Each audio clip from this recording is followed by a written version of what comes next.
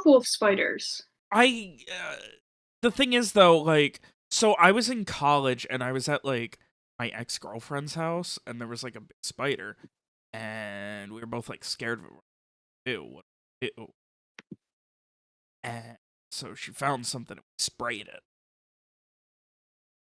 And it didn't do jack shit, did it? Well, wolf spiders are the ones that have all the babies on their back, right? Correct. Yeah, there you go. I think the rest of that picture is kind of already filled out for you.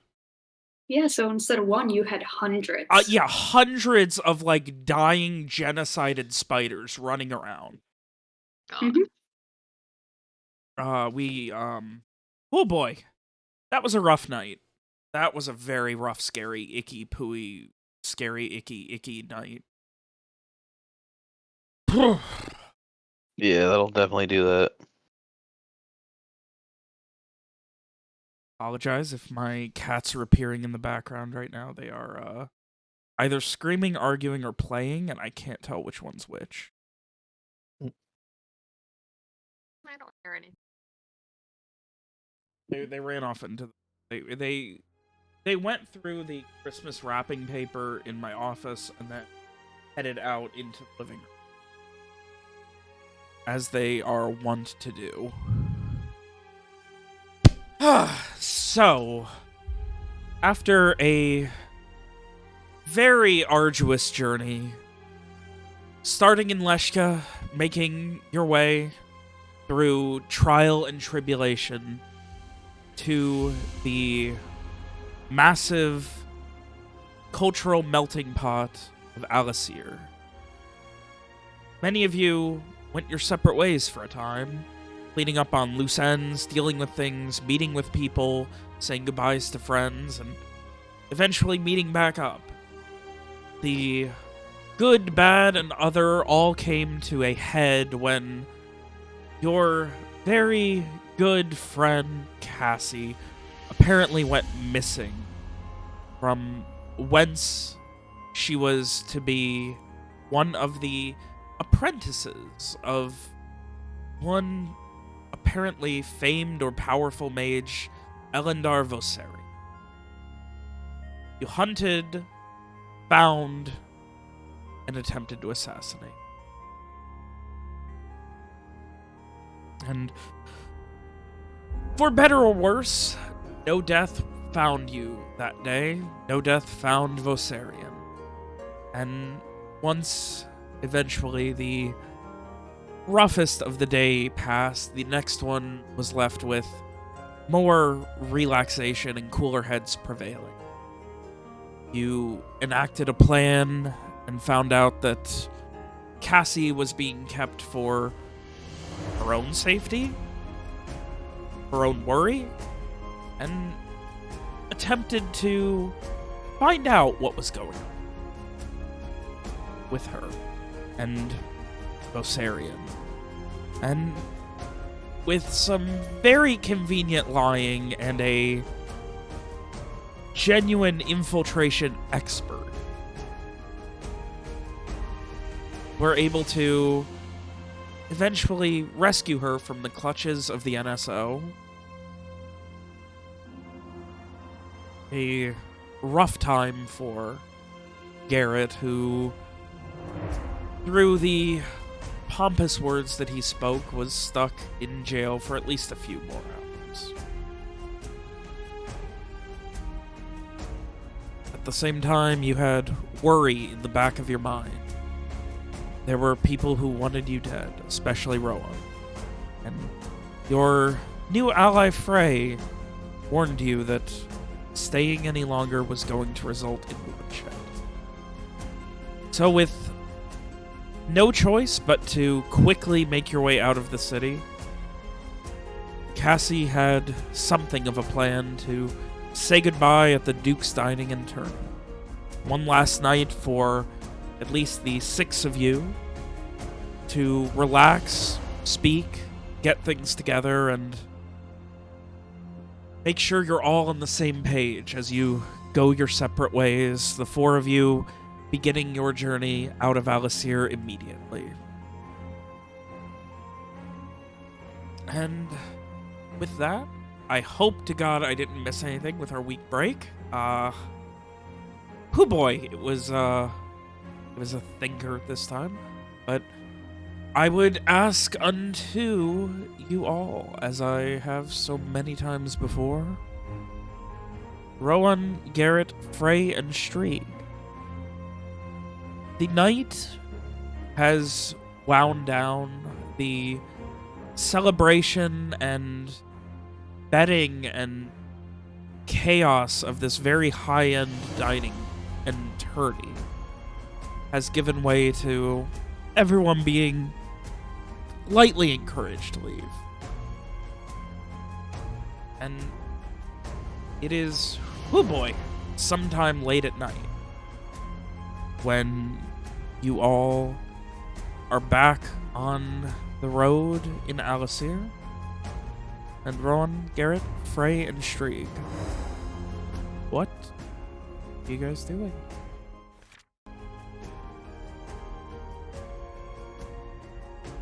Well, I'm assuming we are planning on leaving in the morning. I don't imagine we're all traveling at night.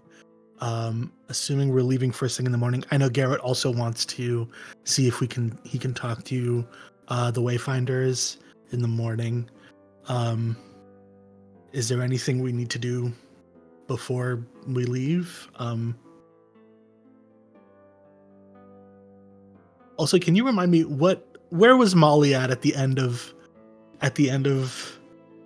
our dinner and stuff? Where was she staying? I think I forget. Maybe she said she would stay with Cassie? She did seem to want to be staying. Okay. Okay, yeah.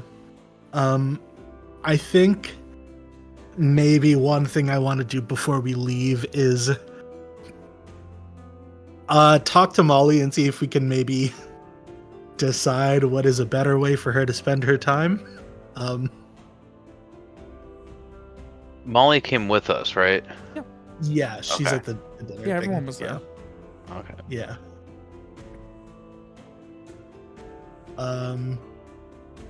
Yeah. Where is she staying? Is she still at the Rusty Iron Tankard or whatever? Yeah, that Am I was where she combining was staying. things? Yeah, okay. Okay.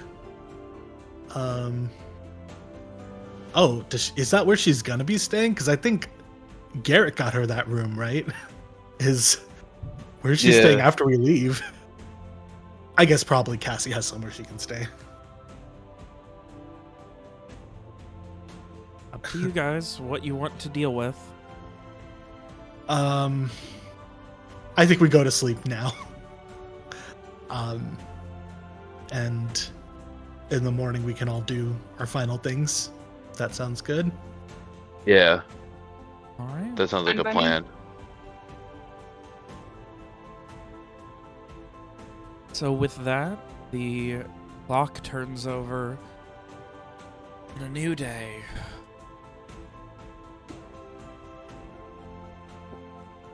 Cool.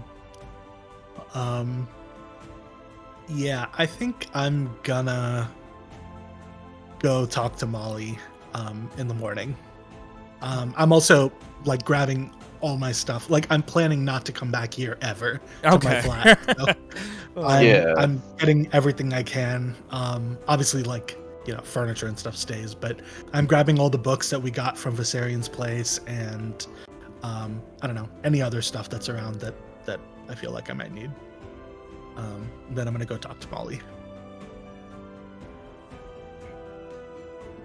Yeah, if it's the next morning, I just kind of pack up whatever I had unpacked in that room that has no table to unpack anything onto. So, Alrighty. I think Frey would have had to get a room for the night because he would not go back to where he was staying. Oh, yeah.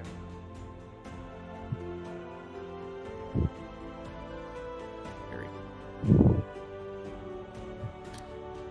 Is he planning to be bunking with one of the other gang, or? I mean, if anybody had a empty bed in their room, he could do that, but he'd be fine with getting his own room. I mean, there's always the floor at the Rusty Iron. No, he appreciates the offer, but he says no. I think I would. Streak is confused by this. What's wrong with the floor? I think in this case, because I am literally planning to never come back to this flat, like I'm considering this burned, I would take you to my flat probably, and I don't know, like give you the bed, and then I would sleep on the couch or something. Okay, yeah, Frey would definitely appreciate that. He would get you to help drag his trunk all the way over to your flat. And instantly, Ron is like, "This is a bad idea. I should have. This is what I get for being nice. I shouldn't do this." I know I can't take all this with me. I still don't see why we can't just get a carriage, but okay. I'll sort it out. Okay, that's fine. In my head, I'm just like Garrett, assuming he's still wearing the earring, just hears like grumbling all night as we head over. Just like, my God, freaking, like, gotta carry this trunk, taking people. Yeah.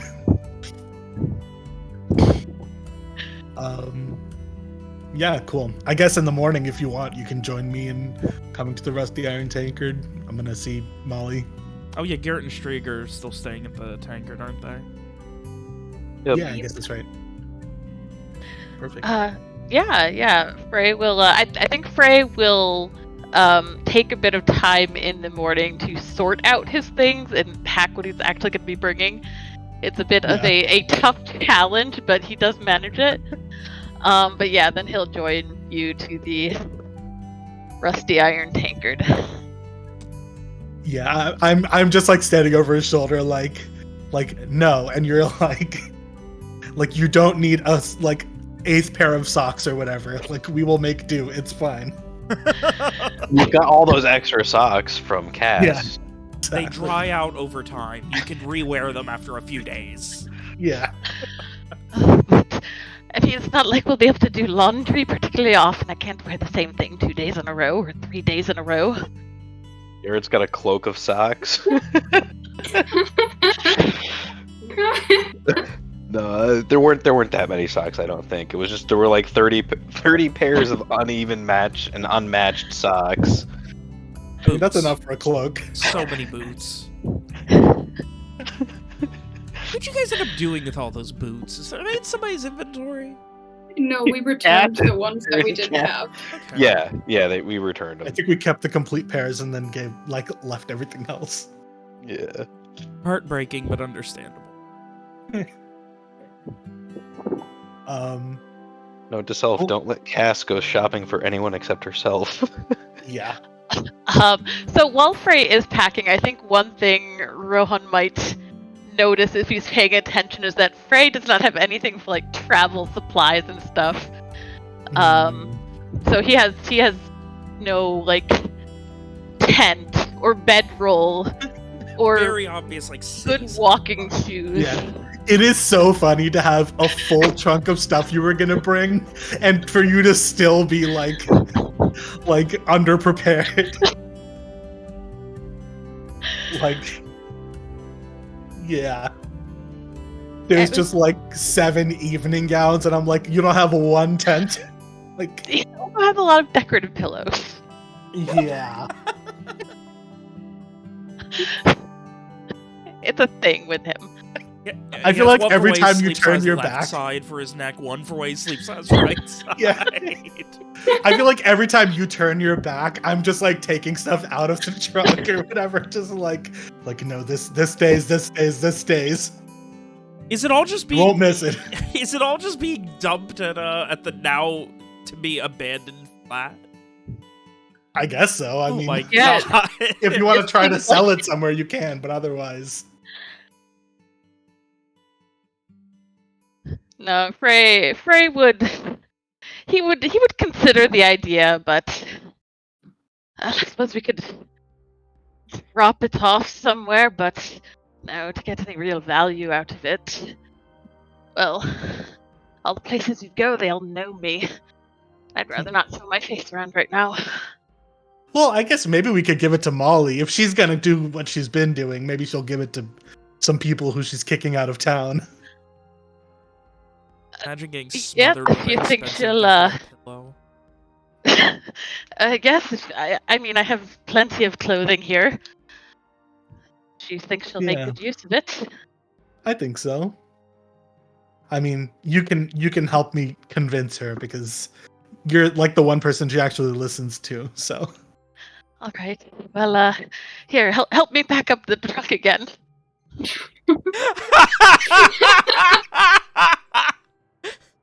okay. I imagine it's so much harder to get it all back in because it was so neatly course. organized.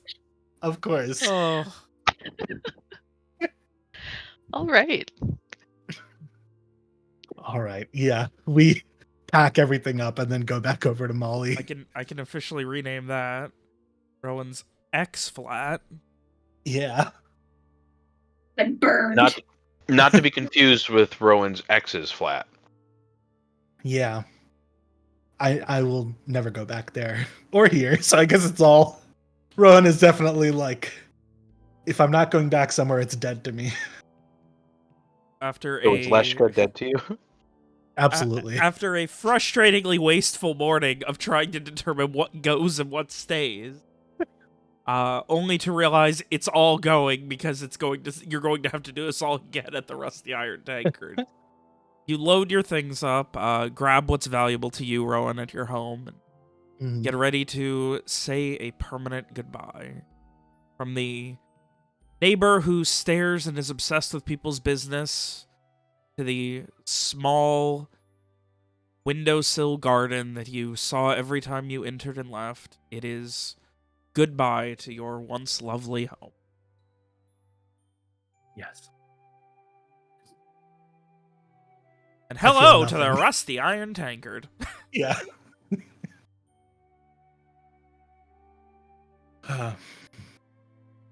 All right. I assume the other guys are probably up around this time. Yeah, I'd imagine everybody's up. Except Cool. Molly. Surprisingly, she would still be sleeping. Because she's doing her interpretation of Batman. Yeah. Yeah? Cool. Yeah, I'll go knock on Molly's door.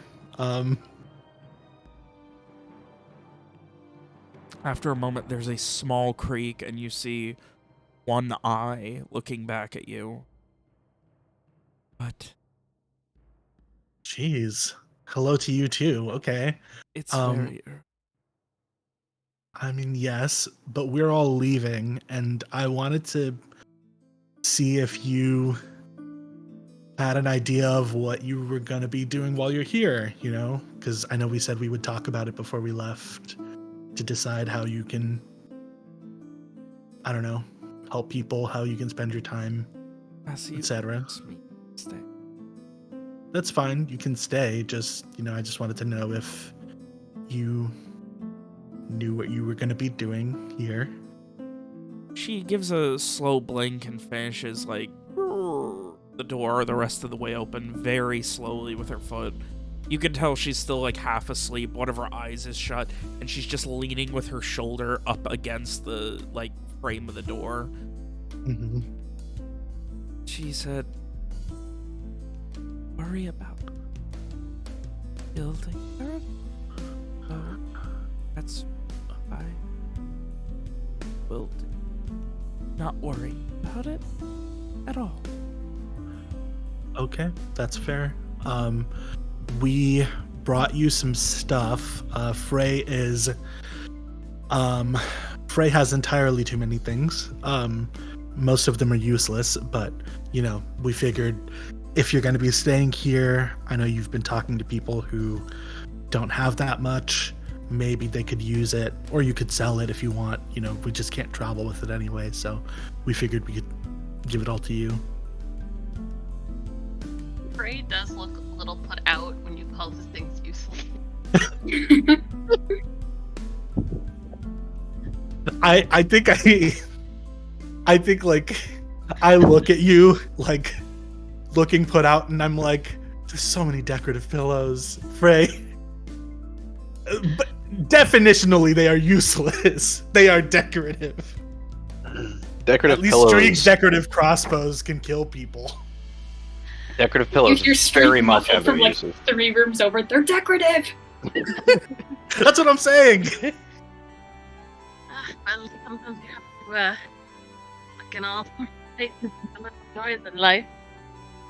But yes, I have all these things that I can't possibly take with me, and we thought you might be able to make use of them.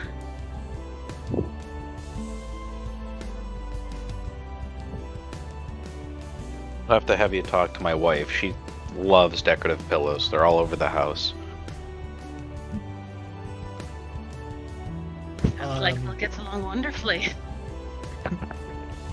Yeah, I think I like drag the trunk inside, and I'm like Frey, everything you're bringing has to fit in a backpack.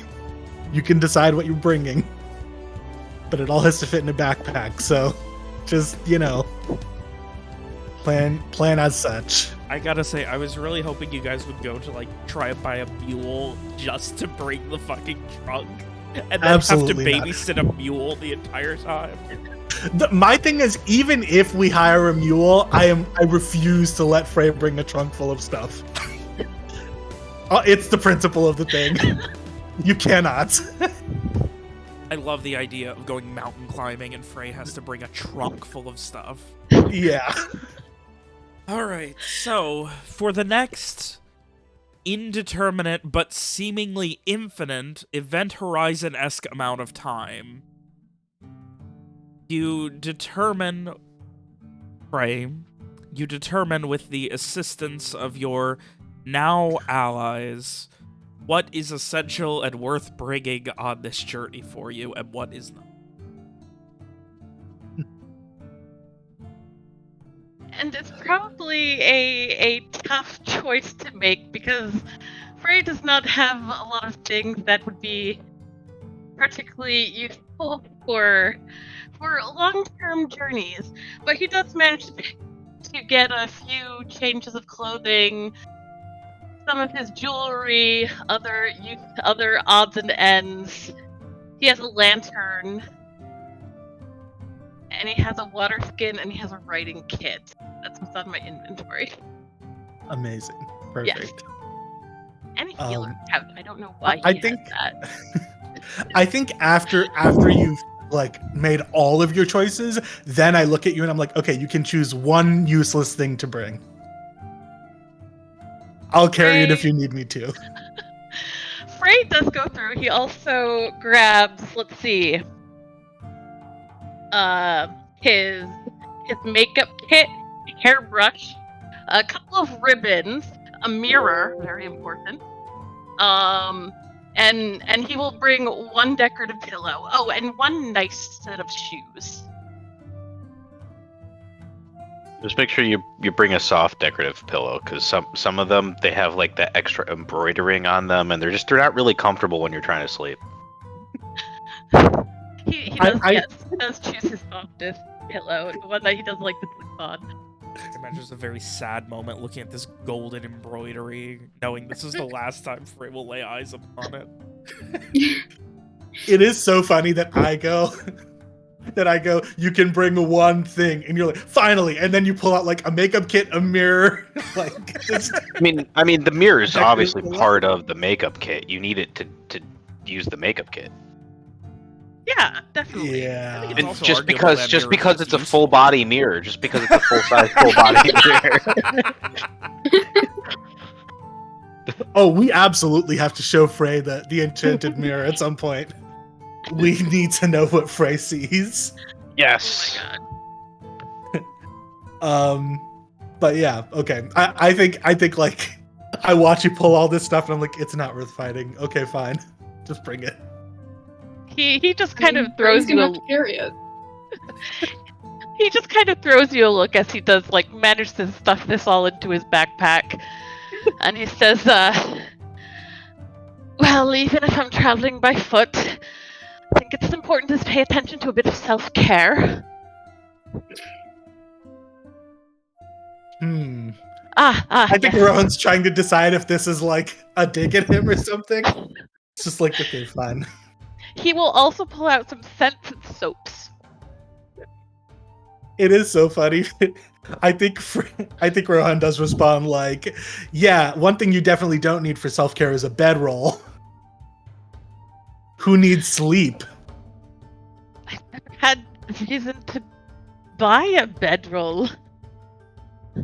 I've always had a roof over my head. That's fair. That's fine. I mean, does Streak use a bedroll? Because Streak just like lays down under tables on the sticky beer floor. So I mean, I assume on the night. I assume at least like when we're in the woods or whatever. Like if we're traveling between blanket cities. person. Yeah, fair enough. Well, all right. I guess we've done all of our packing and stuff. I mean, technically, in the default packs you get, there isn't a like bedroll. I think it's an assumed thing that would kind of come with a backpack. Okay. Okay. That's how I've always done it anyway. Like if you're a traveler, you're gonna have something, a tent, a bedroll, something to keep you from laying on the dirty ground. Yeah. But yeah, Frey, you would also know you would be able to no problem take one of these nice high-end embroidered gilded decorative pillows and easily swap it for any kind of basics that you need. Okay. Now, admittedly, That the is- basics are no. gonna be nice. Again, a bedroll or a tent, something like that. But it won't be it'll probably be a used bedroll, but Just look out for the one with suspicious stains. You don't want anything that's got blood on it. I think blood is okay. Blood. There's worse suspicious the stains blood than gives blood. it character. The iron in the blood makes it more hardy to future stabbing. Frey does not like any of these ideas. With that, a little while later, being able to swap out some things at various traders, and knowing that, oh boy, it might be a hot minute before Frey sees good old Alasir ever again. Is there anything else that the gang needs to do before heading on? On the way out, I want to talk with the some of the wayfinders where they hang out. That'll be the last thing then. Yep. Anything else before leaving the city?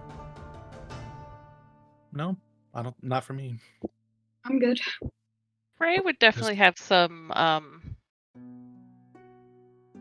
ideas in mind, but in the end, he will keep them to himself and put his head down and just get ready to leave it all behind. Definitely he's definitely leaving stuff behind, and that is difficult. And with that, you all make your way to the gates of Alasir, past the bridge, and Garrett leads ahead and disappears to begin asking around. Garrett, if you would please give me a Charisma Connect. Right. Finally get to use this skill. Heck yeah. Connect. Charisma, and that's a roll. And that is a horrible roll, so I'm going to use my special skill to re-roll that. Ah, always good to remember. Nice. That's a payoff. That's value. Yep. From a 2 and a 2 to a 4 and a 6. That's just good value. Yeah. You ask around for a little while. Rowan, Streak, Frey, you guys... It is not quite a mess, but there are a lot of people just barking at each other, calling each other, yelling, like trying to... You can see there's a lot of caravans being put together here. A lot of them where it's people who are, you know, just got into town. We got some good cloth straight out of Grishalis. Gratian cloth, come and get it. Like, everyone who's just trying to offload anything of value they've got before getting into the city proper. It is a weird mixture of merchants, people who want to leave, even just, like, walking by. Like, Frey, you still look very put together, like you carry a heavy coin purse, and it is not long before people are just, like, calling at you. Oi, pretty boy, you got somewhere you need to be? We'll get you there nice and cheap. You won't have to lift a damn finger. Pay extra, you won't even have to look at the side of the road. We'll let you sleep in the wagon. You have quite the tempting offer, but I'd have to talk to my travel companions first. Oh, you suit yourself. We're open till midday, planning to leave by hopefully sunset once we have a proper full schedule in mind. And it is just more and more of that. The more money you look like you have, the more attention you are getting here. Because for the most part, anyone who's meandering around here is the kind of person who is looking for a group or is looking for something from a group. It's very rare that there is loitering from people who are waiting for their friend to ask around. Unfortunately, you're going to be waiting for like half an hour while Garrett's doing it. So, yeah. Rowan, you get probably pretty similar depending on how glamored up you are. Yeah. I think I'm matching Frey. Oh yeah, then yeah, you're also getting accosted for business very heavily. I think I do, like... does Frey ask us? Like, does he mention it, or... Yeah, Frey will definitely, like, you know, turn back to you all and say, there's plenty of opportunities. It's safer to travel in numbers. How much is it? Can I, like... Ooh, can I make, like, a trade check? See if I can, like, negotiate a good deal just to see, like, how low I could get the price if we wanted to. So you're wondering how much it is or how low you could get it? Also, how nice of a, like, how nice and big of a caravan do you? And larger caravans are obviously going to move slower and probably have more stopovers in major towns and cities. I think the cheapest one that Frey could sleep inside for. All right, give me a charisma trade. Okay. Ugh. All right. No luck. It is. There are people who are willing to, at a very high cost, we're talking like gold per day, clear everything out and allow like one or two people to essentially live inside of the wagon and carry everything. But it is literally like gold plus per day at that point. Is it gold plus per day per person or like oh yeah, per collectively? person, if you're wanting to be in there. Because like they're essentially like, yeah, we will do it all for you. You won't have to lift a finger, but you're gonna be paying. Well, like if we spent a gold a day, could it be like, oh, Frey sleeps inside, but they carry all of our stuff, you know? And like we just travel with them, but then we can like sleep outside? It would probably be something like, let me see. I have a vague calculator. Get my right. Okay.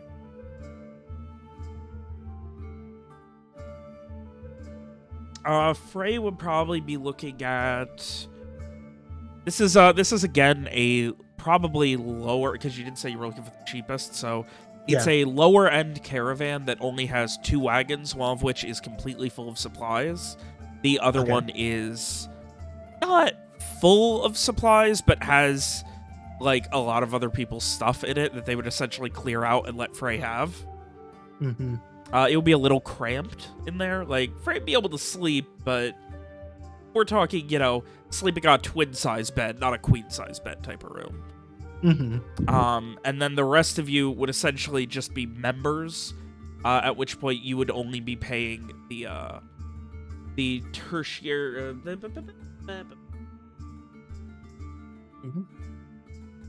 Total for the 4 of you, if the 3 of you are willing to like do work and things like that, and Frey is going to essentially be living in a caravan, not ever have to look outside or interact with the world. And how far are you looking to go? I mean, I guess to Fortun Isol, right? That's where we're headed next. Travel time. Mhm.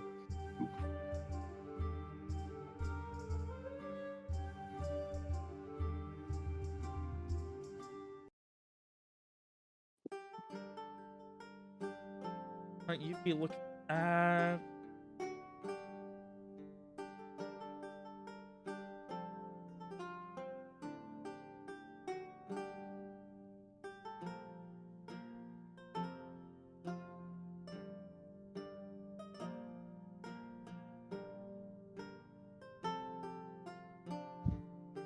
probably about 35 gold.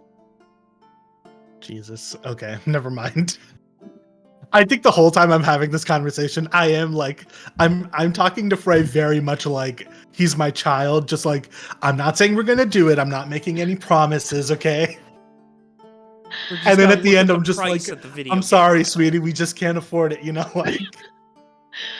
Out of curiosity, how much silver is in a gold? 10.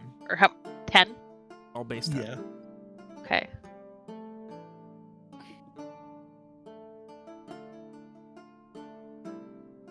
And by the way, travel time on that would be about 15 days. It would be about... There were probably 25 to 30 people on this caravan.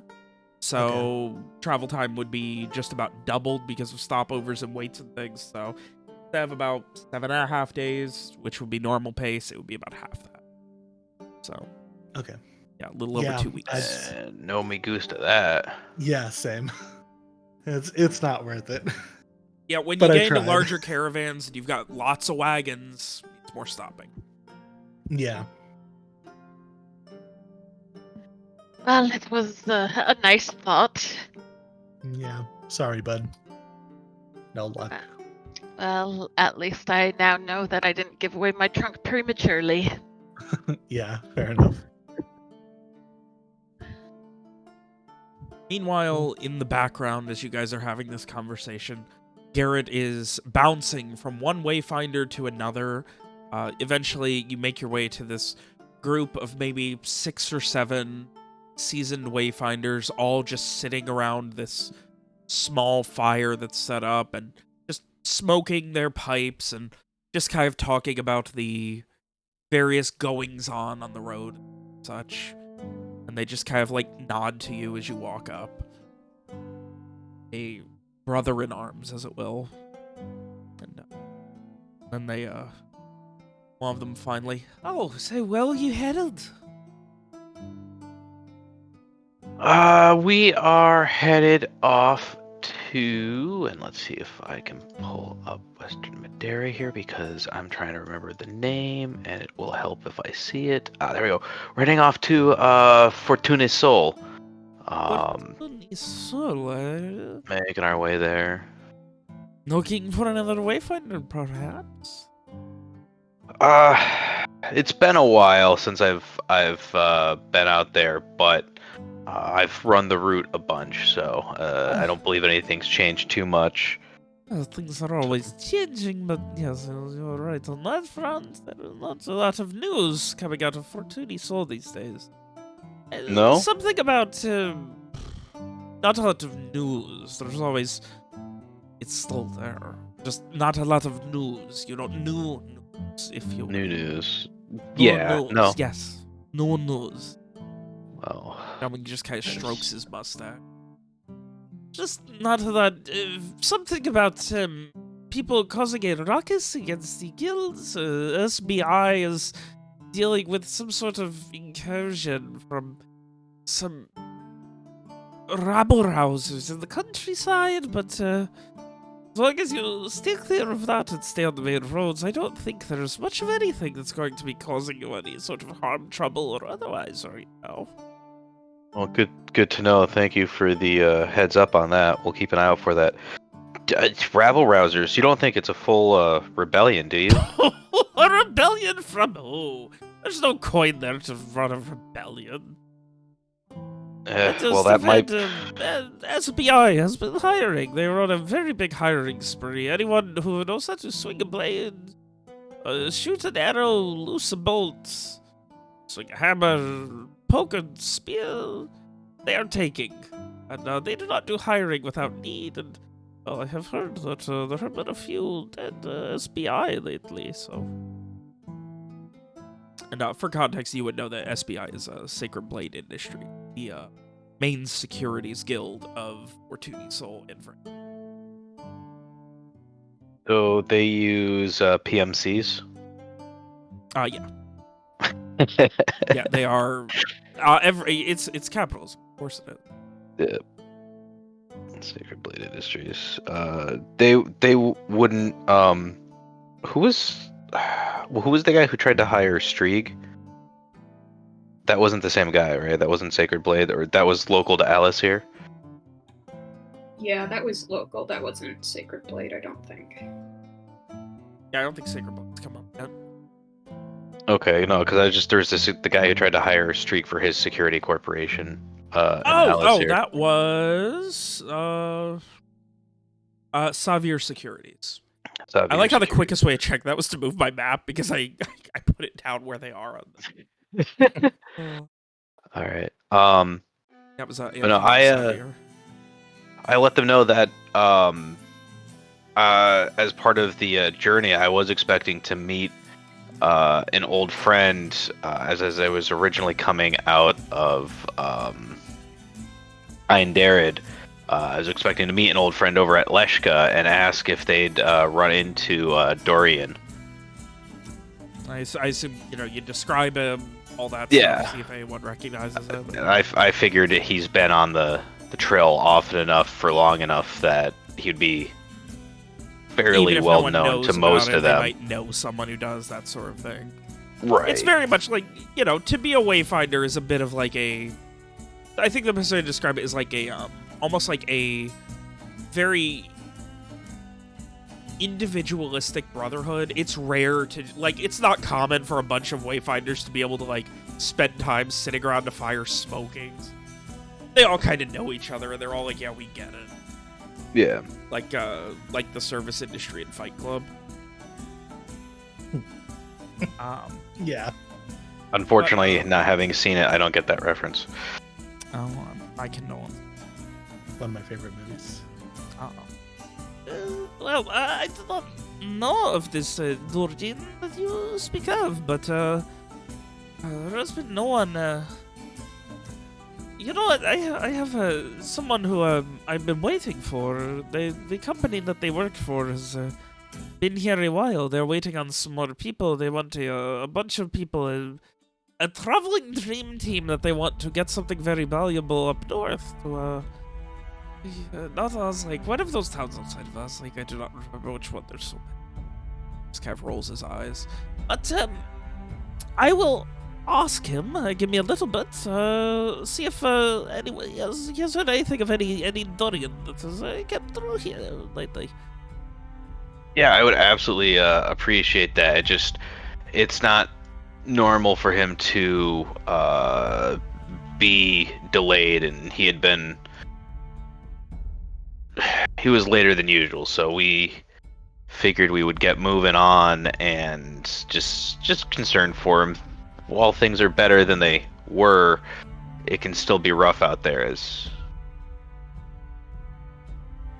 Well, perhaps he was getting up there in age. Happened. Perish the thought, but it is something that you must think of nonetheless.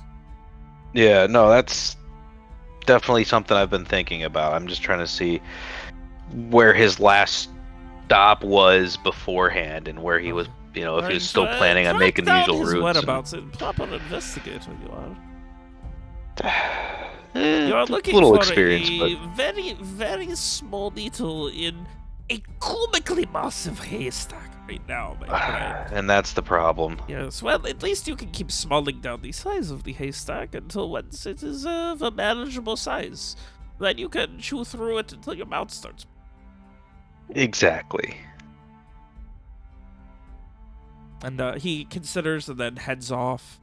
A couple of moments of exchanging pleasantries, a few more as the rest of your party flounders with conversations of costs and decisions and just the general clusterfuck of caravan formation, for better or worse. And maybe a total of 10 minutes later, he comes back and I asked around. I asked just about everyone that I knew that has been here for quite a while or has not been leaving. I've been here myself for the better part of 2 weeks. You can see him like thinking as hard as he can. When he thinks and kind of does, he stares up at the sky and juts his chin out and yeah, 2 weeks. And I have not seen or heard anything, but unfortunately, neither has anyone else. There has not been a Dorian, as you say, that has made it this far, so wherever he is, he must be further Vodway. I did not reach the Sabine Highlands. But perhaps he has done something very stupid and cut through them. You say he is brave and talented, but brave and foolhardy are strong bedfellows. Yeah, well, we'll see. Hopefully he shows up, but still gonna keep looking, and... I wish you luck. I will keep my ear to the ground and let him know that, Mr. What is your full name, my friend? Garrett. Garrett Viacourt. Garrett Viato. You do not sound, He just kind of motions for a second, and, like, you can see, like, the wheels spinning in his head. Not quite, Viacourt? I took my wife's name. Oh. Hey, you are not, sounding Vicadian. But yes, I will let, if anyone sees him, they will know that, Garrett Viacourt was looking for him and is heading further east? Yes, yeah, we're gonna be heading further east. Further east. That sounds very good. I will let anyone know that is going to be around a while. We'll put a notice up at the... It kind of motions to... I'm gonna call it a bar. It's generous. It's like a tiki bar, but without the tiki or aesthetic. It's more like a few kegs and then a couple of rough bar stools on one side, the kegs on the other, and a very cheap lean-to covering it. I will put up a thing there on the board just in case for you, if that is acceptable. Yes, yeah, absolutely. Keep Thank your you. name and Mr. I'm sorry, his full name was Dorian. Dorian Bescon. Oh, that is okay. Well, not your family, then I take it. No, Oh, no. yes. Family you marry into, am I right? Am I right? Indeed. Oh, I wish you luck on your journey, my friend, Mr. Gary Viacourt. You Yes. and yours. Don't forget if you are in need of more help. I know some people. I'm still waiting. If it is a short journey, which I know yours is not, but if you know someone who is in a short journey, I probably still have another week or two. I could get someone somewhere fast. But enough. I have knocked your head off quite enough this evening. This morning. Yeah, no, Oh, I have not slept. yeah, I have this been morning. drinking very heavily. It's boring time here. On Beagle. I'm sure. It's especially since you're still waiting. But I will be moving on. Thank you for your help, for keeping an eye out. And if he does show up, just let him know that we're heading back east. We're on the way home by way of Fortun Isol. On the way home. At least out of all us here, I hope you find your Dorian to get it. Me too, thank you. And with that, I give him a hearty handshake and head back to... bows back to you, gives you away. Back I to feel the like I'm rest gonna of be thinking about the metaphor of the extended metaphor of narrowing down a haystack until you can chew through it until your mouth bleeds forever. Like Actually, the correct term was smalling down the haystack. We're yeah, smalling down the haystack. perfect. Okay.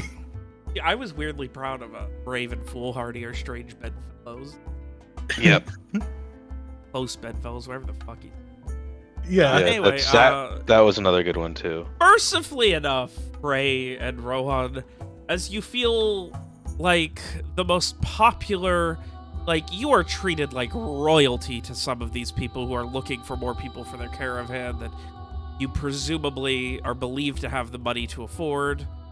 But mercifully, after 30, 40 minutes, well after sunrise, Garrett finds his way back to the three of you. With, I think every time somebody approaches me, I get a little less fancy. Just As soon as they like leave trying to find. Yeah. Just lower in the dial, see how far you can get Exactly. before you're kicked out for vagrancy. yeah, exactly. Well, actually, while they are being approached by people, Frey would like to see if he can get like a bedroll or like a blanket from so he has something to like sleep on. What, like swapping a pillow or something for it, or buying, or what? Buying. He has money. Yeah, I mean, that sort of thing here, like, you could easily get a bedroll, like, they're not literally a dime a dozen, but, like, there's a lot. They would probably be trading in and out all the time because what they're getting Yeah, from people from who are people coming breaking in, up coming out. caravans, they're easy come, easy. You want, like, are you talking, like, a really warm bedroll that's gonna keep you going through the cold months coming up, or...? Yeah, he'd like a warm one, and he'd like a as clean as possible one. Okay, probably. Give me charisma trade. Okay. See how well of a good grab.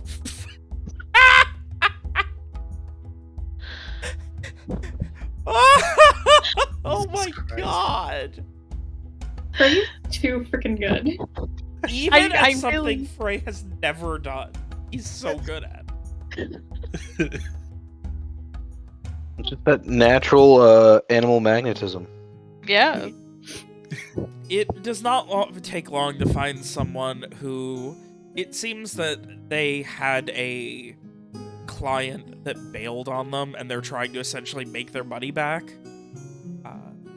They have this incredibly long sob story that you essentially have to fast forward through in your head, detailing how they had courted this client, they were very high-end, they got together this team of bodyguards. The goal was to get this client all the way up to Aslake. They wanted them to be comfortable the whole way. They had these nice bedrolls. They had everything set up so that they could have a bedroll that, like, it almost feels like a mattress. It's fancy. It's got this nice, like, silk sheet inside of it.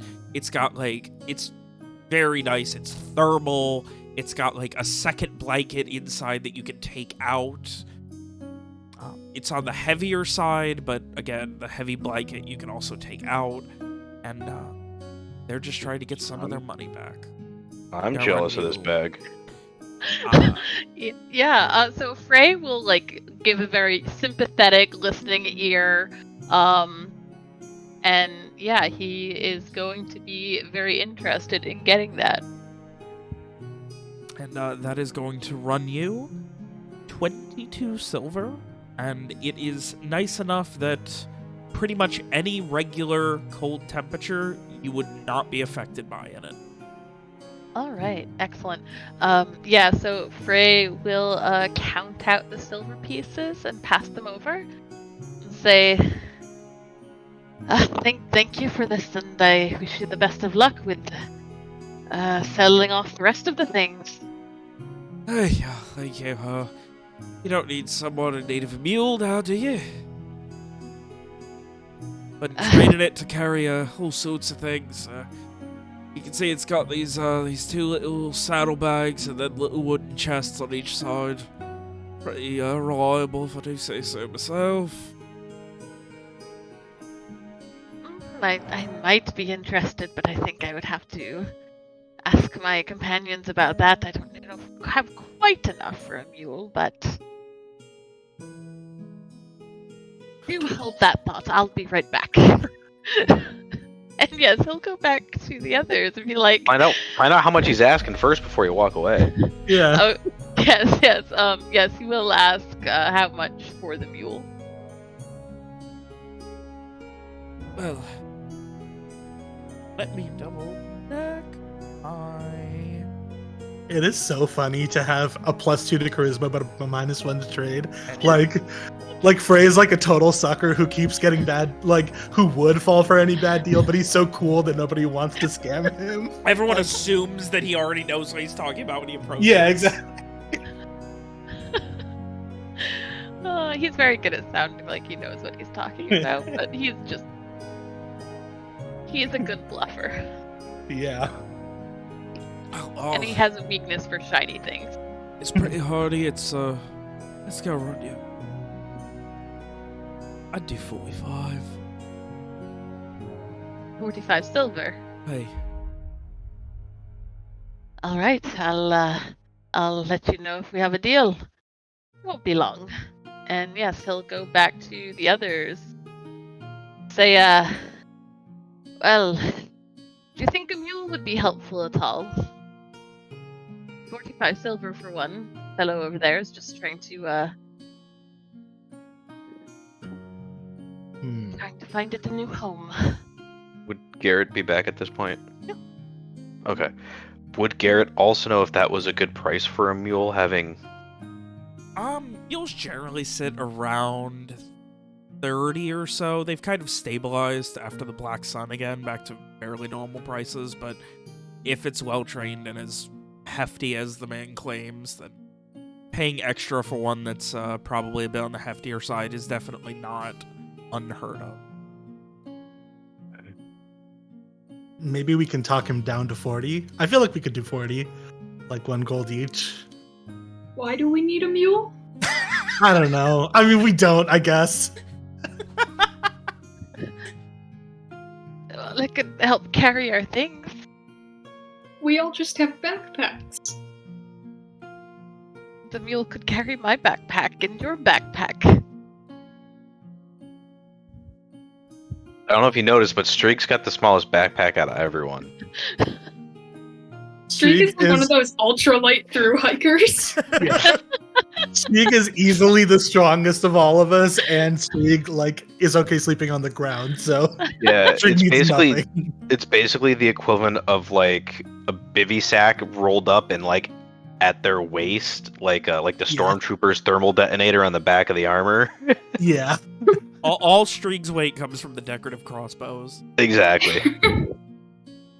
I mean, I will say that it might be useful to have some, if we were to come across something valuable, to not have to leave it behind. I know when we were looking at the what do you call it? The shipwreck, there was nothing right. we could. Yeah, I mean, it's not strictly necessary, but I'm just throwing it out there. I'll throw this out there. That mule would not be pulling a cannon. No, of course not. But just want to make that clear. Maybe if But it's on if wheels we- and only on main roads, it could If just we bring the splurge ship with on us. Come on. some kitchen stuff, we would be able to make like a better camp setup. But yeah, we could go. Probably gonna I would be slow us willing to. down, right? Yeah, No. would it slow us down? No.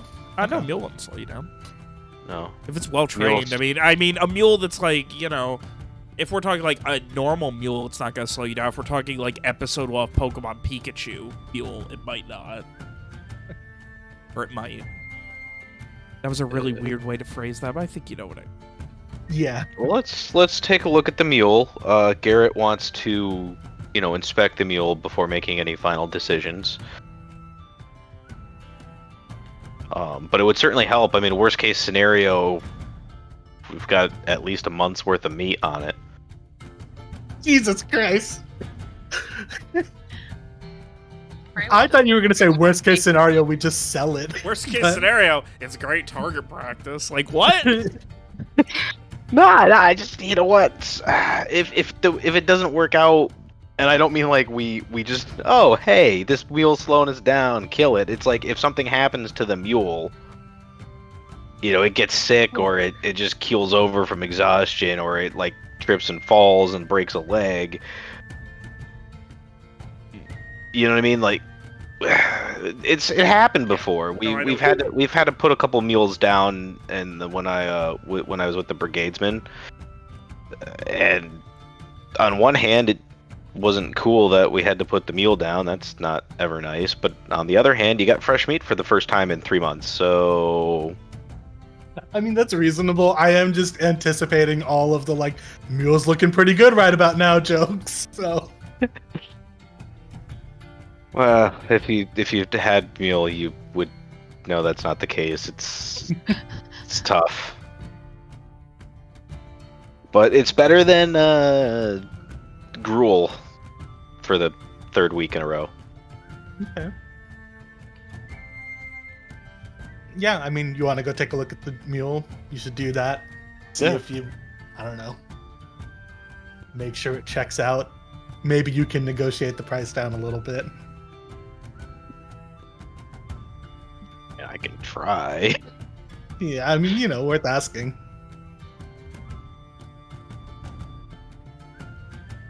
So you guys head back, all 4 of you now? No, I I don't want to be around because I feel like Well, I will head back with Frey and take a look at the mule. yeah. You head back, and the mule, like, you can see the gentleman has got the mule kind of, like, standing very comfortably, just kind of eating some grain. It's a light brown mule, some white around its face. A very nice, well-manicured, just beautiful, silky, dark brown mane on the back of its neck and up to its head. Kind of the hair just kind of brushes over one eye. And it just kind of like is idly eating and just seems like a happy mule. Yes. Oh, I'm So sorry. Did you want a picture of the mule? I got a picture. No, I don't need a picture of them. Okay. You actually You had a have picture a picture of the mule? I told you I did a lot of prep today. Yes. Well, so I take a thought look you at the were mule. kidding. Obviously gonna want to check teeth, ears, by the eyes, the hooves, check for sores, check just, make sure there's no burrs or nothing in the foot pads.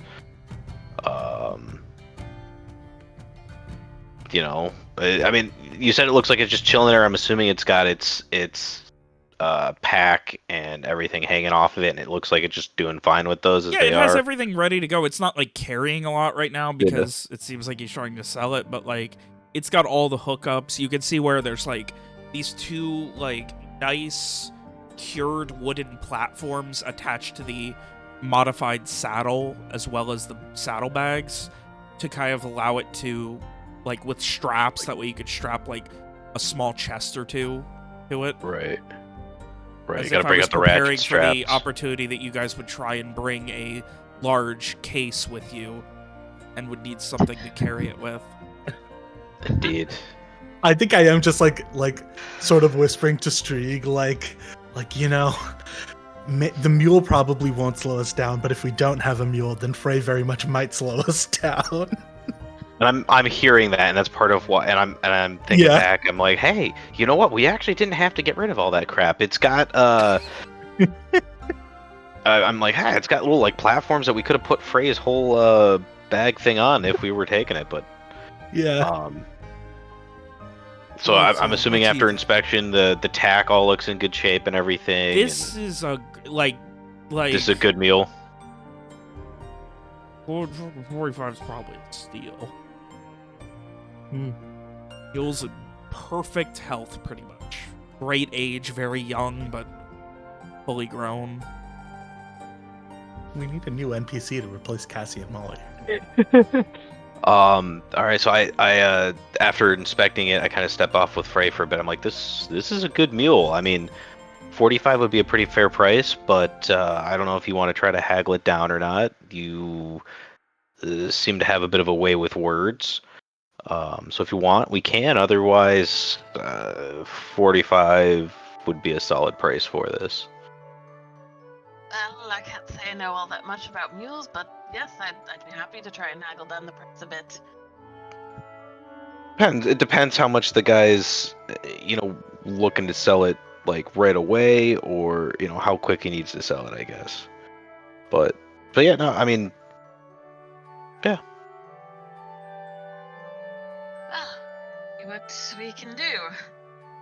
And Frey will head over to the fellow, and he'll say, "Oh, we are rather interested in a mule. We don't know if it's entirely necessary for us. We can certainly see the use, but I am afraid the price might be a bit steep for what we have left on us." Does the price include feed for the mule for a period of time? Oh, yes, not a problem at all. Was planning to include it, not much I can do with it. Enough probably for a month or so. Okay. Assuming, fine with letting it graze when it's sitting. She's a beauty, honestly. And look, I can't cut too much off it, but I do have a contract, an IOU, if you will, with the nearby supplier for 3 live chickens. If you're wanting some nice fresh dinner for your journey, I can include those, no extra cost. 45 gets you 3 chickens and the molly here. What's the mule's name? Molly? No, that's what they call the male. Oh, I actually personally did not know that. Garrett would have known that. Yeah. I'm assuming. Okay. No, we're not literally replace one Molly with another. It just occurred to me. Like I didn't even think about it. All right. I mean, 3 chickens feed. That's about 5 gold there in and of itself. For the chickens, probably alone. Maybe not gold, but that seems like it's worth it for me.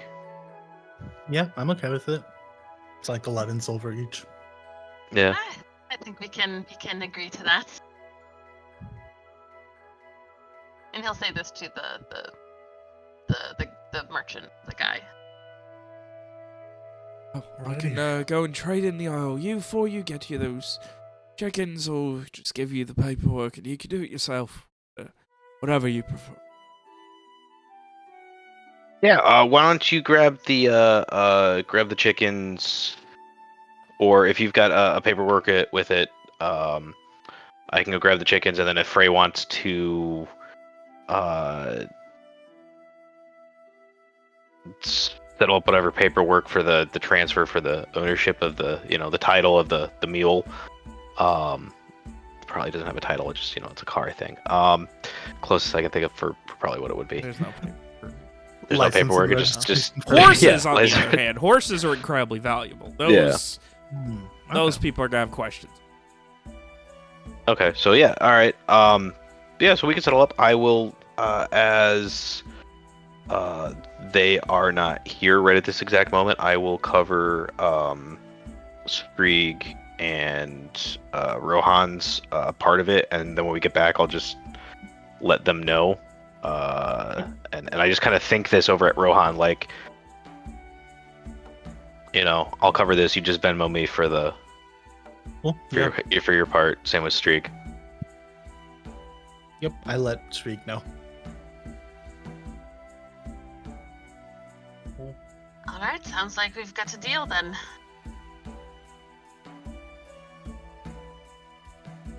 Alrighty.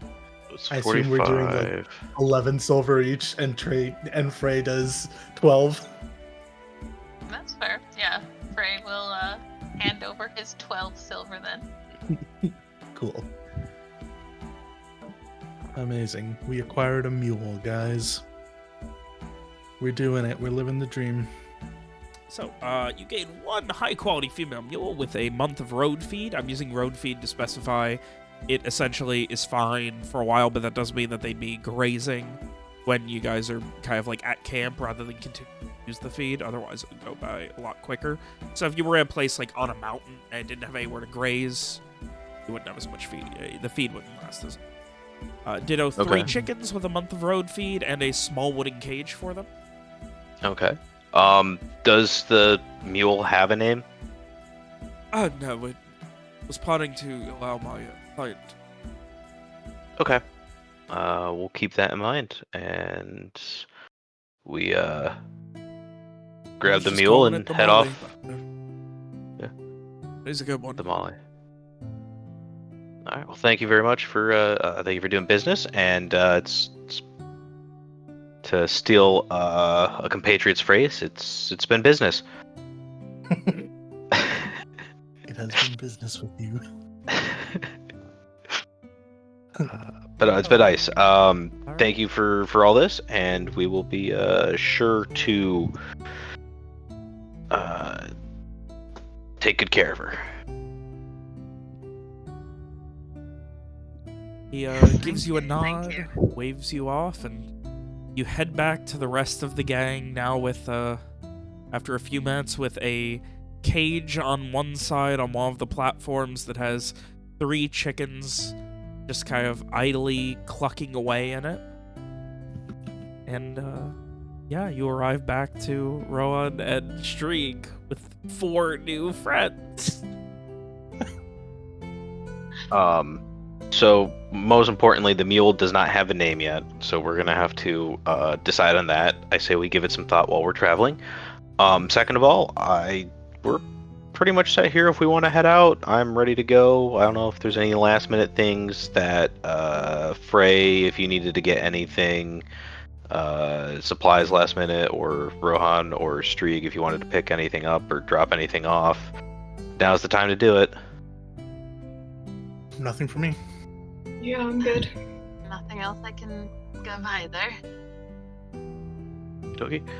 I offload my brass kitchen set into one of the mules. Yeah, I assume we bags. all load our bags onto the mule. Like, if we have it, we might as well use it. Yeah. Well, I keep my bag on me with the basic stuff, but I picked up that brass kitchen set while we were trawling. I think I have my weapons on me, like my crossbow, and I guess like maybe my staff. I don't know. I assume I like carry it on my back or something. Mm-hmm. Other than that, I give everything to the mule. Yeah, like Yeah, tie Frank it on knows. your backpack. Yeah, Rohan is like weak. Rohan has a -1 to strength, so Rohan has been like he's been a trooper, but he's secretly glad that he doesn't have to carry shit anymore. Sometimes he needs the stick to help. Like Yeah. when it gets heavy, the stick really is a third. Yep. Yeah, Frank gives all his stuff to the mule as well. I think the only thing he really carries on his person is divination cards, which he keeps in a pouch on his hip. Cool. Right. And with that, you guys head across the second bridge, begin leaving through the shantytown and making your way east, leaving Alasir behind a couple of hours after sunrise. You have a mule, you have 3 chickens. Your nights will never be silent again.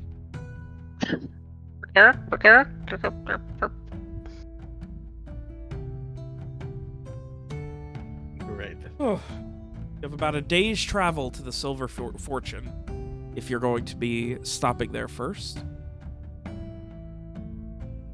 What's the Silver Yeah, Fortune? that would probably be a good place to stop for the night.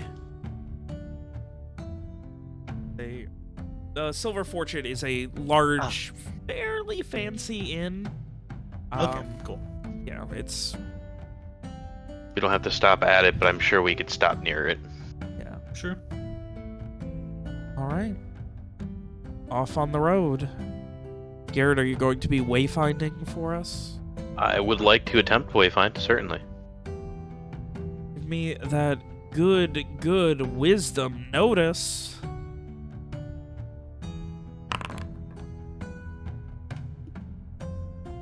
Nice. Garrett up front, leading by 100 or so paces.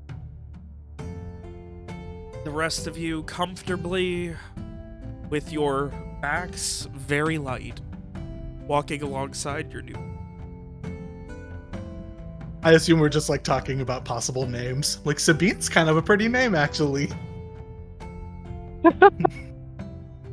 Oof, okay. Sabine. She is taking it like a why trooper, am I- by the way. No slow down at all. Nice. Why am I thinking of Sabine? Where am I thinking of Sabine from? The Never mind. Sabine Highlands is where I was. I was just looking at the thing, but I don't know if it's from something. But in my head, the chickens are like Simon, Alvin, and Theodore. Like, Which one do you eat first? Yeah, in my head, the chickens are dinner 1, dinner 2, and dinner 3. fair Pretty enough. nice sized chicken. That's what, and you're getting that straight from Garrett's thoughts with he's thinking chicken wings and just, just you're getting mental salivation. Just Fresh chicken on Chicken's the looking road. pretty good right about now. Ugh. So, Ooh, are these currently egg-laying chickens? Or are they like non-egg-laying chickens? I mean, no, like are they? they're hens. They were. Oh, they would not like are they presumably hens or Oh. roosters, but like are they actively laying? Because sometimes not all chickens are actively laying. You don't know. We don't What are know. the- We'll what are find the out. Girl chipmunks. Hold on. Keep going. Sorry, don't wait for me. I'm just looking this up.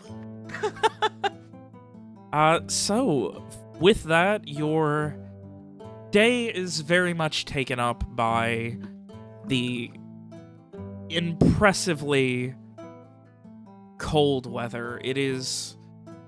Oh boy, Halloween is coming with a vengeance, and it's fine until the wind picks up, at which point the wind chill is just violent. It feels like knives and needles on your skin when the wind from the south picks up and the Alador Strait just seemingly tries to assassinate you. But with your cloak up and a bit more just doubling down and bending over against the wind, you're all able to brave it.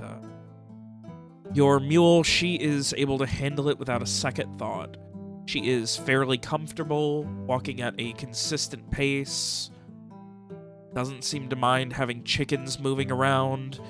The stuff on there doesn't shift a lot. Probably wouldn't want to put, like, alchemical supplies or something on there, but in general, it's fine. And, Garrett, after maybe 3-4 hours of travel, as you guys are still making your way further down the coast and on the meandering road, you do see what seems to be a fairly large caravan approaching. All right. Well, we're gonna pull off to the side a bit. Just enough so that we're not in the middle of the road, so they can get by. But we're gonna keep moving along. The caravan begins. You see 1, 2, 3, 4, 6, 11 total wagons in this caravan. Maybe a total caravan. of 150, maybe 200 people. Whoa. How Most are of the the I'm sorry? how are the people looking? They look fine. They look Most fine. of the ones that you see are armed. It seems like this is at least a middling tier, maybe higher end. There are definitely some people at the back who are probably on the poor end and can't afford to just stay inside all day. But they are still doing their keep, singing, not shanties, but at least little road songs. And just, the spirits are pretty good with this caravan. One of the one of the gentlemen on the first wagon who is guiding the horses gives a wave to you, and just, as if one trucker to another, essentially. Waving and just giving you a nod and continuing on. Give a nod back. I wouldn't happen to recognize the Wayfinder leading, correct? The one that is on the front wagon? Yeah. You do not. Okay. Just a nod and keep on moving along. Things are looking good.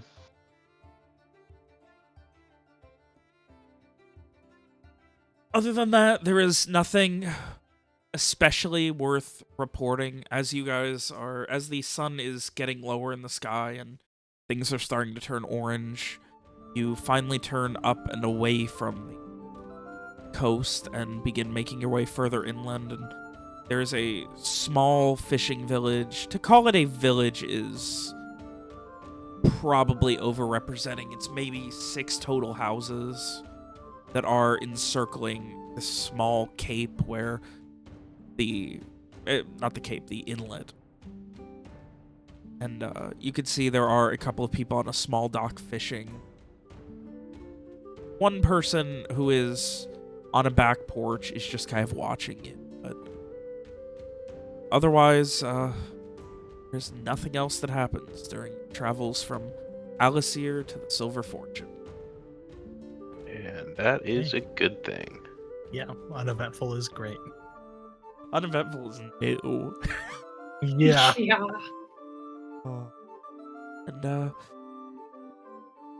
another hour goes by, another hour. It is purple and orange in the evening sky. There are smatterings of clouds taking over. Far, far to the west, there is mountainous clouds that look intimidating. Not dark, but massive. Just billowing over everything, dwarfing everything in your path, everything behind you, everything in front of you, and you make your way further and further, kind of into, and you can see as you're going further into the southernmost reaches of the Sabine Highlands, there is a path. On this path, there are 3 separate signs. One, a common road sign that is in disrepair. A second one, hammered into the ground, that is faded. And a third one, made of brass. A very hefty, large, almost dock-like wooden beam with a beautiful brass-engraved sign saying Silver Fortune with an arrow pointing down the path.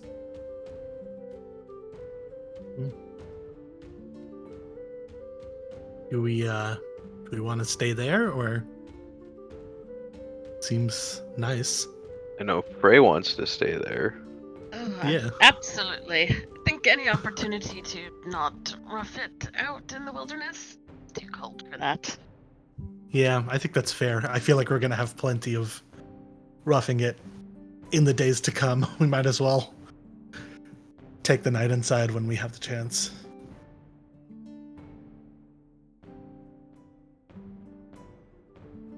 As the sun finishes setting, so you guys are heading to the Silver Fortune. Yeah, might as well.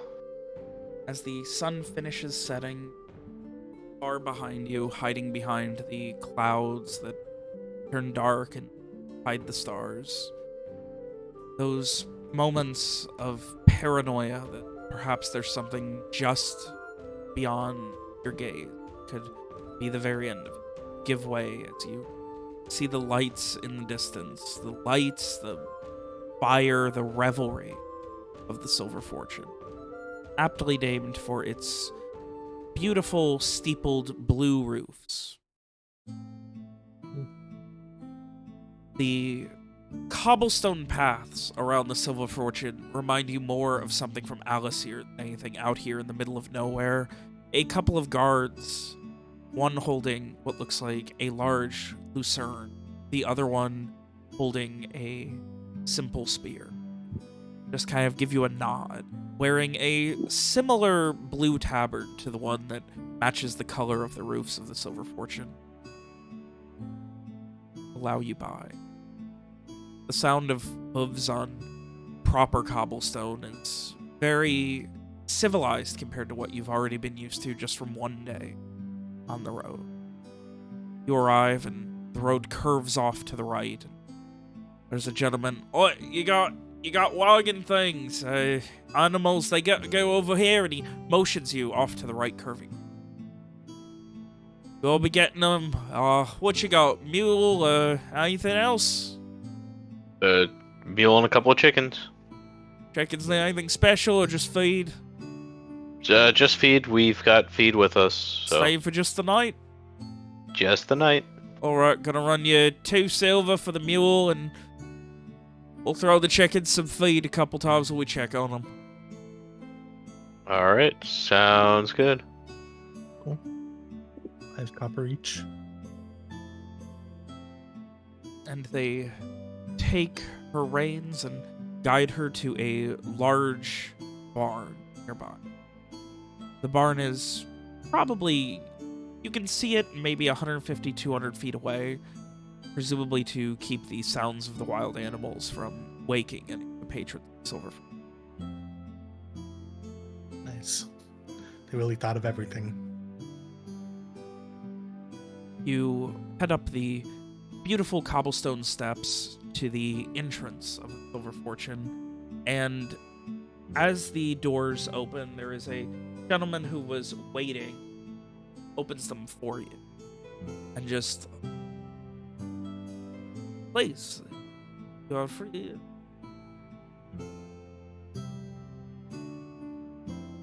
That's a cool hotel. Or, inn. I keep calling them hotels. They're inns. Yeah, same thing, right? Well, it's the, you know, no one would call it a hotel back in. Yeah. Yeah. We head inside. Head to the common room. That's what I would do. Inside, there is a ground floor of much drinking and revelry.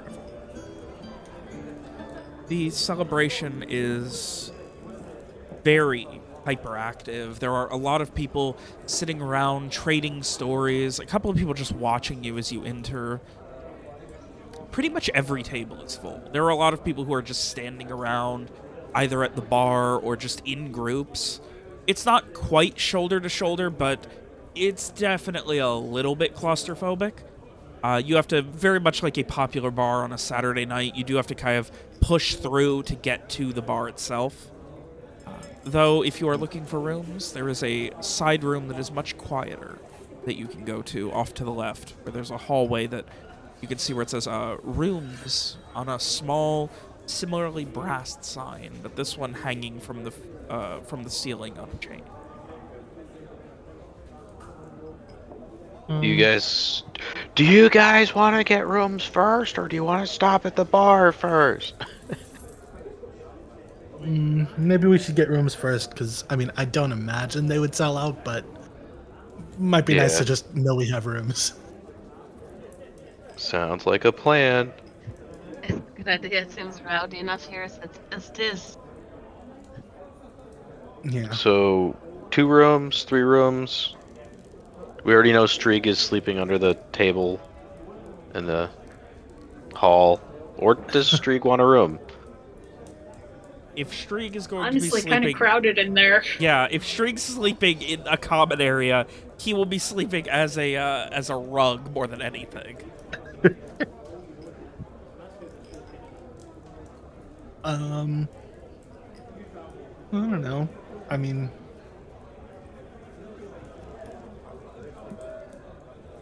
Well, there's 4 of us. We could split up 2 to a room. That's probably how they have it. Yeah, that's fine.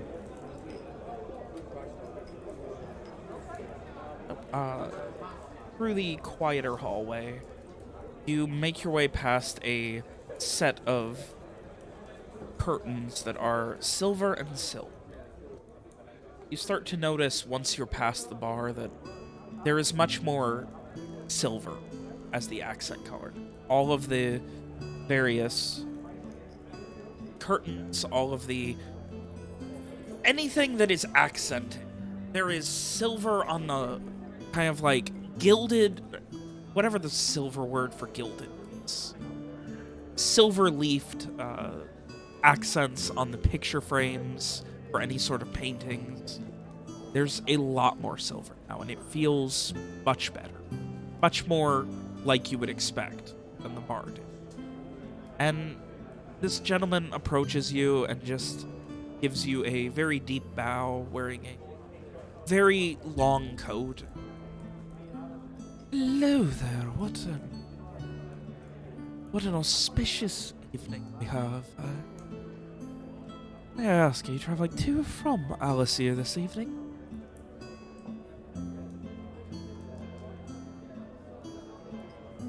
We've only just left it. Oh, truly is heartbreaking if you're leaving home, if that may be, I may be so bold as to assume.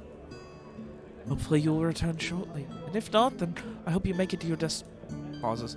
By the way, I hope that you make it to your destination quite safe and sound. I hope that your night or nights here are as comfortable as any. So how many rooms, how many beds are we looking for this evening? 2 rooms, 4 beds. Unless you can fit 4 beds in 1 room. I am afraid we could not.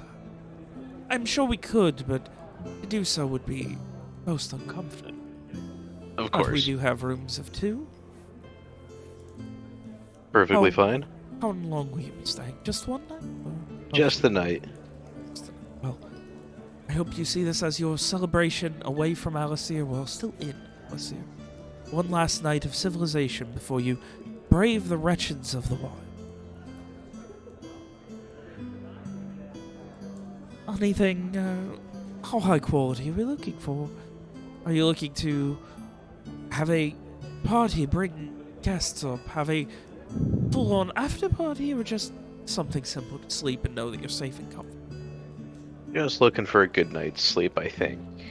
Unless any of you were planning on company. Nope. No. I Everyone I might know stay is out good. in the common room a bit, but no, the room is just for sleeping.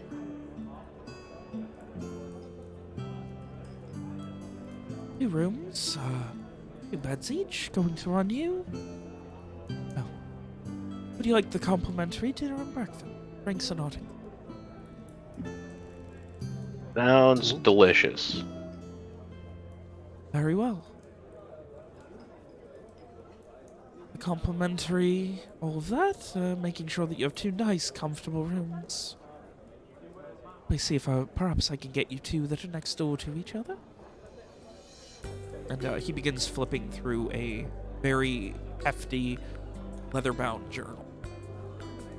You can see he has immaculate silk gloves on. Just kind of flips, pauses, reads a couple lines, flips, brings out a quill, taps it into an inkwell, circles something, writes something next to that, then turns up to you.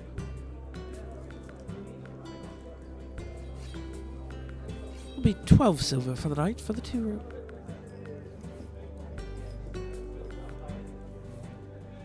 Well, No. silver. One of them does have 2 individual bedrooms. The other one has both beds in 1 room. So, is that acceptable, or were you wishing for equality amongst you? No, that's perfectly fine. That's fine. 12 silver for me. That's 3 silver each. It's going to be floor 3, rooms 316 and 317. They're across from each other.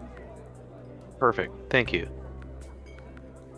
He produces 2 brass keys, both of them on a key ring. The other side, hammered in that same brass style, is a 316 and a 317.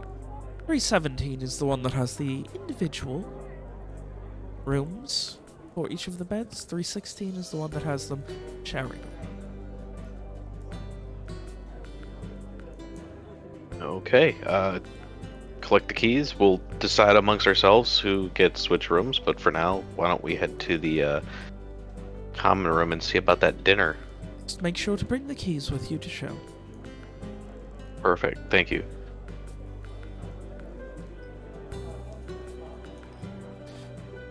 All right. So. Oh, and as you guys are starting to walk away, if you have anything outside, any sort of beasts of burden or anything, and you need your things brought to your room, just make sure to bring the keys outside. They will already have them ready, just waiting to see what rooms you have. Or, if you are not in a hurry, I can make sure that it is noted for you, and have a messenger sent out to the bar on your behalf. Okay. We will. I mean, is there anything on the mule that you guys want brought to the rooms? Well, that's my whole backpack, so, yes, I'm in no hurry, so at your leisure. Okay. I'm set. Garrett would have, I mean, he'd probably have like a small kit that he keeps on himself, just like quick toiletries kind of thing that he would have taken out of the bag real quick to bring in, but would have left the bag out there because I don't need all sorts of cooking utensils and everything at the Yeah, I assume I'd want my bag because I think like in my head I'm used to having my bag on me. This is the first time that something else is carrying it, so like definitely all my stuff is in there. I probably want like a change of clothes or something at some point. So Yeah, I probably didn't even put my bag on the mule, so. All right. With that, if you are going to be getting your dinners, you can go down this hall and make it to the dining room. It's a bit quieter than the just motion. in the common room. Yes. The bar. Well. Preferences whether we go to the dining room or to the bar area common room, folks? dining room sounds nice. I don't think I don't want to be around people unless I have to, or like that many people. I mean, we've been walking all day. I could go for food. Yeah. Yes, I'm certainly hungry as well, so, I'll leave with you, but then after I think I will spend a bit of time in the common room.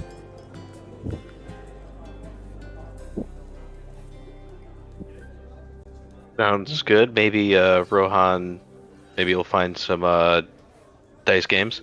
Yeah. I was thinking about it. It seems like a nice. good place.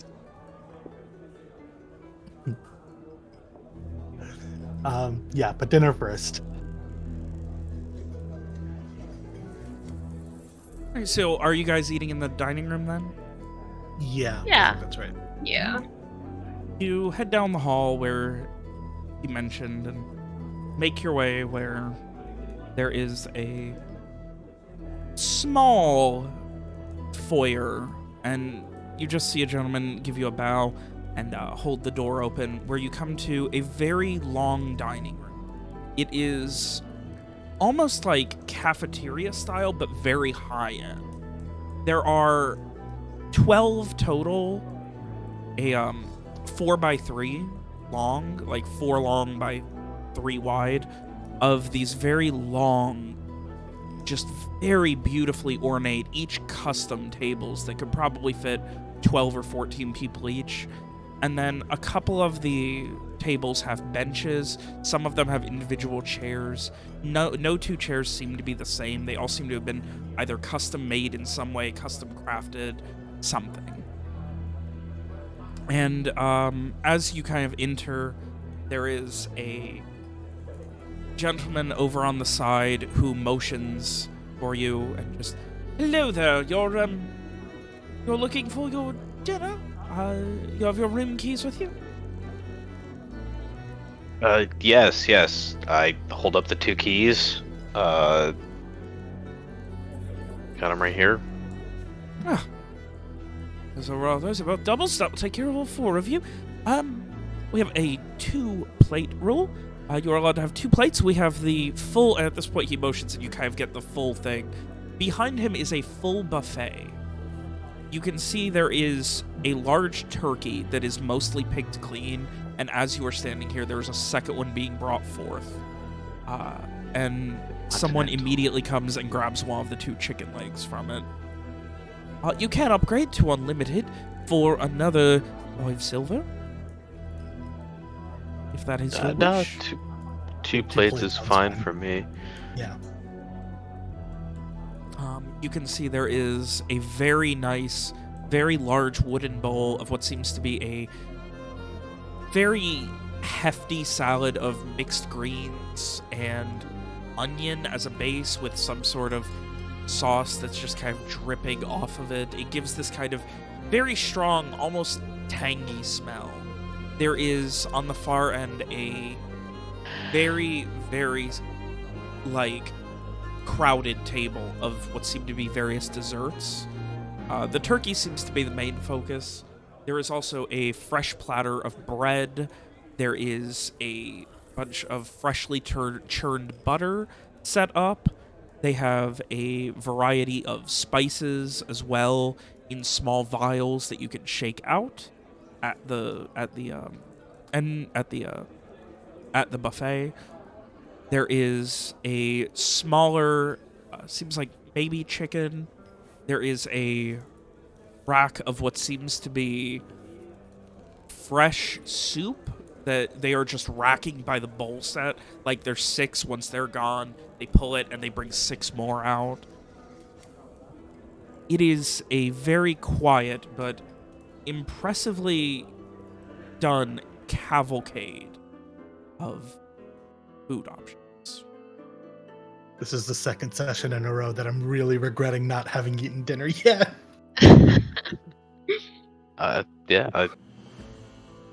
Garrett will head over and start filling up a plate. Grab some salad, hit it with some of that salad dressing. Turkey, half dark, half white, and bread, bowl of soup. What kind of soup?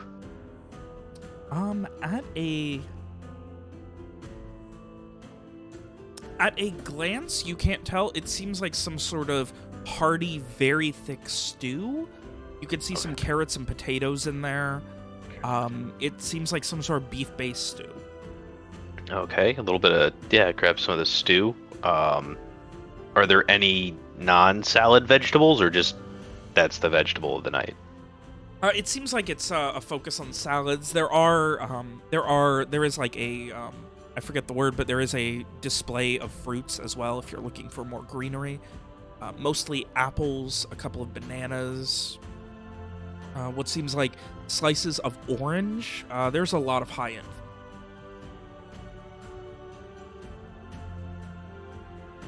They got the block of honeycomb out? They do not. Or is that a breakfast thing?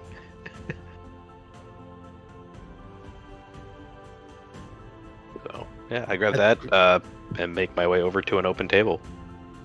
Yeah, I think Rohan is just like I think he starts off slow, but then he just starts piling on food because he's like, they said 2 plates, but they didn't say how much food you can put on the plate. When you start overfilling, you do start getting some side eyes slightly.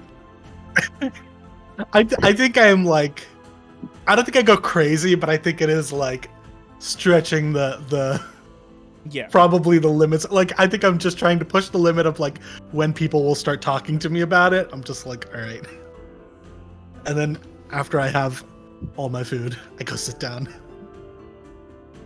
Ray will also grab himself a plate with a much more reasonable amount of food on it, definitely not overfilling his. Some salad, some turkey. He will get some orange slices. That sounds quite pleasant. And he will ask, is there like anybody like working around the. Oh yeah, there are probably a total of 8 or 10 people handling, clearing dishes, and refilling the buffet. He will ask, what do you have on the wine menu? Oh, wine. We do have a very, you see, a little late. We're waiting for our shipment.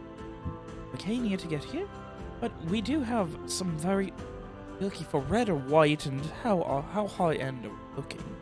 Before we get into the nitty gritty. Well, I don't want to empty my pockets too quickly, so let's say a red wine, something a bit above average. Not too much, though.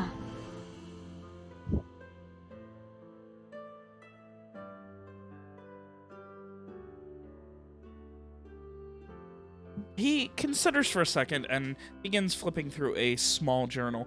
Well, we have a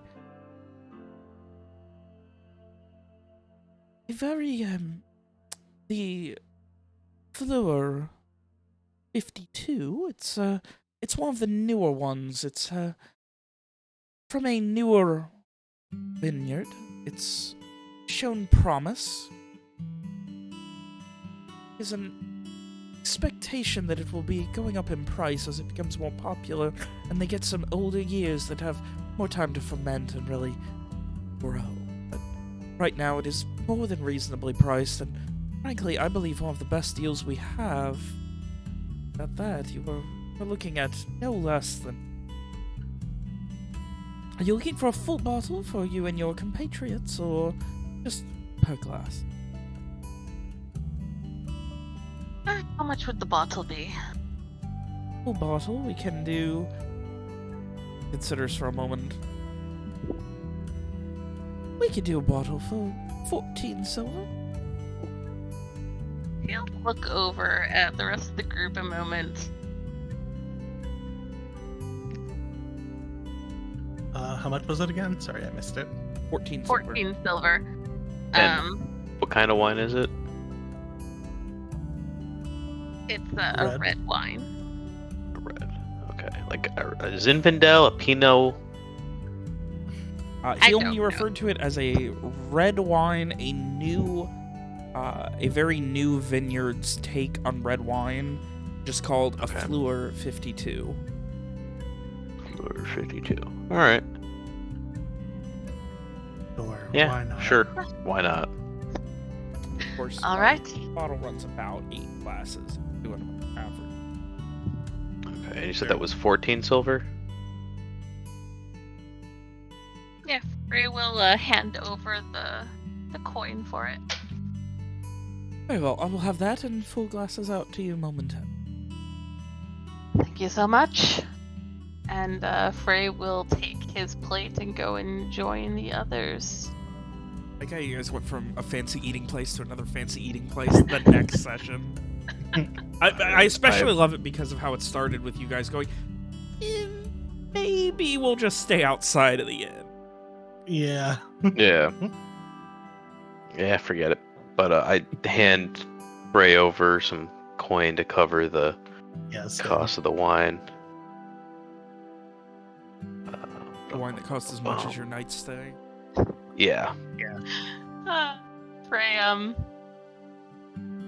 was going to say it's on me, but if you insist, Yeah. I'll give you 4 It's- silver.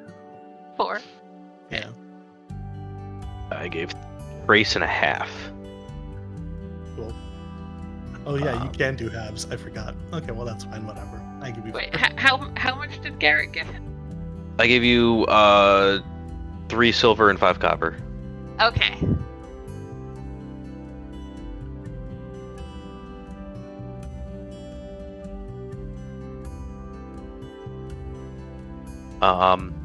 Yeah. So I set the keys in the middle of the table, and I'll be like, "All right, who wants to room with whom?"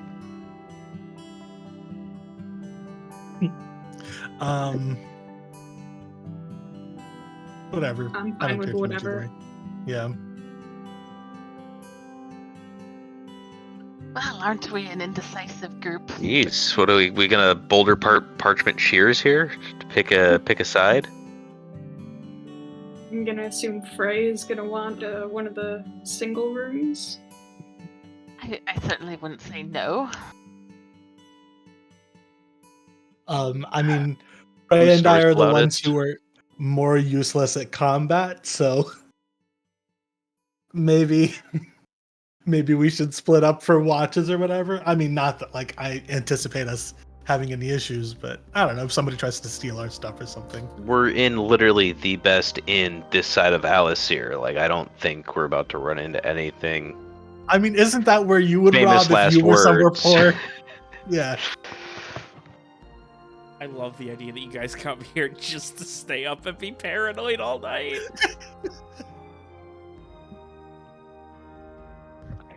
That was the whole point for going to the inn, so that we didn't have to stay up all night. I mean, look, all I can think of is the first time we stayed in a hotel or like an inn, we woke up to fucking Jack trying to kill Molly. So it just feels like you never know what's going to happen. I mean, I think as long as we all promise not to kill each other, then we should be okay. Are we going to get everybody in the end to promise? Well, no, but they aren't in our room. Doors are locked. Fine, sure, whatever. I mean, it doesn't matter. Just seems like a reasonable way to decide who stays where. Anyways, I was saying, I think whoever is the loudest snorer should get the other individual room. Well, you all would be the judge of that better than me. Does Rohan snore? Yeah, kind of.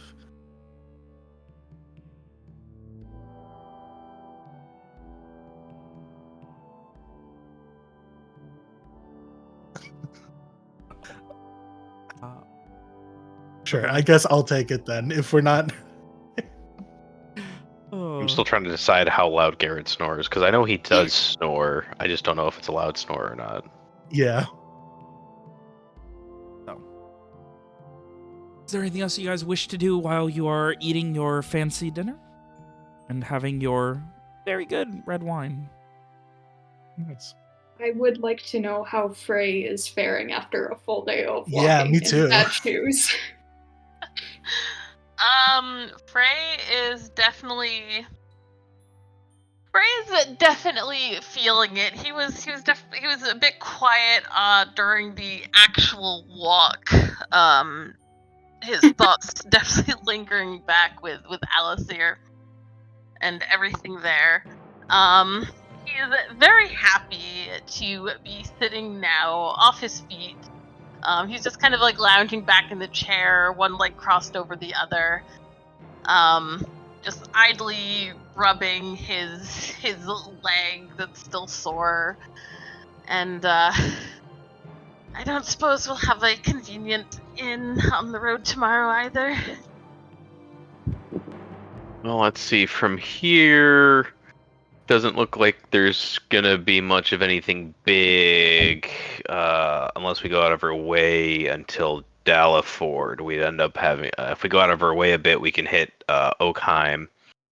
Go out of your way. It's literally like going to Oakheim and back would literally take more time than. Just go to would there? See, I know you hit a lot of little like insignificant details. Would there be more inns along the way? There were before. There were more of them before the Black Sun. Most of them, like what you saw with Lesthon House, is very much like best case scenario for most of the independent inns. They were kind of abandoned during the Black Sun. Okay. Silver Fortune is a very unique spot. There's only a couple of those, so this is probably gonna be the last. Like, if you count Dalaford, this is one of 2 stops if you're going straight to Fortun Isol that will put a roof over your head. Okay. So, all right. So, having known that, I guess I'll relay that to the rest of the party and let them know that this, unless we stop at an inn inside of Dalaford, this is pretty much it. We're gonna be roughing it the whole rest of the way. Frey, how are your feet doing? Blister wise, hot spots, blisters. Yes, they definitely hurt. They haven't dared look yet, but I think there's something forming. Well, you're gonna want to put, you know, you're gonna want to do some blister treatment around that. Recommendation: if you can get, God, we can't do modern blister treatment. There's no Moleskine. There's no duct tape. Curses. Just wear a second sock and get over it. Well, the problem with wearing socks is you got to make sure that it doesn't rub on that spot otherwise, but it'll help. Yeah, 2 socks would help though if you have 2 socks, 2 pairs of socks. Assuming they fit in your shoes and they're not too tightly fitted.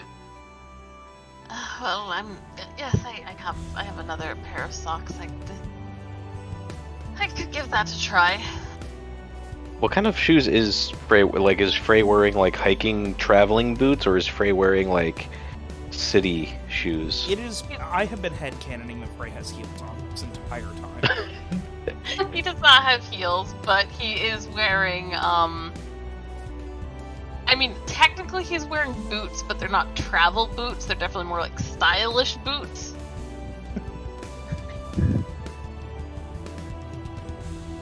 That's so funny. You're wearing like Doc Martens or something. Hims. Yeah. That are half unlaced. So, Alright. you all So, finish up your dinner. Anything else? We got very distracted about boots. Yeah. I think I'm gonna try to, like, I don't know, find a few games in the bar after we're done eating. Try to make a little of the money back that we're spending. All right. Tried to keep it low key, but hopefully, Yeah.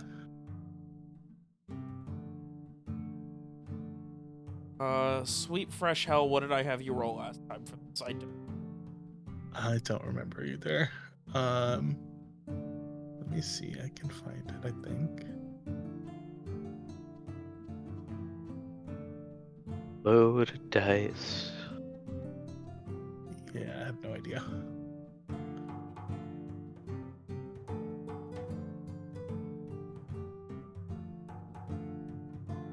Before Vosari. You can try and sell me on something in the meantime while I'm looking here. I mean, I would, if it was me, I would pick either Perform or Magic because I think it was- they're. Oof. Can I do Charisma Convince, maybe? I mean, if I could do Magic, that'd be great, but I assume that's a little stretch. But I feel like Convince is reasonable.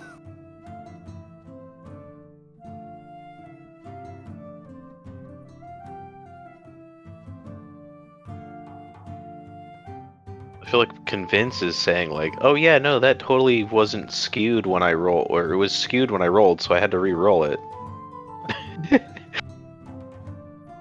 But I mean, like, they're Magic dice, so, Yeah. you know. Alright, I just gotta convince Let's go them with that- Charisma Convince. You're convincing people to get into the bets.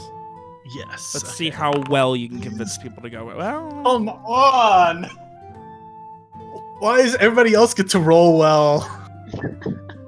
I mean, if you remember, my Fuck first roll of the night was a 4. You know, you guys got 12s and 10s. The annoying thing is that, like, this is what I'm supposed to be good at, you know? Like, this is what I do for money. Like, if I'm bad at this, then I don't know. It's just kind of sad. I mean, hey, you have good nights and you have bad nights. That's how it goes, right? Yeah. Sometimes Way you of the pick the road. wrong mark. It just happens. Now, how much gaming of the system are we doing? I think it's like I think it's like the less like I'm getting people to take me up, the more I probably am pushing it a little bit. All right. In that case, give me a luck save.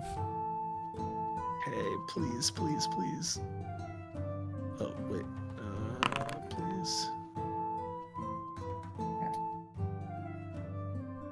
You spend a little while carefully just asking around. Not many people are interested in gambling here for some strange reason.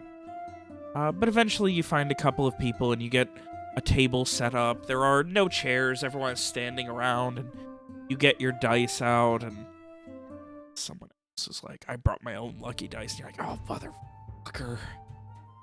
Take some losses there. You win a bit, but you take some losses. You get a few people throwing coin around, and eventually after that you dip out, find somebody else, and in total, you pull your profit over the course of the night is 5 silver, 3 copper. Hey, I'll take it. You know what? That's great. I'll take that. Amazing. Thank you. I can go to sleep. I'm exhausted after that. Feel good making some of the coin back with a little bit of elbow grease and a little bit of cheating. Yeah. Frey had a similar idea in mind. He, after dinner, he will go to the common room and for a little while, just kind of, people watch, getting a sense of who is in the room. Like, do these look like wealthy people, or are they all like, more of a mix? Think of the bar kind of like Olive Garden.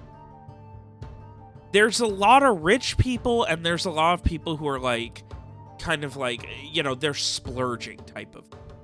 Mm-hmm. People on the road who are, celebrating almost being back home at Alice here, that sort of thing.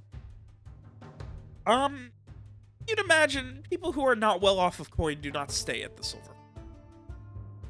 Okay.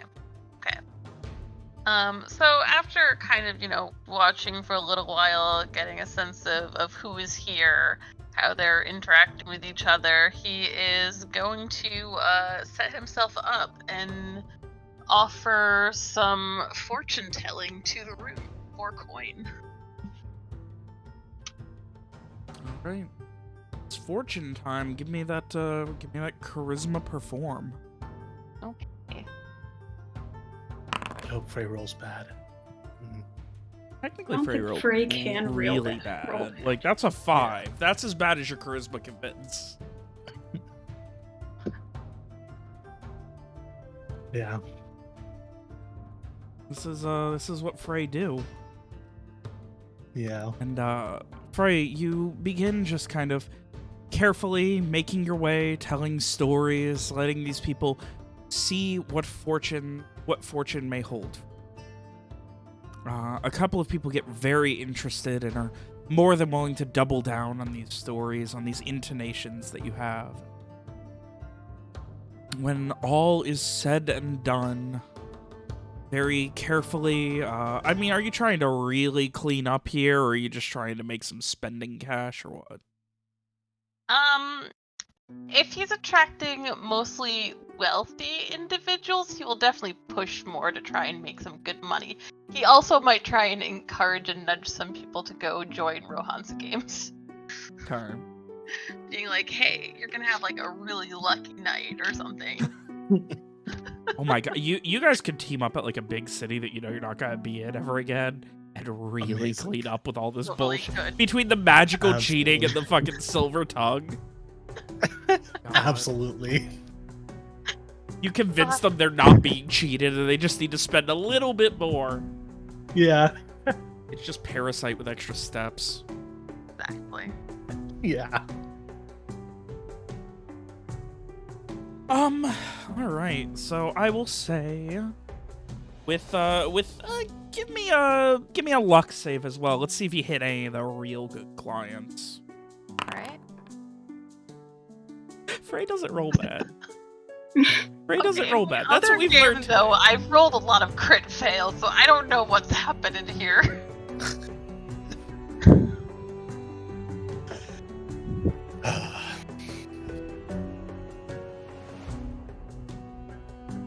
Frey, you end up with 2 gold, 5 silver, and 74 copper over the course of the night. Okay. As Cool. the money rolls in, you get this one older gentleman who is just, all he wants is love.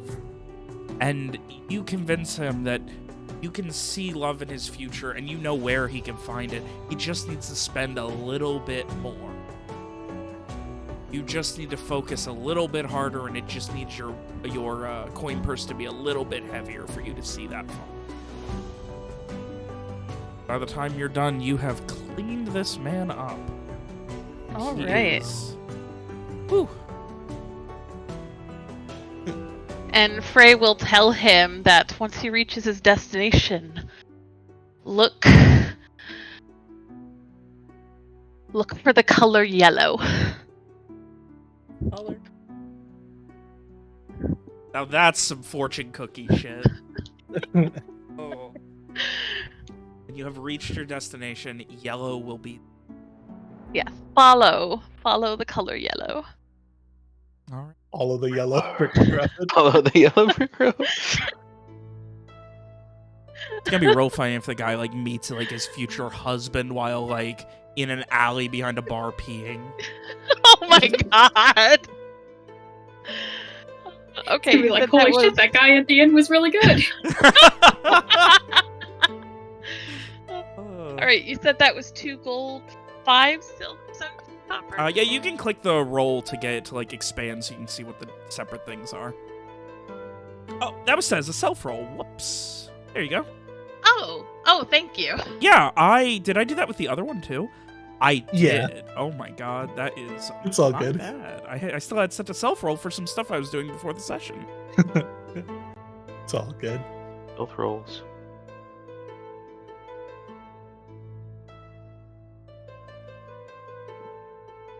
Oh, while they're all doing that, Garrett is gonna take advantage of the fact that we're in a bed for one more night and go to sleep. Yeah, I'll make sure that Strig is able to get the key after I let myself into the room and go to sleep.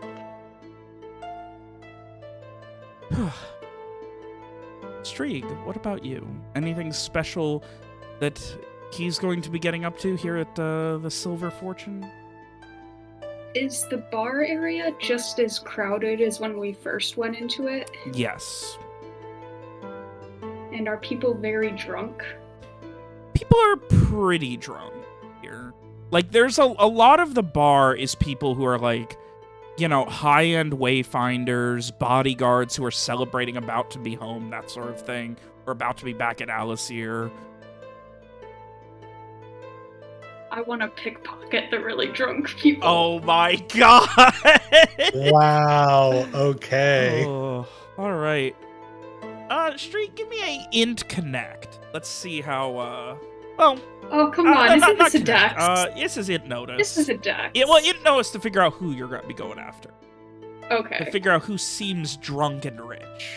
It's so funny how like Frey, Rohan, and Garrett all like tell everybody like about themselves. I mean, like in drips and drabs, but like we definitely tell people everything we learn about Streeg is just overhearing what Lee says to Robert when we're not around. All right. Now if you would go ahead and give me a dex sneak.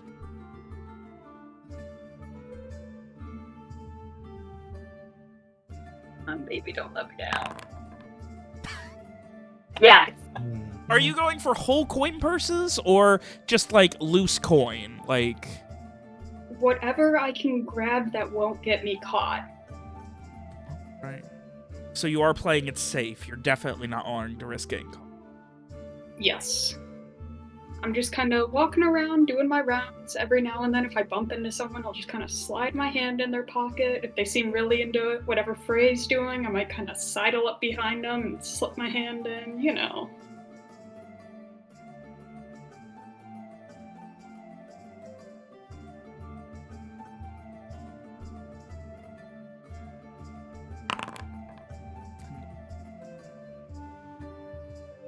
It is 1 gold, 15 silver, and 19 copper that Strieg ends the night with.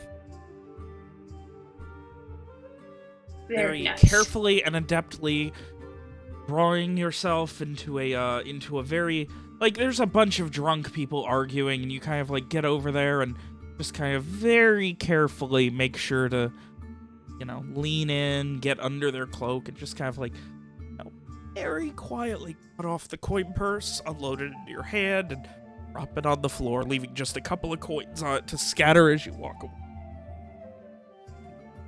And in your wake, you leave people who, oh shit, oh fuck, who dropped it again, oh, and like bending down and falling over, hitting their head on the table as they go down to grab the coin that's left.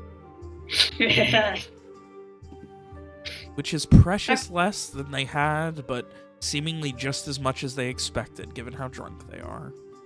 And Strieg, you leave these people with some of the most expensive ales they will ever have in their life. I'm content. I'll go to bed now.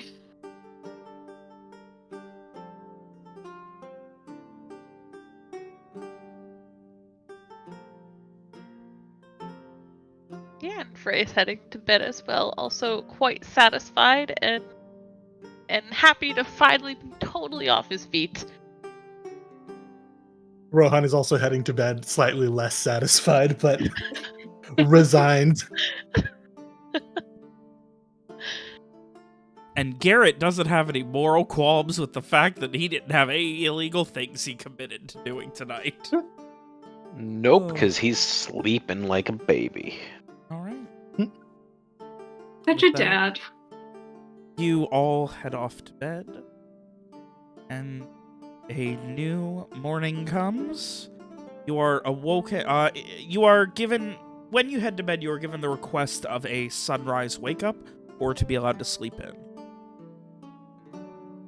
I think sunrise wake up probably. If either person in the room requests it, it will happen. Okay. Garrett doesn't need to request it. Garrett's gonna wake up at the sunrise. Frey would very much like to sleep in, so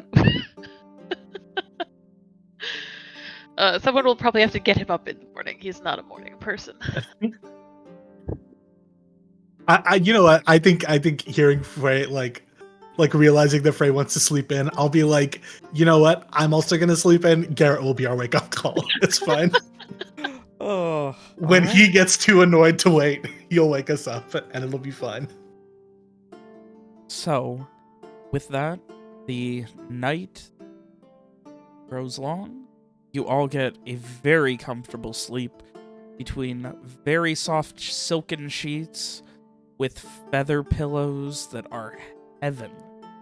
It is like sleeping on clouds. The beautiful evening, the custom artwork, the countryside out the windows, framed by silver drapery, all gives way to a very easy night's sleep.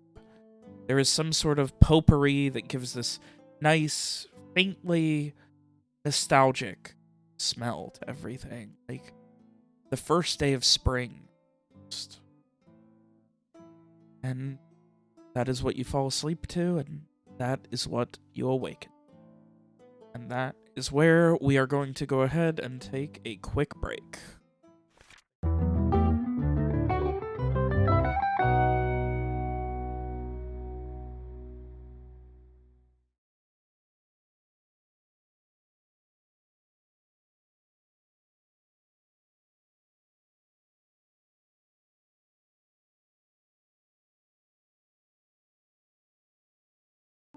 Alrighty, so it is another morning at the beautiful Silver Fortune.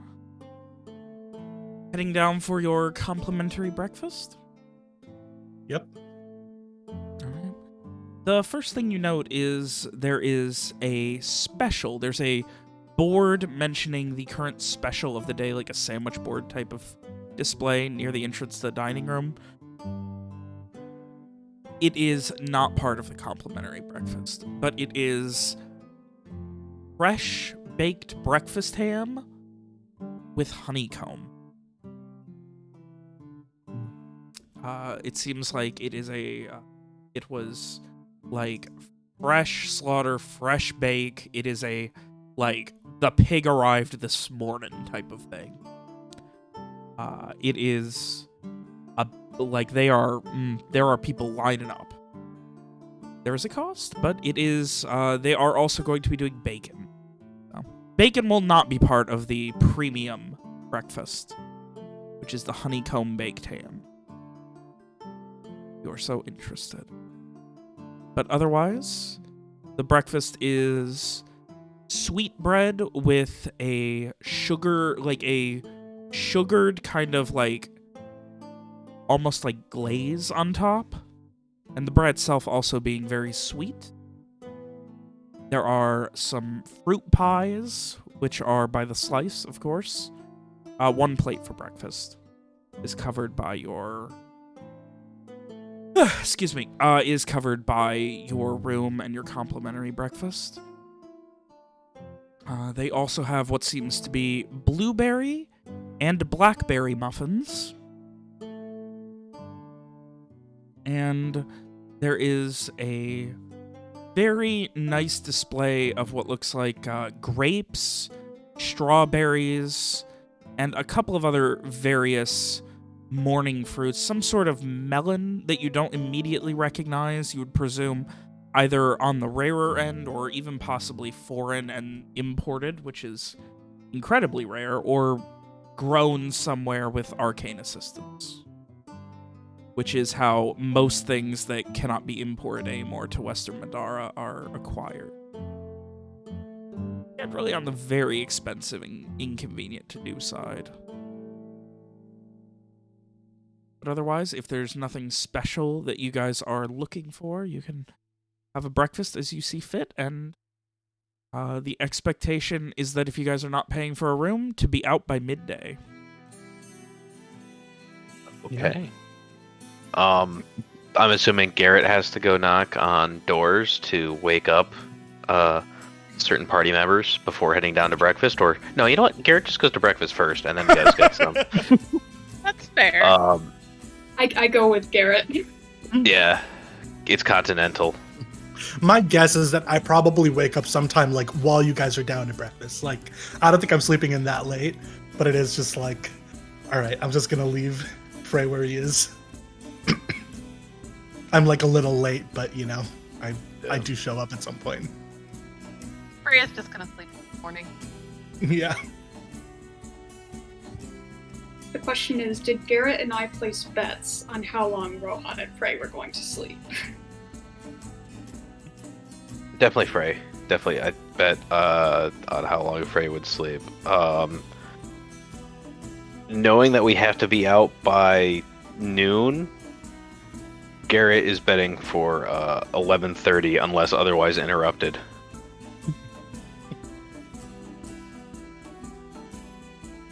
I'm going for 5 minutes before we need to leave. Amazing.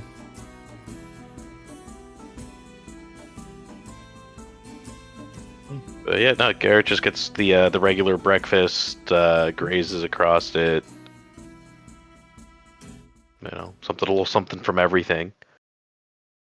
Yeah, same. Whatever you can fit on one plate. Yep.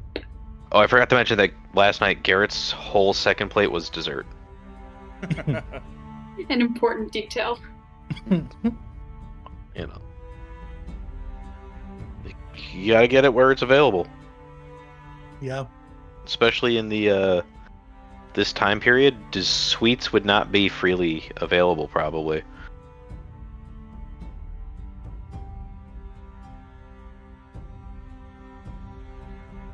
Yep.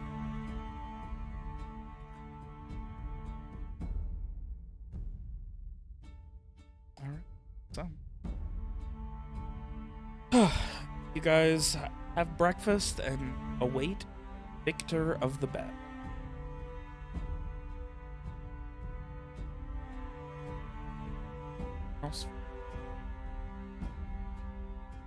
Where's the plan? To wait for Frey and then get the hell out. Basically, wait for Frey, get the hell out. I go and pet Henrietta Styles. Unless we have another name for her. Is it Henrietta or Harriet? Oh, you I know, like it would be Henrietta. Harriet. Henrietta is good too. Yeah. What would I need to roll to become friends with a mule?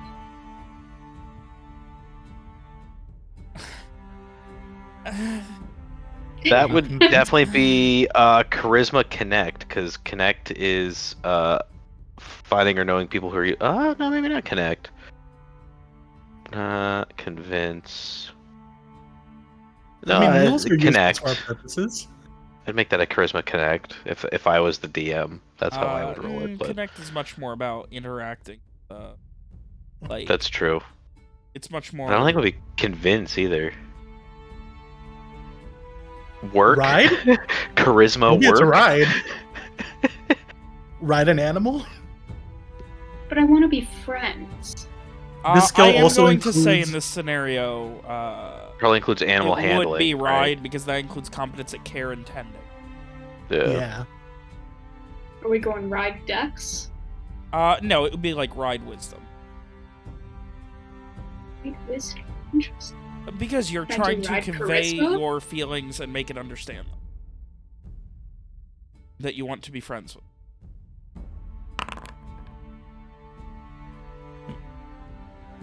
Henrietta doesn't like me that much. Henrietta doesn't have any problems with you, like... Yeah, there's Henrietta has no problems preference. per se. Henrietta's try like, again. it has been business with you. I'll try again tomorrow. Can I try too? Everyone roll a ride wisdom. Why not? Slightly better, but not really. Listen, Slightly she's a better. member of the team. We're all just work friends for the moment. We're gonna re-roll He that. does not like Garrett. Oh my god.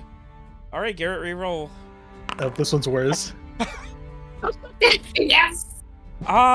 It seems tries like to there bite might me. be, not necessarily claustrophobia, but maybe some, like, you get this vibe, like, Garrett, you've been around a lot of beasts of burden, and Henrietta seems to have maybe some social anxiety or something, and the fact that, like, you're all approaching her, she just kind of gets upset, like, kind of, like, shoves you away and, like, almost tries nipping at you.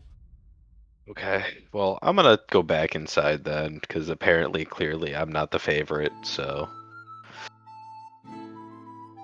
Or, like, you're the straw that broke the camel's back in this case. Uh, Well, broke the mule's back. I hope not. We paid 45 gold for it. Or, sorry, 45 silver. Wild overpay.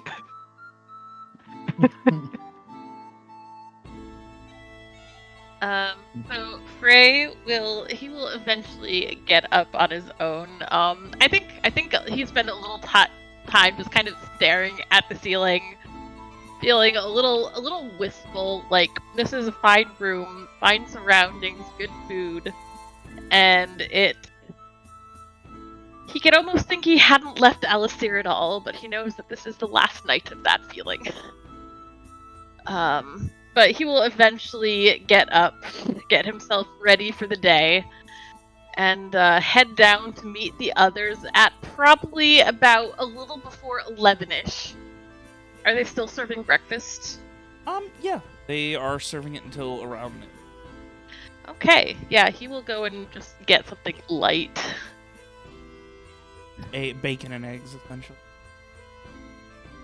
That's why I think of it. Like, He's No, thinking that's fairly light. he'll get some eggs, An apple. and some a biscuits or something. You know what? He will get a little bacon. Who knows when he'll have bacon again?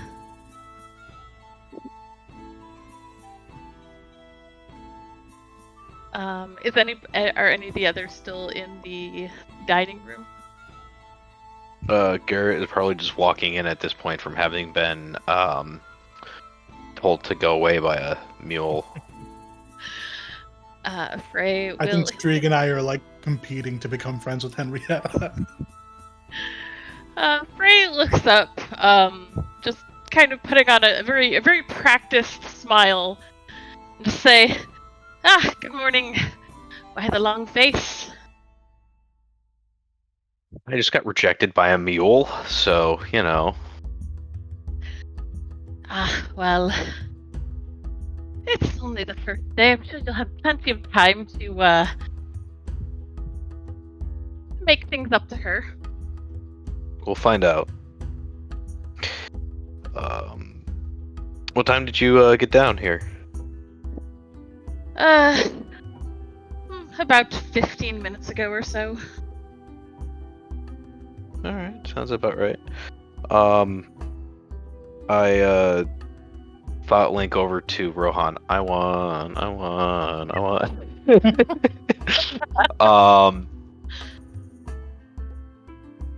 I relay this to Strieg.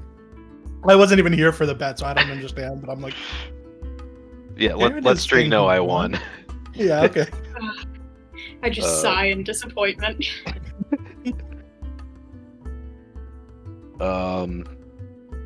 Yeah, so I mean, they're outside with the mule. I mean, we're pretty much as long as we've got our stuff from the rooms, we're ready to go. Yes, I've got. The keys. Oh, yes, probably give those back. But yes, I have all my things. I'm all ready to go whenever you all are.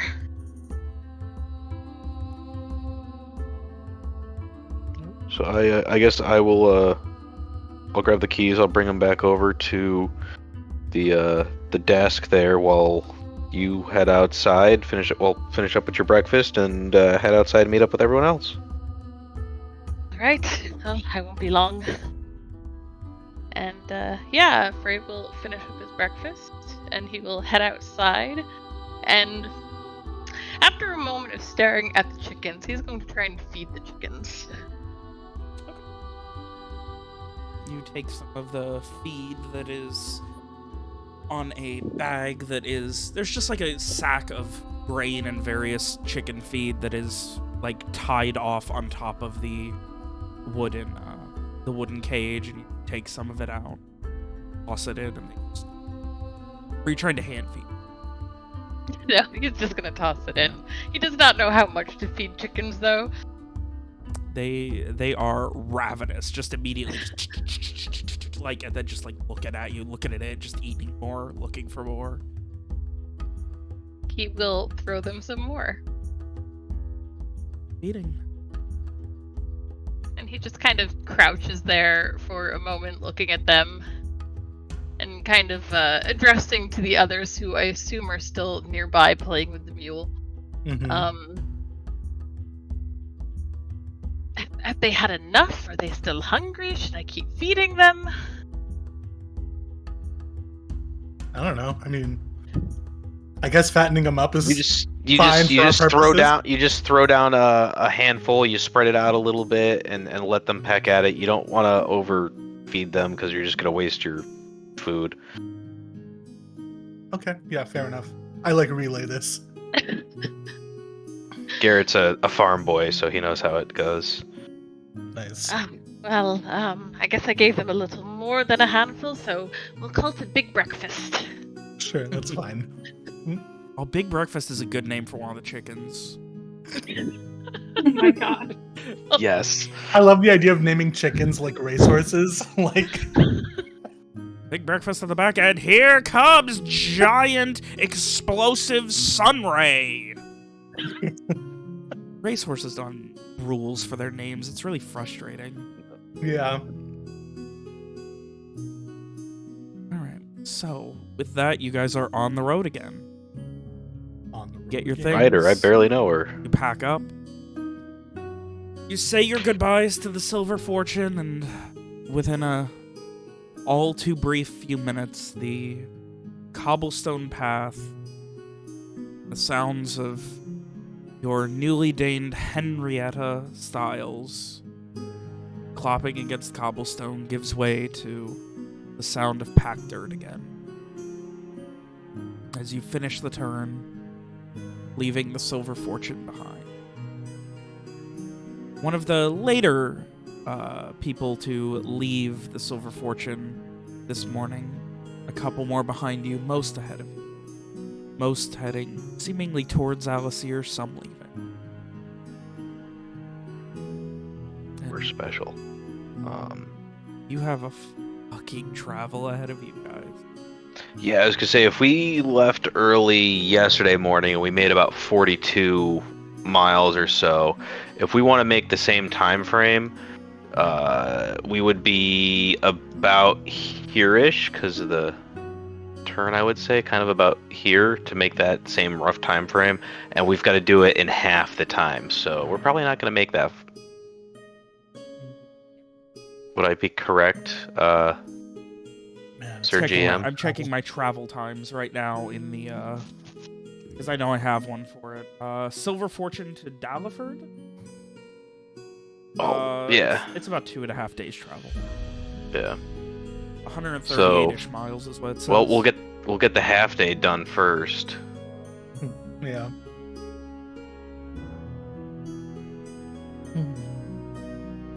I mean, I feel like by the time we arrive at Fortun Isol, like Frey is gonna be like a hardened traveler.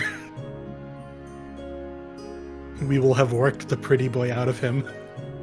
And calluses on those feet. Yeah. Ugh.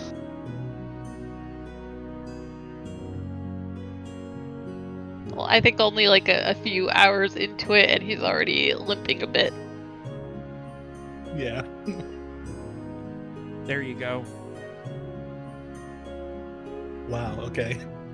Wow. Like how badly limping? It's not super bad. He's trying to downplay it, but his foot definitely hurts. All right. Garrett is probably gonna pick up on this and want to call a stop, because we're not getting anywhere anytime quick if people's feet are heating or hurting. Beats your heat. Feet's a heating. Frey just like he just sinks down and sits in the road, very relieved. Yeah. I mean, like, okay, this is a dumb question, but I feel like I have to ask. Nobody can ride the mule, right? No, he was saying there was room for people to ride, for like a person to ride the mule. I mean, like Wasn't technically the mule. Or did I mishear? Technically, the mule could be ridden, but that would probably like if that didn't slow you down, it probably wouldn't be good for the mule, and then everyone else has to carry their stuff. Right. Okay, fair enough.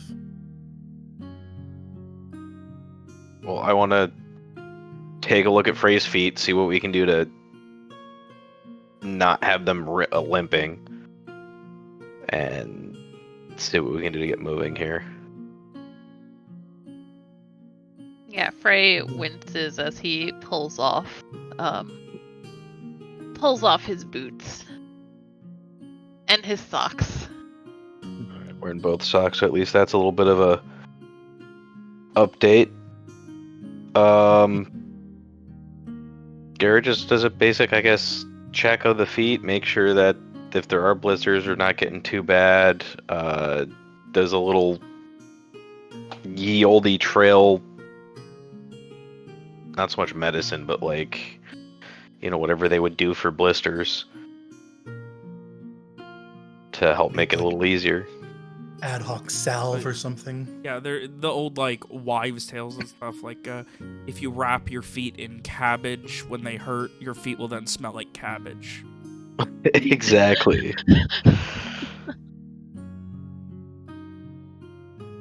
You guys take a little break. It's afternoon at this point. You've made some progress. Are you planning to do a full day's travel, or you said you were gonna knock out the half day today? I think it'd probably be better to do the half day because we're not starting till basically noon. There. Yeah.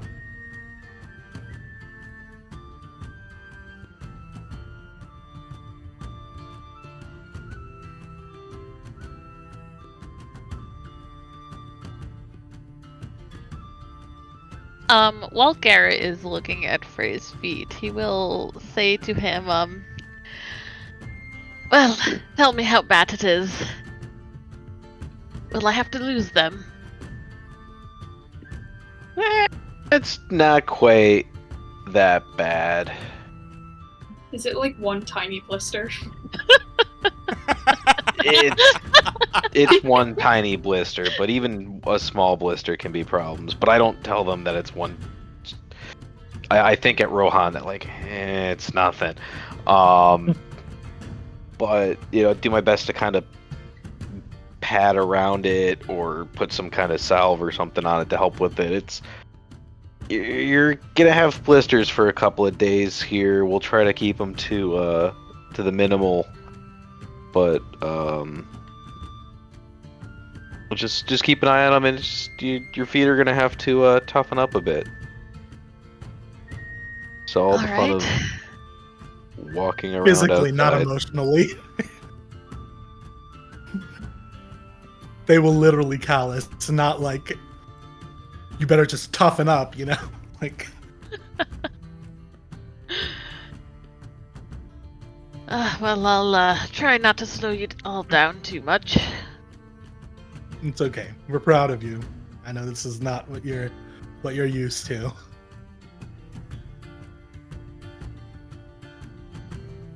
No, not at all. But, I suppose I should thank you all for letting me come along as it is. Of course. You were the one who warned us.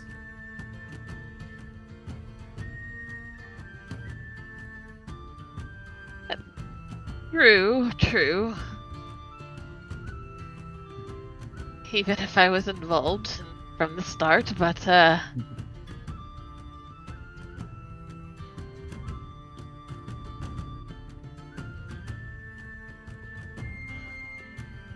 Well, I mean, I guess after getting that all tended to, we would continue on the road. Yeah. yeah. Alright. You press onward for a few more hours until the dark finally finds its way towards you.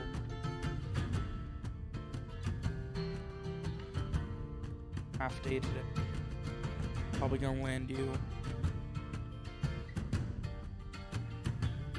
There is precious little out here. It is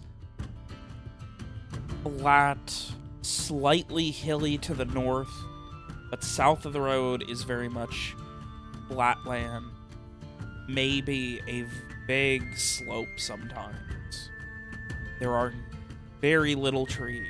There's very little tree. There are many places on the side of the road where it's obvious people have set up camp. Just destroyed piles of rocks where there's no more. Just a pile of rocks where there's no more grass or anything.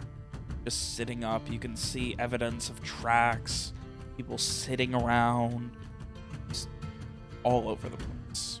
There's no preferable spot. There's no safe spot. It's just a matter of picking a spot, getting comfortable for the evening.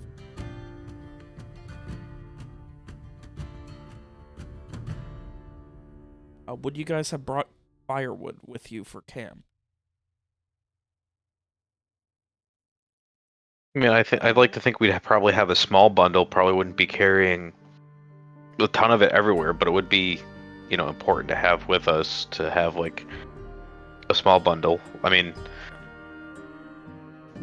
especially going in an area where there is really no forests. All right, I assumed, but wanted to ask. Yeah. I don't think we need it for light, but just for heat. Yeah, it is getting I have colder. Ghost light up, by the way, as soon as it gets dark. Is constant. Oh boy, starting to feel it.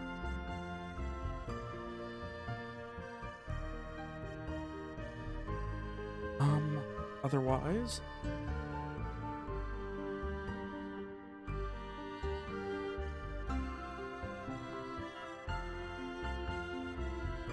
all right. So you guys are setting up camp. Are you going to be taking your watches this evening? Yeah. What is the order of your watches?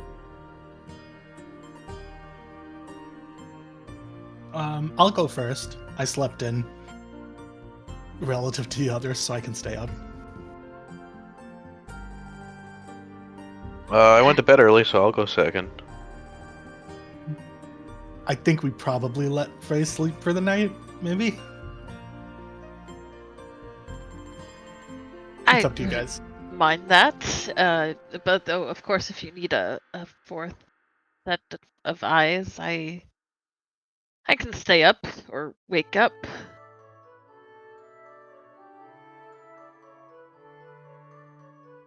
I mean, if Frey takes third, they can go back to sleep then. I'll take fourth. Okay, yeah, that seems reasonable. All right. Cool. Oh, and for Ray's knowledge, I guess, just in case you are not aware, I have a thing. Okay, let's see. Okay. Yeah, so like we can all see a light up to 30 feet, but nobody else can. So Oh, okay. Sourceless light. It's literally like video game protagonist lighting in a dungeon. yeah, exactly.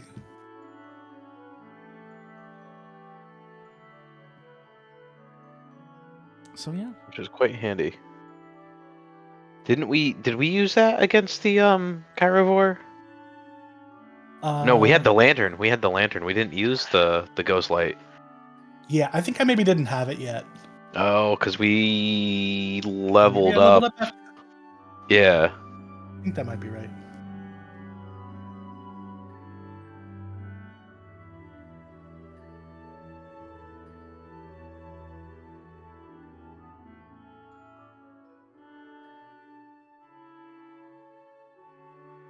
So, with that, first watch, please give me a wisdom note. Would be me. Let me.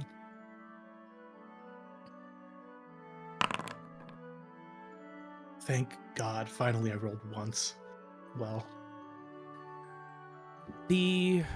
As you guys set up, it's, sundown and everyone's in bed and ready for a nice, you gotta get your rest and be ready to go because you had a late day today. Make sure to get an early one tomorrow. All that fun stuff. Garrett, the Wayfinder, preaches on the road. Absolutely.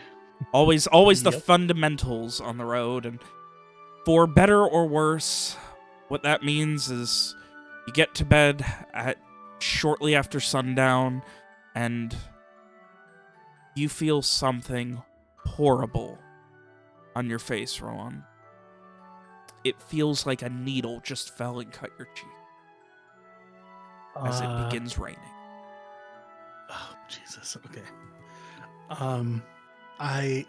Does it all feel like that, or is it just was it a one-time thing? Fucking freezing.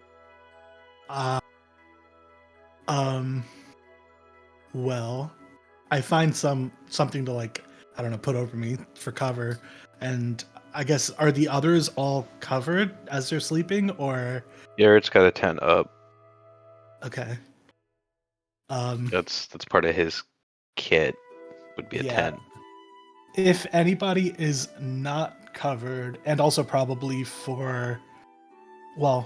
I think I'd probably try to. I don't have anything I can cover a mule with. For the other two, for Strieg and Frey, if they're not covered, I would wake them up and just be like, "Hey, you probably want to get something to cover you because you'll get sick, or just I don't know. You're not going to sleep well if you're freezing." Hypothermia. Yeah, exactly. It would Garrett's tent would probably be like a small 2-person tent, so at least one person could get inside of the tent comfortably. Maybe a third if we, stacked people up like cordwood, but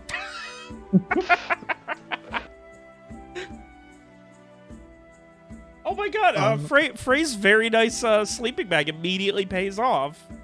Amazing. Yeah. Okay, yeah. So cool. yeah, Frey is bundled in his sleeping bag / bedroll thing, and he will just pull it up over his head. Cool. Guess I'll slide into Garrett's tent then. That sounded very sexual, I gotta say.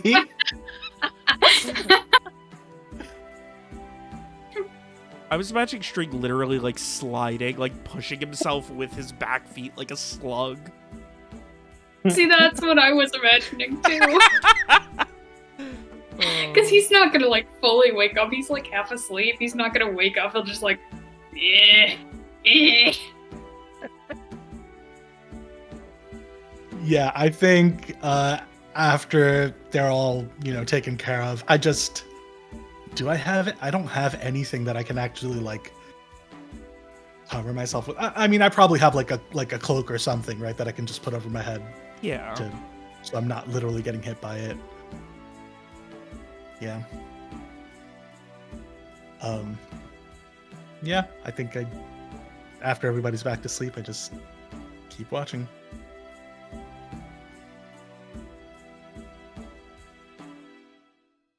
Fortunately, here in the darkness, the rain is not heavy enough that it's putting out the fire or anything.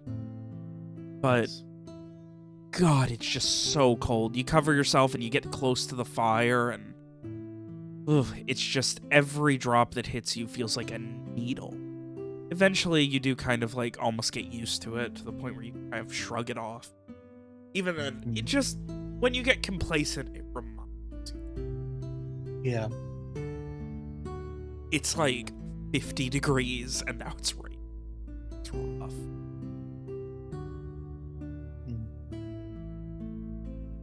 Fortunately, there is nothing else that comes of your walk. Okay, that's good. Second? That would be Garrett. Right. So that was Wiz Notice. Is notice. Give it a rolly roll. That's a 6.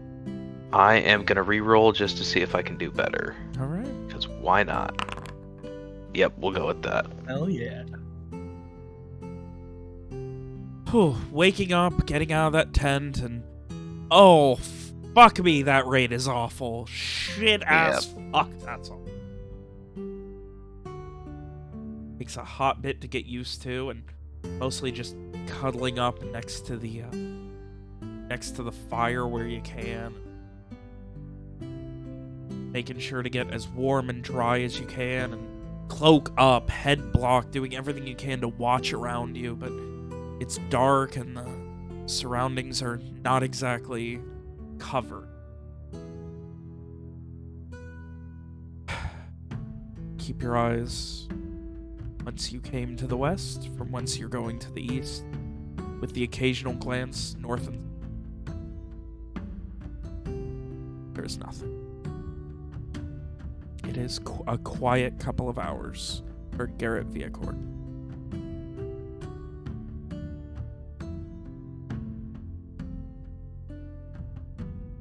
Okay, works for him. Phrase next. Next. Can one of us sleep in? Can Garrett sleep in your bedroll? I mean, Frey will get up and shiver as he wraps his cloak around himself. That moment where Frey goes from perfectly comfortable, slightly warm maybe, to like just frozen. Yeah. Yeah, he's just like trying to rub his hands together, trying to keep warm. But yes, okay, so this is the.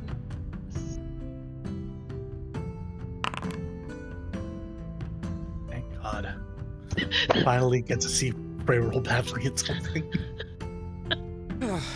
Trying your best to keep your eyes peeled. It is very hard until thankfully the rain gives way. Stops. The cloud cover overhead still hiding the stars behind them. But you don't see, you don't hear anything.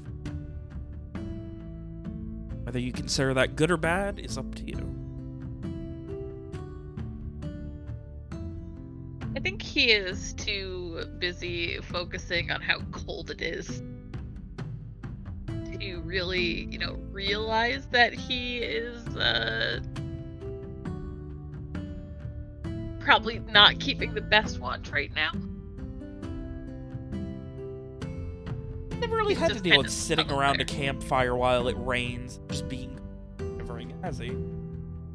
Not at all. That's a It's new like experience. It's not great.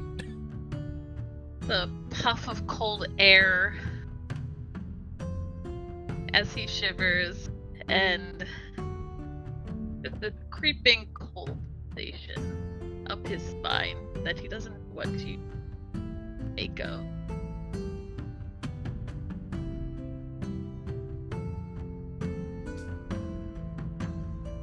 Or watch? That would be sweet. Where is it? There it is. Pray you awaken the ever careful Strieg, who is ever vigilant. And with all of the care in the world, Strieg, you go about your paces. And at first light, which comes later than you feel like it should, you realize just how bad this day is going. You're the first to notice the thick fog rolling in from the door.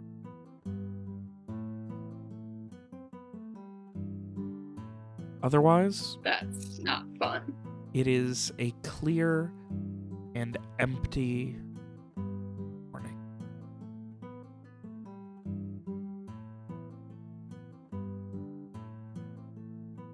Yeah, I guess once it gets reasonably light out, I just wake up the others so we can hit the road. Yeah. I would say your confident visibility without, like, if someone is no more than 60 or 70 feet, the fog is so thick. Like, you would, like, if Garrett was at his normal pace ahead of you, you would not be able to see him. Right, which would not help. Obviously, Rowan has the advantage of giving off light, so would be at least casually visible. Yeah. Through some fog. Maybe not for too long, but through some. Yeah. But otherwise, it is going to be a rough day. Given that you are still traveling by road, the fog will not slow you down, but you are at danger of obviously not being able to see things unless you can hear them or they're giving off a lot of light or something. How you guys wish to approach that is up to you. For the sake of it, and because my cats are currently losing their minds fighting about something, we are going to take a quick break while you guys discuss what you want to do.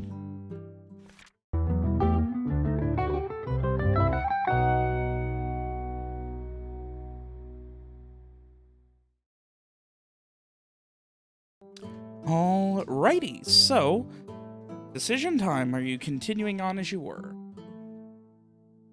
Yeah, I think we were going to continue on. I don't know if we would make the full day, travel like we normally would, but we definitely want to press on. It's not going to do us any good to just sit there. I mean, as I said, you can. It's just going to affect your ability to react to things further away. Yep. Yeah, that's fun. I guess the earring kind of mitigates the not knowing if Garrett's okay or not out ahead, so you got that going for you. Yeah, it'll be like, okay, we're good. Oh god, I'm dying. With that, Garrett, you are wayfinding again, out ahead, right? Indeed. Yes. Another one of them wisdom notice. You're taking this on -4. Okay. 7, and Oh I will. God, Garrett came in hot with the 11. Yep. You're not content to allow some morning fog to defeat you. A fog that sits heavy through the early afternoon before eventually dissipating to a much lesser, weaker fog later in the day. The cloud cover never completely dissipates, and the sun never comes out. At some point in the mid-afternoon, after the fog is gone, there's another little drizzle for maybe 15-20 minutes that you have to go through, but it's not incredibly bad, and your travels are, for the most part, pleasant. You keep going, mile by mile, inch by inch, and it's afternoon, probably, if you're leaving at what amounts to sunrise, it's later afternoon, like 3, 4 o'clock, when, Garrett, you notice a wagon on the side of the road, maybe 30 feet south of the road. You have just started, it's near the edge of a thicket of trees. You would know that there is, of course, a forest coming up. Okay. As much as I can see the wagon, does it look like it's crashed, upturned, or anything? Or does anything look kind of off about it from what I can see from where I understand with the fog? It's... From how far, how close are you getting? Is this just from the road what you can see? Yeah. You don't see anything strange about it. At least not at a glance. It looks like a normal wagon, as best you can tell. It's decently sized, and probably the first thing that sticks out is you don't see any horses or anything around it that would be pulling it. No beasts of burden. Right. So I'm going to relay this to Rohan via the earring and ask him to check with everyone and see if maybe this is something we want to investigate or if we want to keep moving. Yeah, I'll relay that.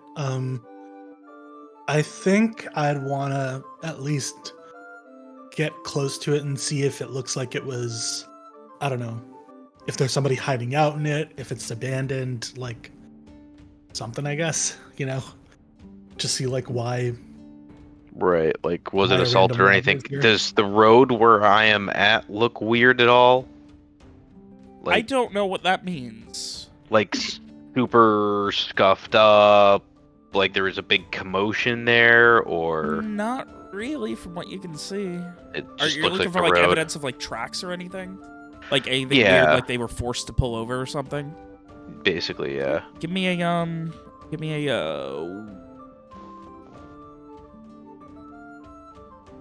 wisdom.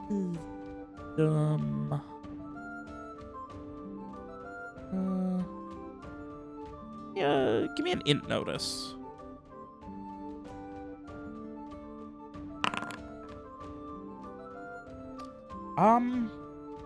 So you head probably another 15 feet back, and you can see where the tracks are that kind of pulled off to the side that lead to the wagon. It seems like it was heading east the same direction you are. Okay, and then it just kind of pulled off. It doesn't look like it was... Well, I No, didn't see anything across the the road, so... No, it doesn't look like there was anything... it doesn't look like they were rushed. There's no, wobbly. The tracks seem very normal.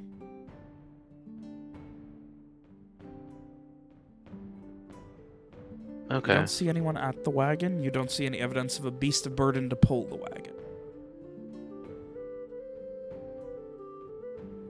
So I guess I will wait till everyone else catches up if we've decided this is something we want to take a look at. And then once we're all up here, we can go take a look at it. Otherwise, I will let them know we're moving on. But I know, Adarsh, you said that Rowan at least wants to take a look.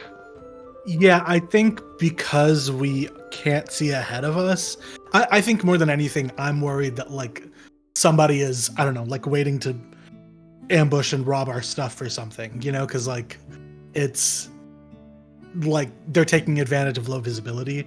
Just feels like because we can't see anything, we should be a little more careful. Just check that, I don't know, if we can see if like tracks go off into the woods or something.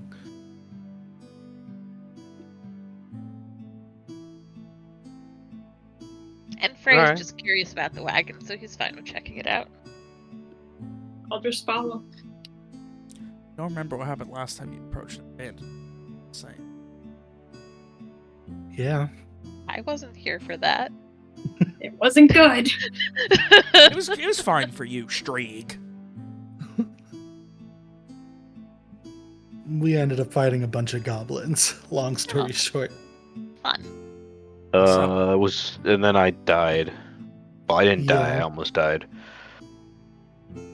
With that, are you all going to be approaching? Are you leaving Henrietta Styles back at the on the road? Are you bringing her with you?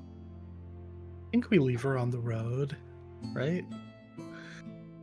I would say maybe near the side, like kind of. Yeah.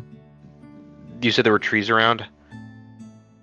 Yeah. How like, close it's are on, they like, to the road? It's the trees eventually get nearly up to the road with maybe 10-15 feet, but the trees are maybe 20 feet away from where the wagon is. Tree line. Yeah, so I mean, we definitely want to stake her down at least nearby. Well, maybe not stake her down, but like attach her to a stake. That's, I don't want to put stakes through the horse or through the mule. I don't. Ew. Also, What? you don't have any She- beef, so Right. spend a moment, you hammer a stake into the ground, tie her off to it, and she begins eating. It's grass cutting time for Henrietta Styles. Perfect. The chickens are her chorus as she consumes.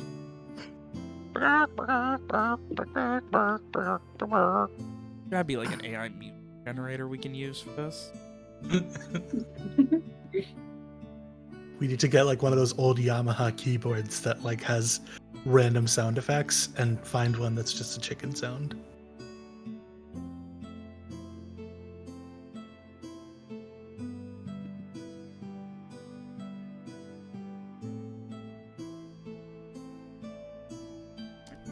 So, are you guys heading to the wagon?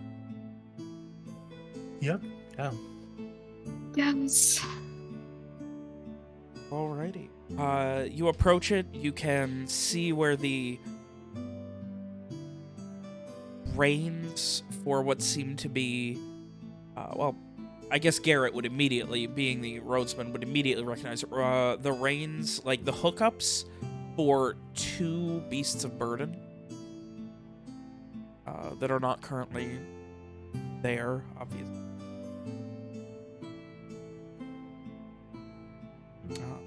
The wagon is in good condition. You can see it's got like a nice kind of canvas top. There's one little tear on the side you're looking at near the, near like the where the windows would be. They're quoting, which are what would be open are currently covered by what look like nice kind of sky blue, maybe a little bit deeper, like an azure curtains. There's a door at the back, and on the front there is a like a words are escaping, like a small bench that you would sit on when guiding the horses. Mm-hmm.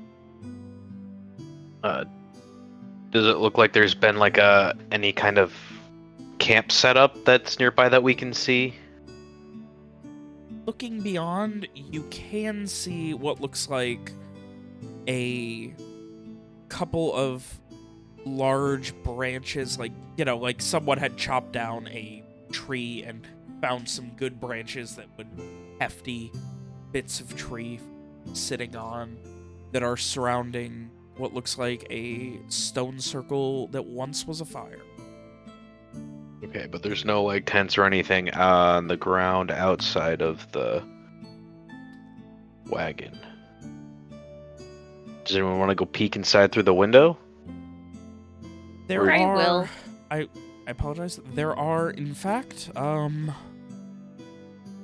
there is one tent that is, like, blown over, like it fell over or fell apart. And there are 2 bedrolls. Okay. Is there a sign of a Far struggle? side. Sorry? Are there any signs of a struggle?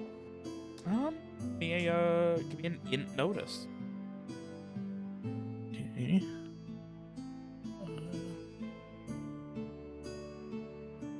Oh no. Okay. Foundry freaked out. The tents or the bedrolls, they're in fine shape.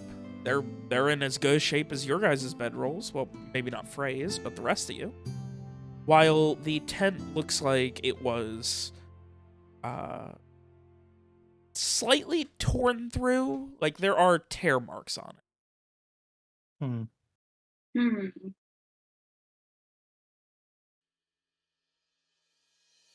Are there like tracks leading away from the camp part towards maybe the trees or something? Yeah, Looking, that would be you can see it does seem like there are tracks that lead. Like it seems like from where the camp is further in.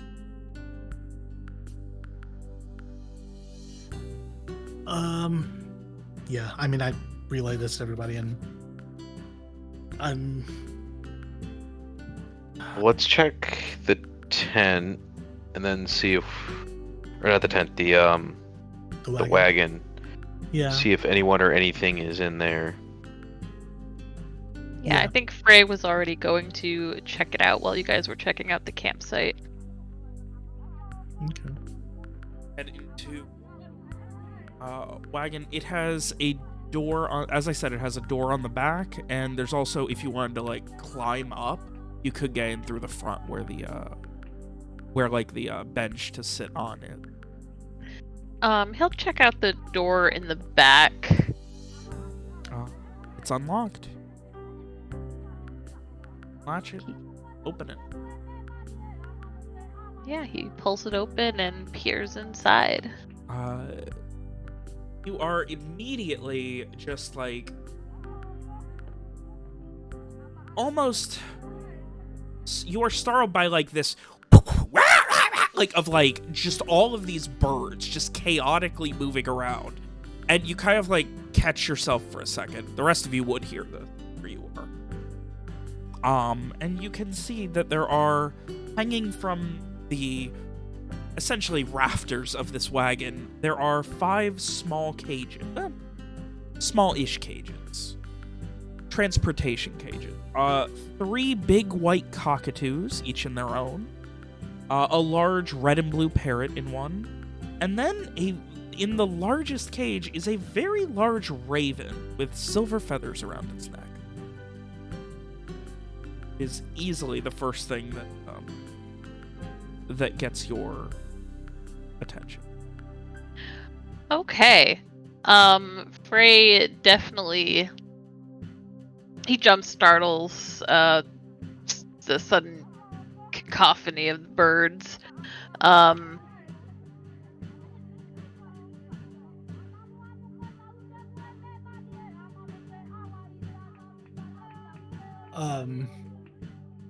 I think I assume, having heard this, I would come over and look into the wagon with you. I think it's clear nobody would intentionally leave this here. These seem valuable or taken care of for some, so like, yeah, those are. It does like y'all both city boys. You know how expensive those damn birds are. yeah.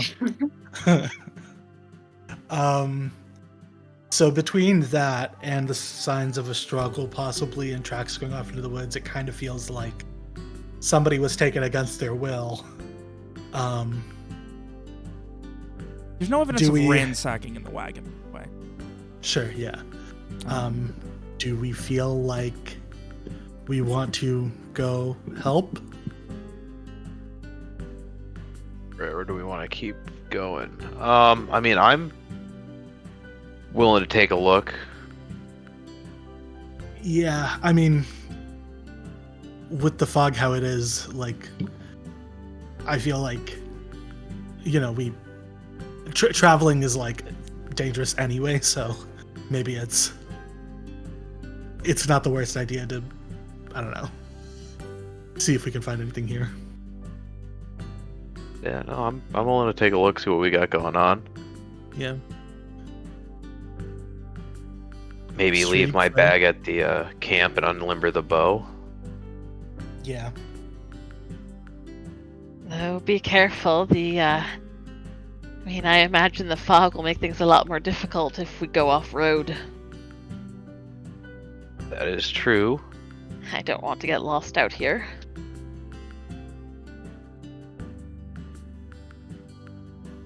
Okay. Yeah, I don't know. This feels kind of risky. Okay. I mean, if we don't want to, we don't have to. Sounds like 2-4-2 against. We need to ask Henrietta what she thinks. Henrietta's just eating. See if she breaks the tie. Yeah, I'm gonna try something. I've never tried this before. Let's see how it goes. Yeah. Got a nice ugly fog effect for Nice. for everything. Oh, I thought you were about to do a roll for the mule. I thought so too. Can we make a check to see if we can discern whether Henrietta wants us to go or stay? You cannot. Henrietta is a mule and therefore does not have that level of intelligence with regards to how complicated of a concept.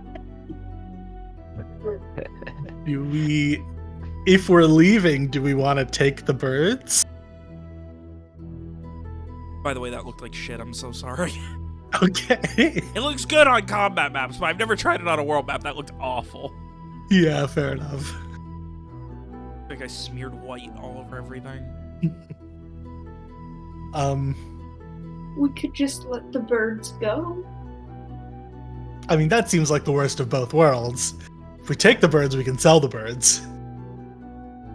And that'll be better for the birds. No, but it'll be better for our pockets. Look, we already own chickens to kill, so I don't know why we're now drawing the line at cockatoos or whatever. Well, I mean, Can Henrietta even carry all these cages? It's a good question. I mean, I imagine bird cages are pretty big. I mean, these are travel cages. They're not up to modern standards. Do we think that Henrietta would be able to carry them? Or comfortably, probably, like hanging them off of the two wooden sides, 2 on each. Mm-hmm. And obviously the birds wouldn't be incredibly happy with the, shaking back Jostling. and forth of the cages, but... I mean, that's going to cut into the amount of feed that we have available. If we're doubling our bird population, we're having our feed. But I mean, we have a month's worth of feed, and it'll definitely pay for itself. How I don't many know. birds It's up to are you there? guys. Now, note that a month is only 3 weeks in this world. Oh, Yeah. right. Okay, fair. I mean, additionally, we don't know if these people just walked off and are going to be coming back in a bit. If the tent blew over, maybe they went searching into the woods to go find something that came out of the tent. We don't know. Right, fine. We can just keep going. Can we free the birds?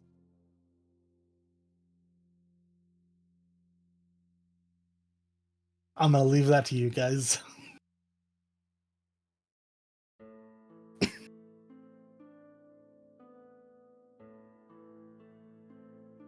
I mean, again, without knowing what happened to the people who were here, we could be freeing someone's pets and or cargo, which would just piss them off, and even if they don't know it's us, it's still a shitty thing for them to have to deal with, On the other hand, if they are, dragged in the woods and killed by something, not letting the birds out would kind of also, they just starve in their cages, and that's not cool. It feels bad to leave without knowing what happened to them, Yeah, basically. but it's, Did you want me to finish describing the interior of the wagon? Sure. I was actually about to ask that. I know you guys got very caught up on the birds immediately. I mean, it was by design. yeah. Other than that, there is a small, and by small I mean slightly smaller than Frey's, nice chest that has it's got a lock on it, like it's got like a latch for a lock that is turned, but there is no bolt or anything locking it. On the other side, on a shelf, there is currently strapped to two of the I don't know what they're called, the things that go across a wagon, top of it, but strapped across two of them to kind of strap it up. Yeah, to kind of strap it up against the canvas of the wagon. A set of what looks like alchemical vials, but they don't have any kind of... They don't seem to have anything watery in them. Instead, they have something more powdery. And there is also what looks like a very, large, tied down by a leather belt, pile of folded cloths and silks. Frey is going to go inside of the wagon. He's going to check out that trunk. You open the trunk, and inside of it, you can see some very nicely taken care of clothing. A gilded, nice, super fine silk tunic. It's kind of a heavy, deep, evergreen with gilded threading on it. There's this very nice, delicately laced ball gown that's mostly this shade of very light yellow, a very, spring color, with this silver accent on it around the sleeves. A couple of more simple, kind of silken and velvet shirts.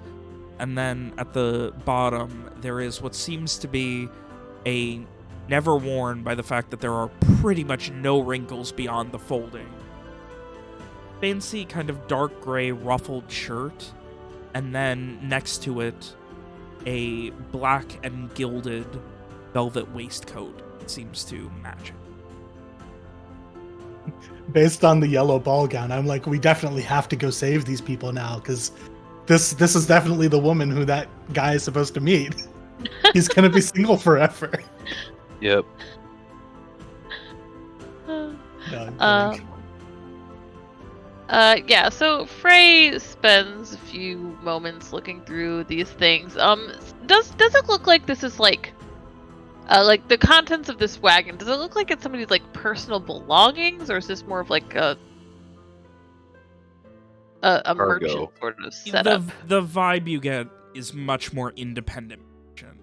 Okay. Someone traveling with a wagon and having 5 birds is a little weird. And, there's not enough evidence of, oh, I'm bringing all of my earthly possessions because I'm moving type of thing. Okay.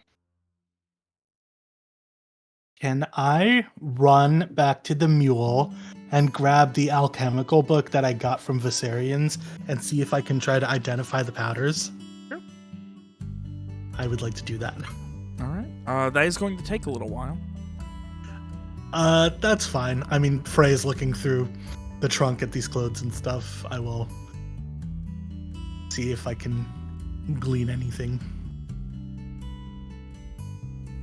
So you get back, and are you unstrapping it and bringing it down and everything to look through it? Yes, yeah. As you begin, one of the first things is it advises you, like, if anything is mixed, don't shake or jostle or anything, because there is always the risk of, you know, like, that's a big thing. It's mentioned a lot in alchemical books. You don't shake, jostle, or otherwise mess with things that are already. Thankfully, nothing in here seems to be. The first one you grab is a, like, almost deep maroon, and it's a powder that fills about half of the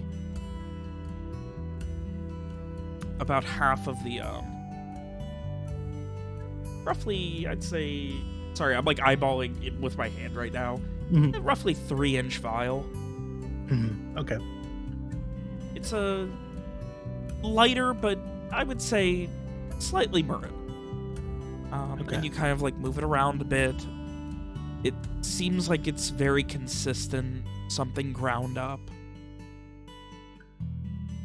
Give me a what would a skill be? What the hell skill do you have when you're not enough? Int magic, please. Alchemy is not.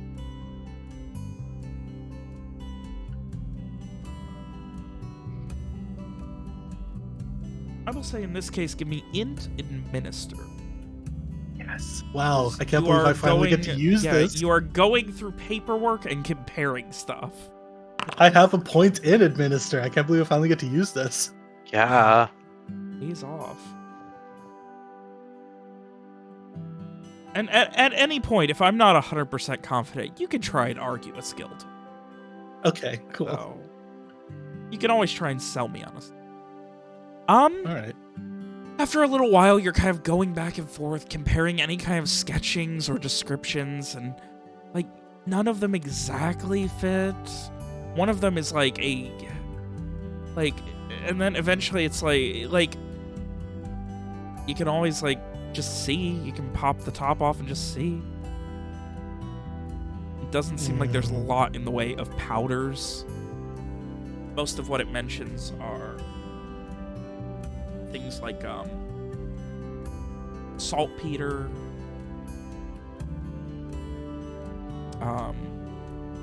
straight salt. There are things that require, what's another common powder? I'm trying to think off the top of my head.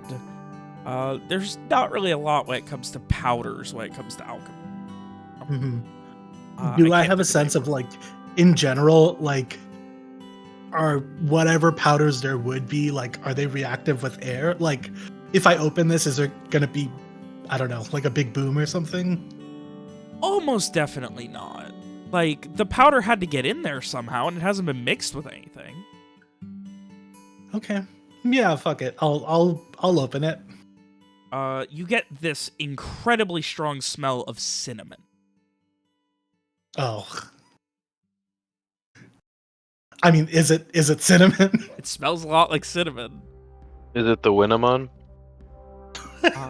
It's darker. It's a little bit darker than what you would normally expect to see from cinnamon. Like I said, it's more of a maroon, but it does seem to be cinnamon. Definitely smells like it. All right, I'm gonna do something really fucking stupid, but you know, You're gonna taste it. Are you gonna snort of course, it? I'm gonna like stick my pinky in it and just like taste a tiny bit. Ooh, that's some strong cinnamon. Well, You cinnamon can feel- challenge, not clickbait. Cinnamon. Oh boy, right on the tongue. Ooh. All right. I close it back up and put it back where I found it. There are maybe, I would say, 10 powders total here. I'm just gonna grab a random other one and just like taste a little bit of it. Jesus. You grab, it's kind of almost like a sandy Garlic powder.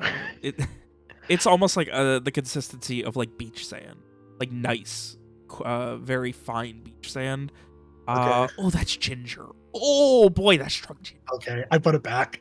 Uh, Never mind. I like get down real disappointed. Just like, all right, Oh, fine. oh I no, thought it was gonna be really expensive intriguing. spices. This sucks. Well, I thought it was gonna be like, I don't know. We just Explosive Expensive ingredients. spices. well, I I mean- thought like we just encountered a very plot relevant alchemist, so I thought maybe, there would be some intrigue here, but this is Rohan thinking this. It's just Yeah. like, wow, I have these like alchemical books I can use finally. Spices. I mean, are spices expensive? Should we Yes, take these them? are like cinnamon's pretty rare, especially in big amounts. Ginger, another one that you would have confirmed is there if you kept going would have been nutmeg. Those are all pretty rare around these parts. I mean, if you want to give an idea for value for these, but there are some more common ones as well. Mm-hmm. But if you want to give an idea for how much it might all be worth, you can give me an int trade. Absolutely.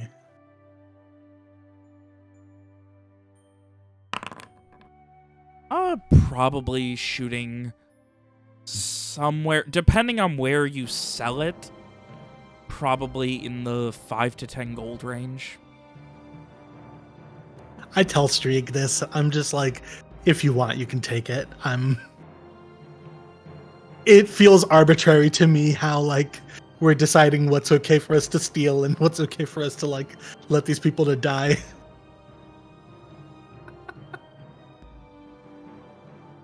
You're We're, like, essentially stealing just the birds. That'll negotiating your ruin own their day, cost but to stealing the rescue them. spices. Again, without knowing what happened to the individuals to whom this belongs, I don't know if we can just rightly take their stuff. Take it I up with mean, Streak. I didn't take it. We can go check. I'm just saying, it feels risky. That's all I said. As you guys are talking, as you're finishing up Shriek, one of the cockatoos just real loud and just screams over you. Then the other one back, and two of them just begin arguing. They get their plumage up, and they just begin like slapping their wings against the side of their cages at each other. I look around to see if there's anything that could possibly be causing them to freak out, or if it's just birds freaking out for bird stuff. They're fucking birds. They're just yelling at each other right now. Is it the only one who attracting hasn't anything? freaked out at all has been the giant raven. And by giant, I mean it's probably about 2.5 feet. Jesus Pretty Christ. big. I said Jesus, it's a okay. giant raven. Yeah, no, I mean, fair enough. With silver Edgar Allan feathers Poe around is its neck. quaking. And that is another detail I did not add when the initial chaos of the birds happened. At the bottom of the cage for the raven, there is a brass nameplate that says Greymane on it. The raven's name is Greybane. What if we traded in 2 people NPCs for like 9 animal NPCs? I think we should go look at what's up with these people. Yeah. If nothing else, it feels like they're so wealthy they might give us a reward based on what we're seeing here. I don't know about that part, but we do have to see what's going on with these people before we decide to just take their stuff. Yeah. Alright. God, Right, they're is lucky that you cool? guys came along. No one else. Everybody else, hey, free birds! That's dinner tonight. Frey would say, right, let's see what happened then. Alright. I think we head off into the woods. See if we can track down these people. As you begin to head off, the birds begin freaking out more. You get that rah, rah, rah, and then they just like, and you can see like feathers flying. They're all yelling at each other, except for the raven, who is quietly staring at you as you go. Frey looks back at the raven. He's probably seen nobles keeping pet birds before. Does the raven's behavior seem like weird? Ravens, they're normally used as messenger birds, and as such, they're pretty well behaved. They're not often kept as pets. Okay. In this scenario, gonna go with, in a normal scenario, the behavior would be a little bit weird, at least. In this scenario, who fucking knows? Whether you want to take that to mean more weird or less is going to be up to you and Frey's interpretation. Frey stares back at the raven for a moment, but realizing he's about to be left behind, he'll go and follow after the others. The last thing you kind of see is it kind of like blinks at you, cocks its head to the side, and begins like trying to peck at the door of the cage. Okay. I have a thing. I suddenly remembered that Frey has some abilities. I don't know mechanically, like out of character, how that stuff works, like if it's a one-time thing, but if you wanted to touch this tent, then that is, potentially might tell us what we're getting into. Is Rohan asking him to do that? I think I mentioned, like, hey, don't you have a thing that you can maybe tell what happened here? Frey looks a little uncertain as he looks at the tent with, that big giant rip in it. Yes, I can see if I get anything.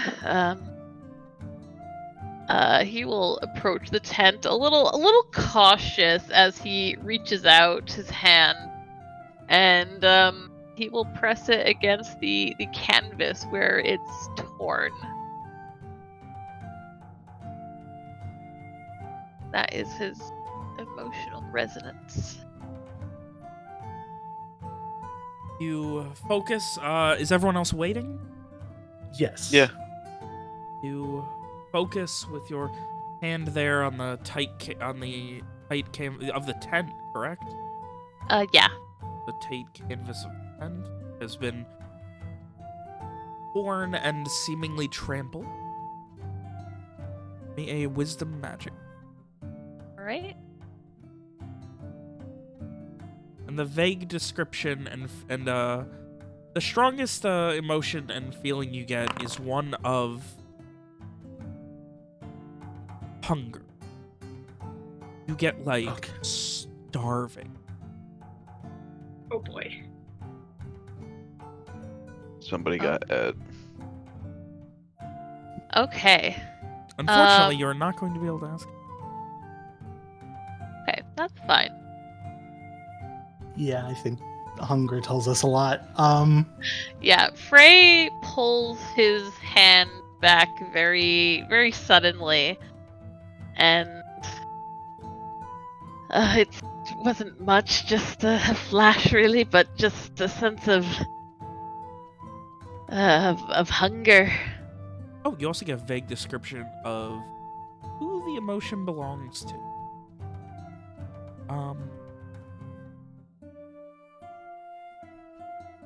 Let's see what this one. Just it feels like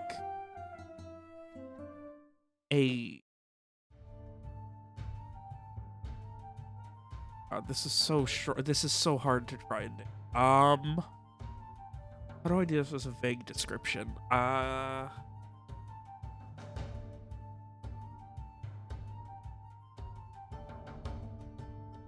don't know how else to do it, so, the emotion's coming from a bear. Okay. It's a very large animalistic emotion. I mean, Frey pulls his hand back very, very suddenly, just kind of pressing his hand, holding it to his chest. He says, I just felt hunger, starvation, like a feral determination, something large looming, beastly. Okay, well, there's no, like, blood and guts here, so they weren't killed here, at least, which is hopefully a good sign. But they may be getting chased. Yeah. Looking at the tracks, that we can kind of see that go into the woods, are they just person tracks, or are there also giant bear paws or animal paws or whatever? Sussing out all the different tracks, give me a int survive. Okay. That is 7. There are bear tracks. It seems like you kind of focus and they do lead to the tent. Like, it looks like they kind of examined a little bit around, but mostly they eventually made a beeline for the tent. It was destroyed and then heading back, like, it kind of meanders a bit towards the wagon and then heads back towards the woods. Other than that, you cannot make out how many sets of boots there are, but you would say at least 4 or 5. Oh, okay. All heading into the woods. I wonder if they're hunting the bear. Actually, then. Yeah. That Kind of seems more sounds likely. like the bear didn't find anything in the tent. If it kind of kept looking. Or maybe it found. Well, I don't know. Like, why would 4 or 5 people go into the woods to hunt a bear if it didn't take anything?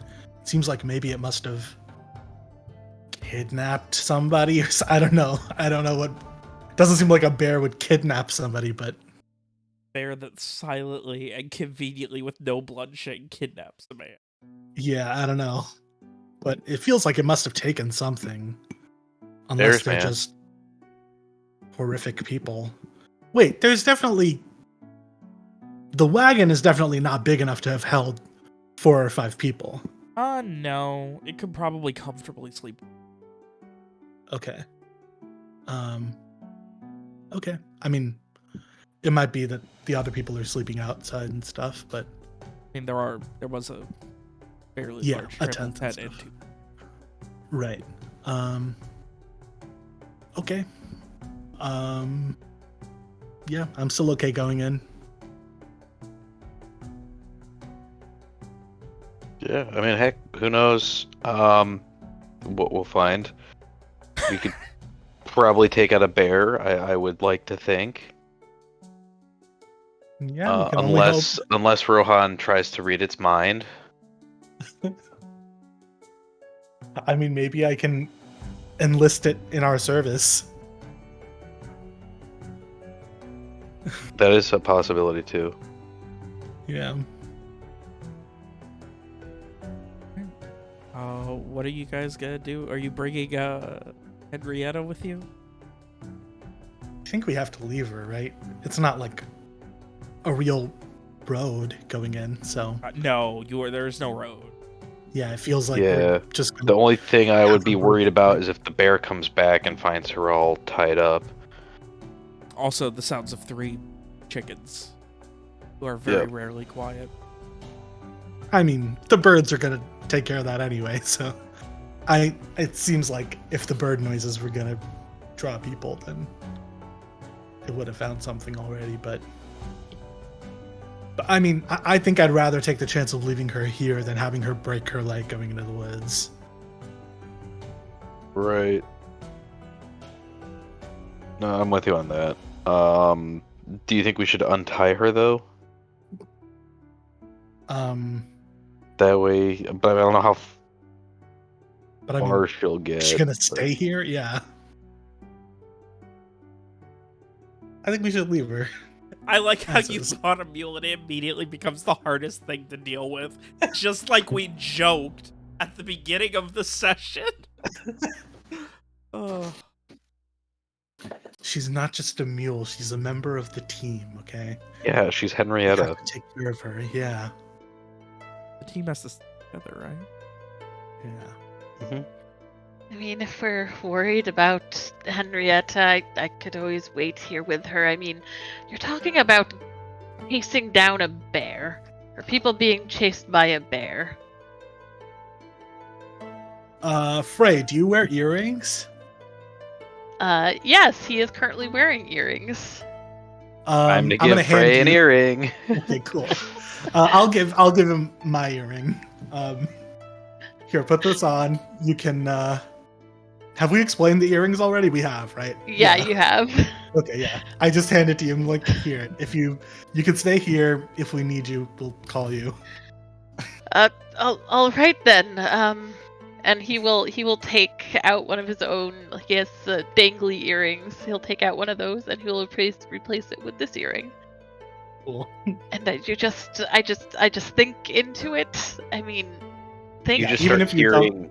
You just start hearing Garrett's voice. Hello, hello, hello. Echo, echo, echo. Oh, But in that's your going to take mind. some. And Frey definitely replies back in his head. That is going to take some getting used to. What gets even weirder is it's not just what he's thinking that you get, what he's actively thinking to you. It's also just his passive surface thoughts that you get.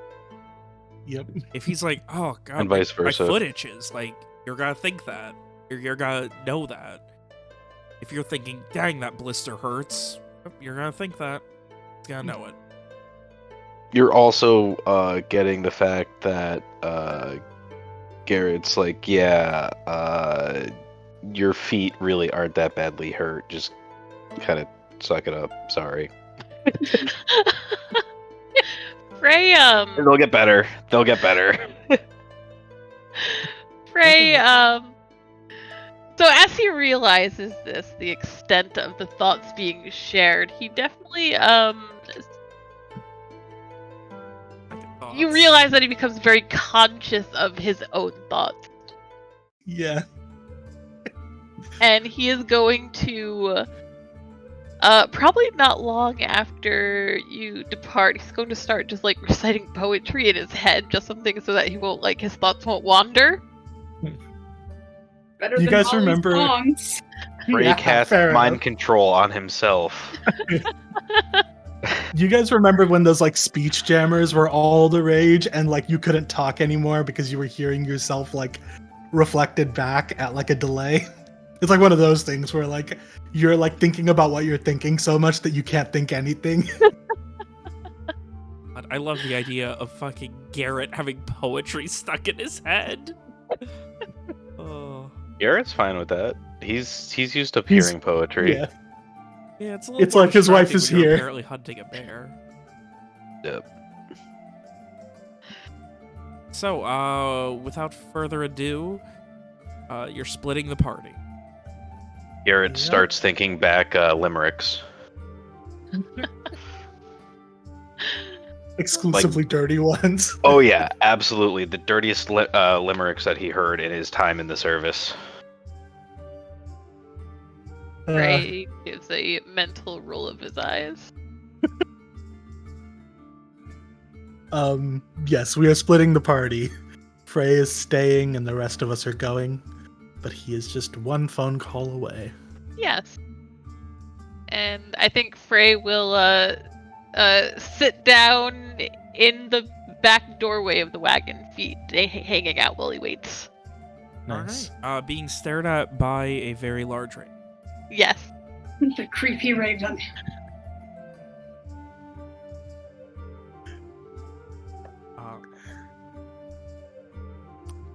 Yeah, the raven just kind of goes back and forth from like staring at you to trying to like peck and bite at the lock on the cage. I think Frey actually, after a little bit, he will stand up and go further into the wagon and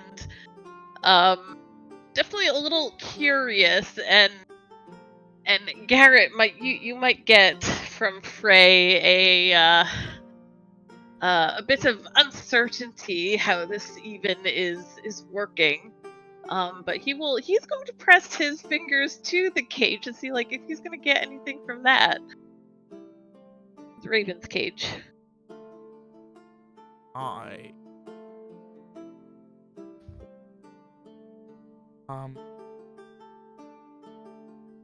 Okay, so as they head off with you on your own, I would consider this a new scene at this point. So if you wish to use your your second part, I will tell you the emotion you get is this mixture of like loyalty and pride from the Raven.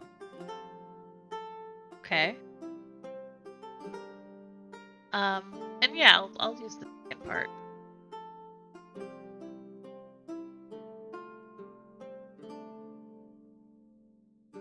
Which was wisdom magic. Ray, clutch it out for some questions. Got 2 Nice. questions about the impression. Okay. I guess question number 1. Sorry, my cat just flopped down in front of me.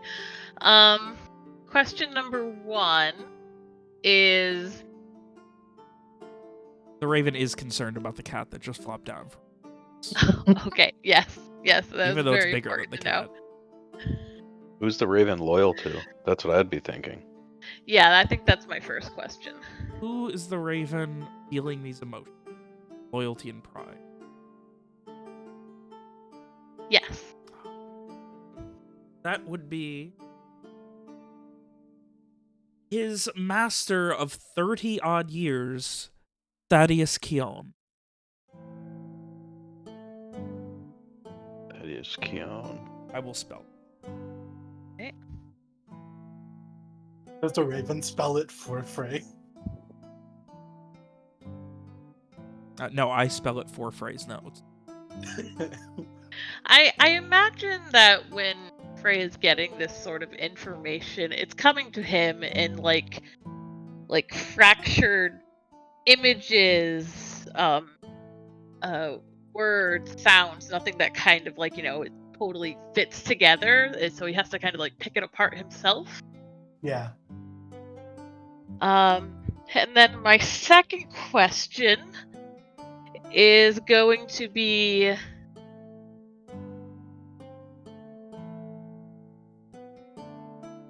Hey, you wanted the open-ended ability.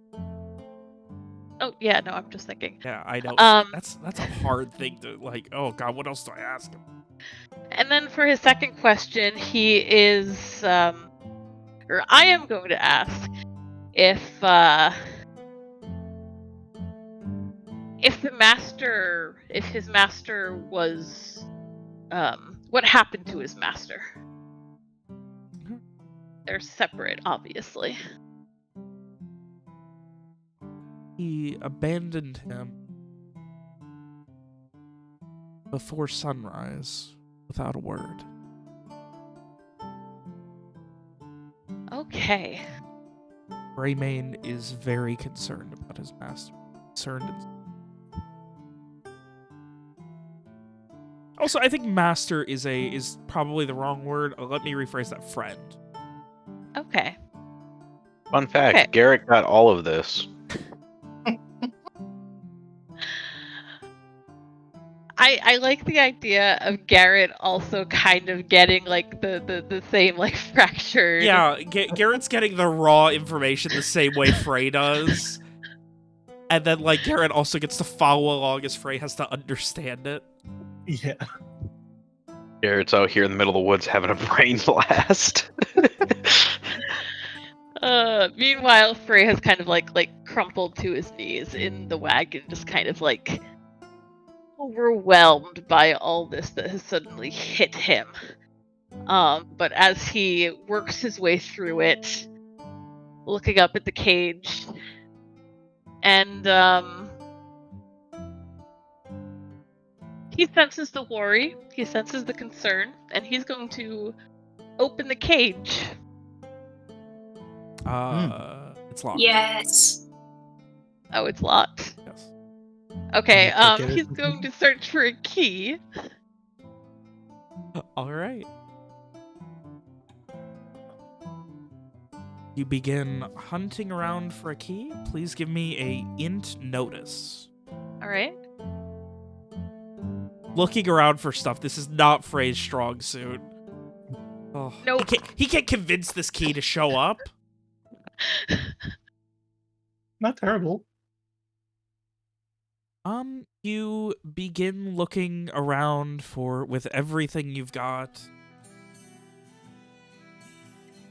I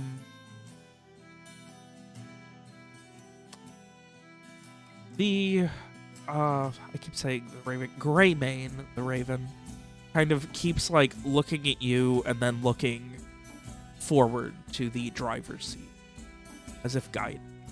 Finally giving these little, just, like, trying to get your attention that way. Unfortunately, once he does, you hear and the two of the cockatoos that you have been listening to on and off go at it again. Their feathers are everywhere. And Garrett, you pick up Frey's frustration and just, oh, why won't these birds shut up? Yeah, Garrett's kind of like leaning up against the tree going, by the 9, that's intense. You have to deal with that every time you touch something? Well, to be perfectly honest, since you're in my head as it is, it's all rather new to me. No, it's not every time, but sometimes, I guess. But hush, I'm searching for a key, and he's Hush! It is so funny, like, for you to say, like, to be honest, is so funny to imagine you trying to lie to someone who's in your head. Like Garrett hears your passive thoughts where you think the truth, and then he hears you thinking him a lie. Oh. I think the Raven's trying to tell you the key is up by the driver's seat. Yes, that's where I was going to look next, but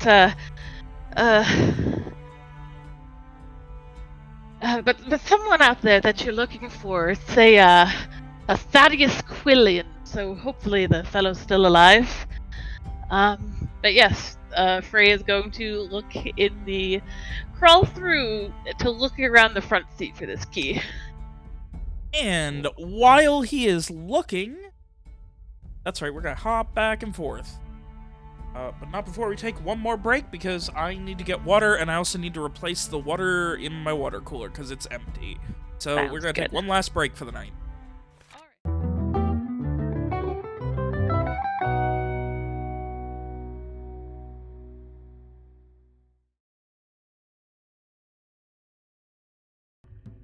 Alrighty, we return back to the OG3. Rowan, Strieg, Garrett, you are on the hunt.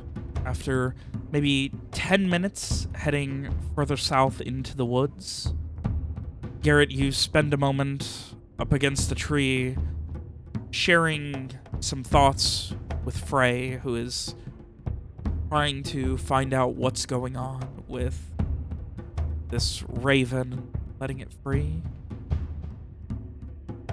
Yep, and I'm so I kind of pass that on to Rohan and Strieg that like the owner disappeared, and that he should be out here somewhere.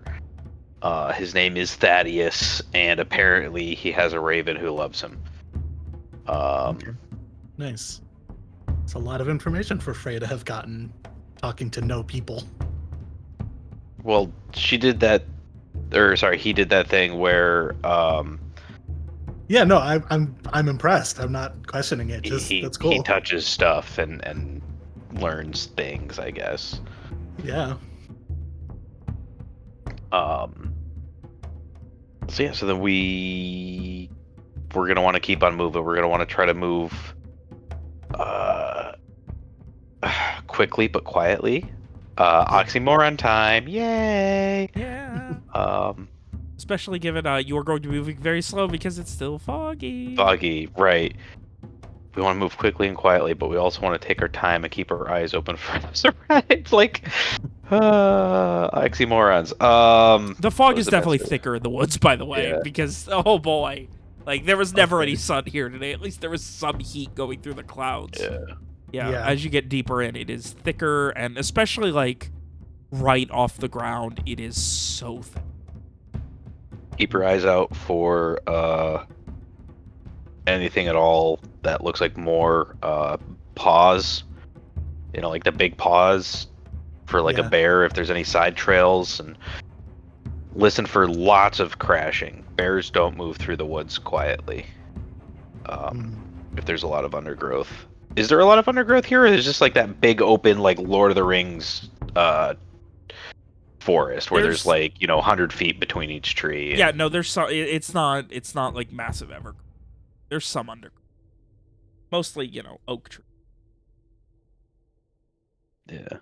Okay. Yeah. No. So we'll hear it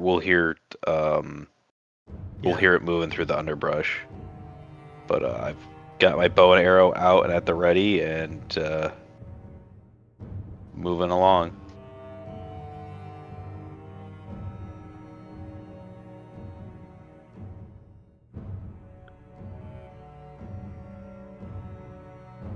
All right, you do have your bow out, and you are moving along, still hunting for tracks, correct? Mm-hmm. Yes. Give me an int survive. Int survive. Got him. Now you need to hold on. We are re-rolling that. You're using your scene reroll now? I can only use it for non-combat actions. Oh, that's right. Yeah. That's int ride. That was a waste. That's int ride. Oh wait, that was ride. Yeah, reroll. Oh, that was ride. You rolled the wrongs. Oops.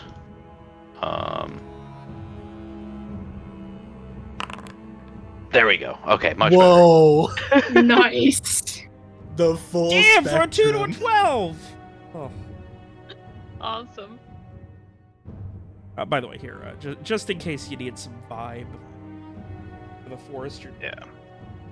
That's terrifying. I hate it. Spoopy forest.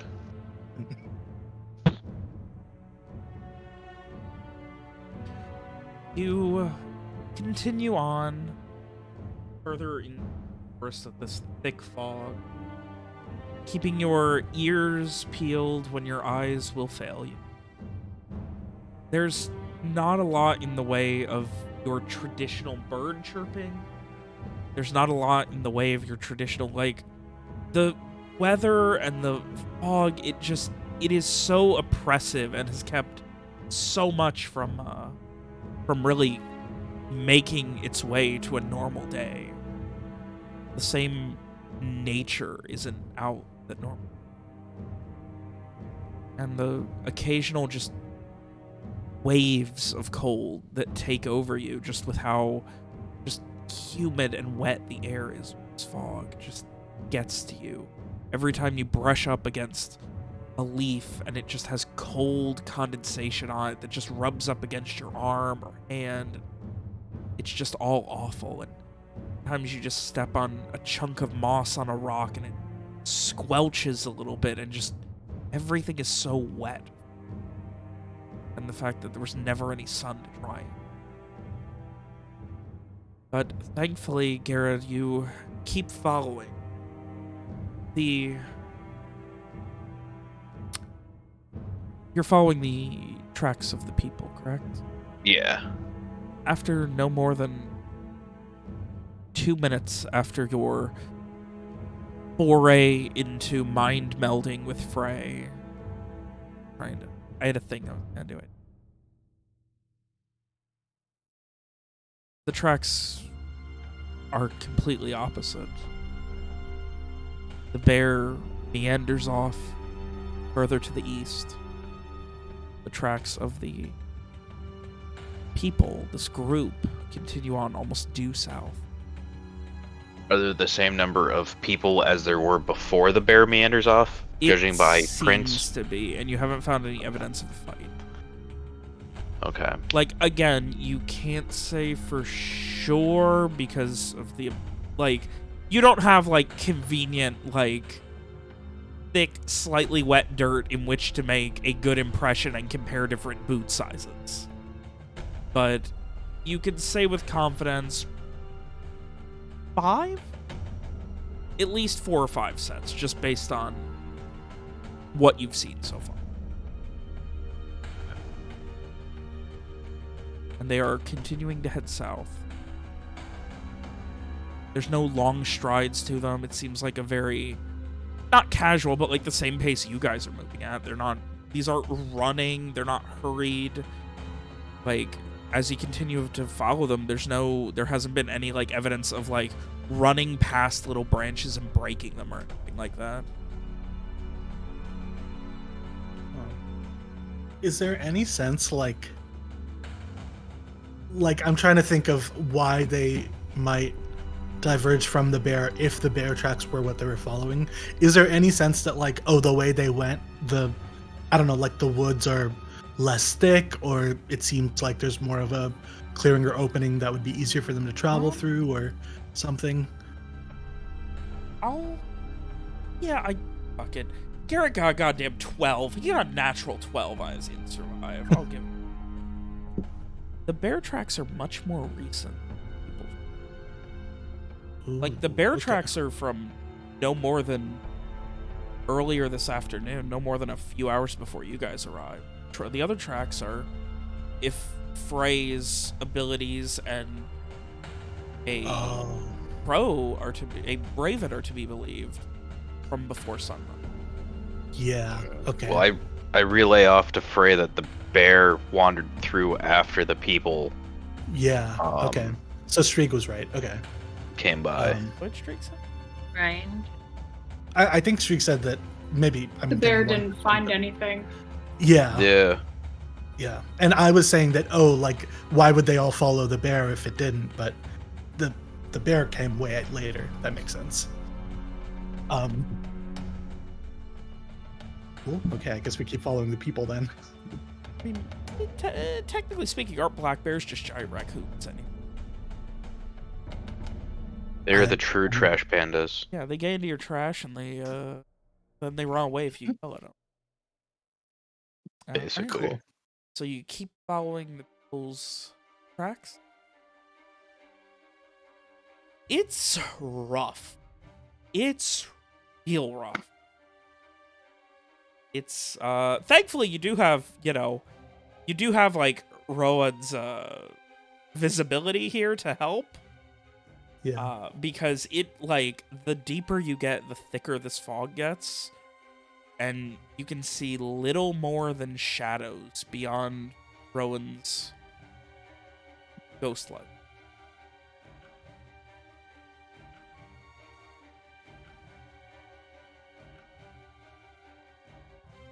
You continue to follow.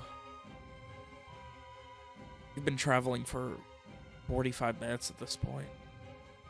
Half hour, 45 minutes. How long do you got to follow them? Actually, you know what? This is a good time to jump back to Frey. Yep. Yeah. While you guys decide, Frey, you are looking up front and you look on seat, nothing, and seat cushion, nothing around it. There's nothing. Reins are kind of hooked on a small brass hook, nothing. And then finally, you're like you're just moving stuff around and seeing if there's anything loose, and there's a little shake on the bench. And lift it, and it's like a catch. Oh. He will pull on that. After and of figuring out exactly where he needs to pull, you do it.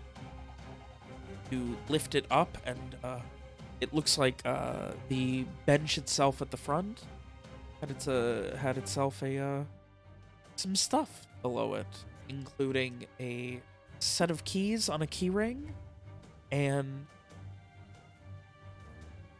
2 gemstone displays with they are simple, like nice, like dark brown cured wood with a glass opening up top, a glass window to look down on them, and then just little like velvet standings for each of them.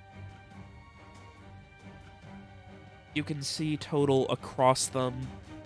One of them has what looks like a very nice ruby. There's a couple of opals.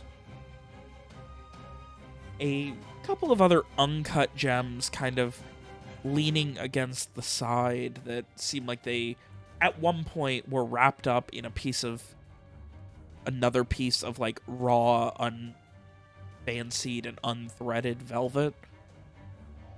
The other one has a third opal and a small, what looks like, I was gonna be more vague, but I feel like Frey knows, like, gems pretty well. Yeah. So that's why I was like, fuck it. A small amethyst. Which at first is like, and then you kind of like look at it for a second, and it's got like a swirling mist in, and under it is a small piece of parchment, maybe 2.5, 3 inches wide, rolled up and tied with a small string. Is like the amethyst and the parchment inside a case? Yeah, there's Okay. 2 of the gem kit. Okay. They both have latches, but they are not locked. Like, the latches are shut, but there's no bolt. So as he looks over the gemstones, I think Garrett would get a flash of a thought about pretty jewelry. But he will grab the key ring for now and set the seat back down, and he will go back through and unlock the raven's cage. Go and unlock. The raven is like bobbing his head up and down a little bit, like almost parrot-like, as you come back, and it just gets this little. And you unlock the cage, and it slowly crawls out and like climbs, holding itself on the side, and then just kind of like climbs down so it's like hanging off of the side, and then leaning down so it's almost like a bat upside down, so it can stare at you in the eyes. Frey looks a little uncertain at it. You wanted out. Now you're out. Were you going to go search for your friend? And then it nods and flutters out of the back of the wagon. Okay. Frey will think back to Garrett. Well, I'm sure you've already figured it out, but the Raven is free, and I think he's probably headed your way. Keep an eye out. He understood me. Okay. Well, we've been out here for about half an hour, so 45 minutes. So, do you think we should keep going here? Well, you don't have a bear to worry about, at least. It's, well, true-ish. Yes, if you need to take a little longer, I'll be fine here.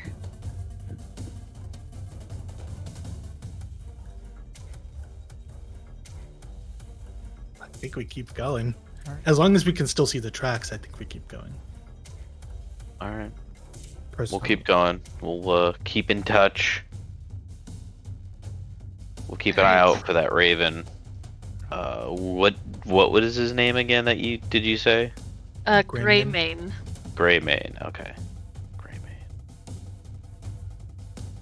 As you guys continue, I'm sorry, Frank. Oh, I was just gonna say that Frey will probably go back and check out those gems now, especially the swirly amethyst one with the parchment. As you get to the front and pull them out, you like place them like on top of so you're like sitting on the front of it with them, or are you going back into the? He'll put them on. Yeah, he'll sit next to the gems and just stay up front with them. Shortly after you place them, you hear a fluttering sound, and you see Greymane kind of like land right in front of you on one of the long pieces of wood that the beast of burden will attach to and just stare at you again. I thought you were going after your friend. It slowly, like, lurches up to you and, like, again, well, like, 2.5, almost, like, if you count all the tail feathers, 3 feet tall. Forgetting it's 2.5 feet tall. Jesus. Yeah. Raven's fucking huge. So, like, with you sitting down and it's standing up, it's pretty much looking at you eye to eye. Frey, like, as it, like, lurches forward, Frey is, like, leaning back until he's, like, pressing himself against, like, the back of the seat. And, like, it gets a little bit closer. It flutters up, so it's sitting on the other side of the seat next to the jet. Like, it puts, like, one of its legs on top of, like, digging the claws in on top of the box of gemstones, and then just stares at you. I don't think it likes that you're Maybe looking don't for take the things. gemstones. Frey is staring back at the bird. I was just looking. I wasn't going to take any of them. It rolls its eyes. What?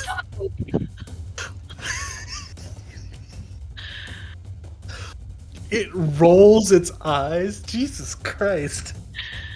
And you are clearly no ordinary bird. It nods. It's a Ask if it's a person. Ask if it's a person. Frey, fine, you win. I'll put them back. It flutters back down, and then motions to you and motions to the bench. And Frey will put the gemstones back in the bench. Looks a little proud and sufficiently happy, and then flutters about 10 feet south of the wagon, and then turns around looking over its shoulder at you. I keep saying Frey it, not will him. climb off the wagon and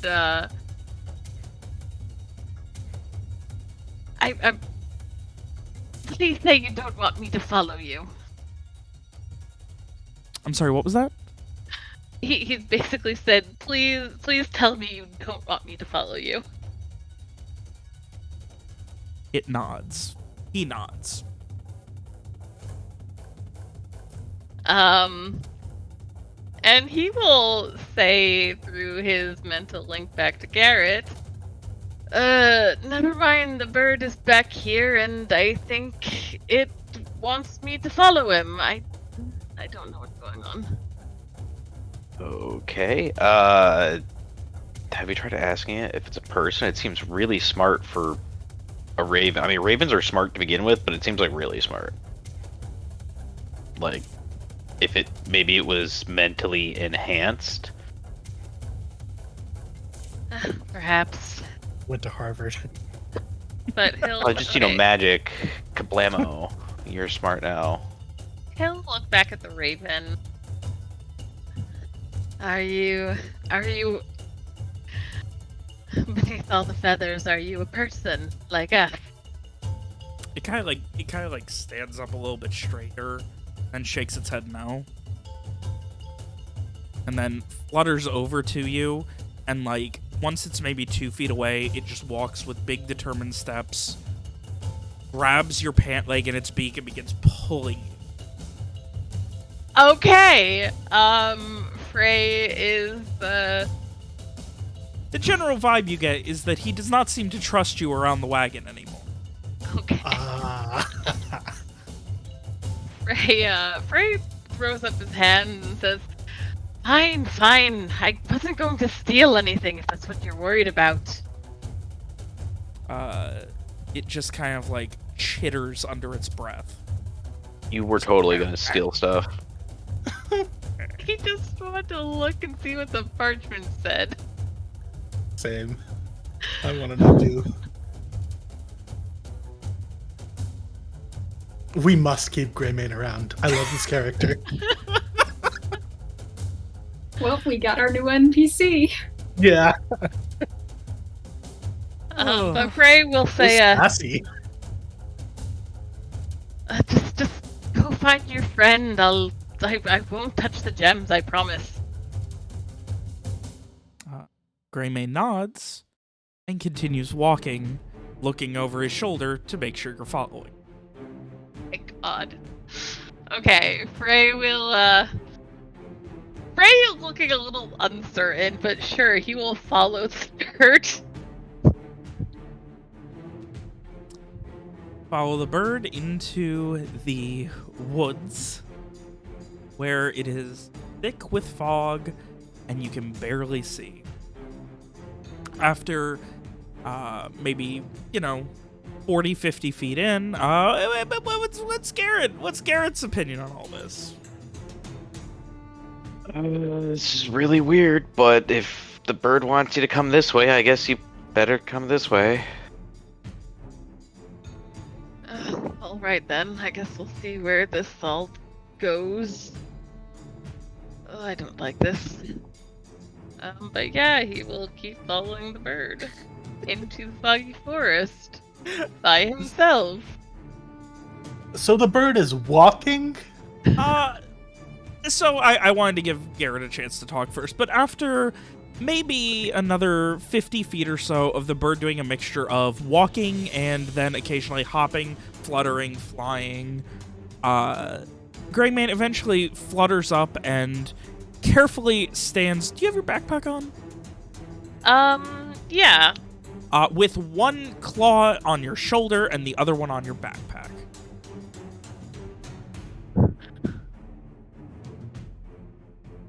You are really too large for this. Now, note that this Raven's probably no more than...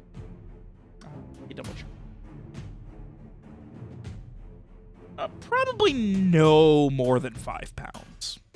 Okay.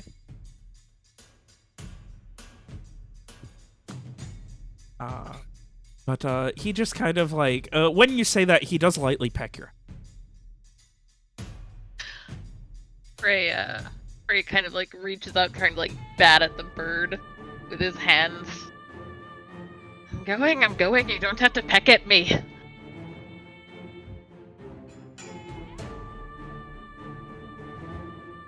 Do you want us to wait up for you till you get here, or do you want us to keep moving?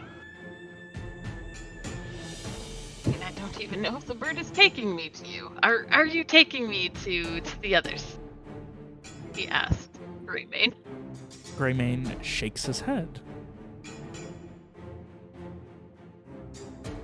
Frey will say, in his head, no, don't wait for me. Okay. If you start diverging from rail, let us know. We can either try to catch up to you or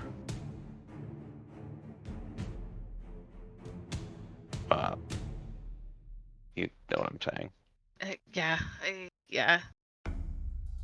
Well, we'll see. We'll see.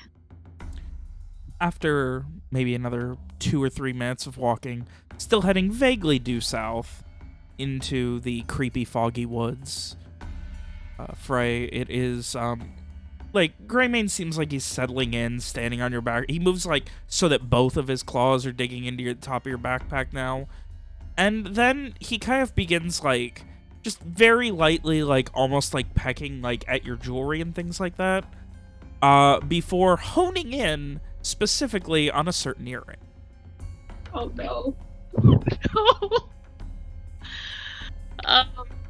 And now I definitely want to look at those gems, because that makes me think they're all magical.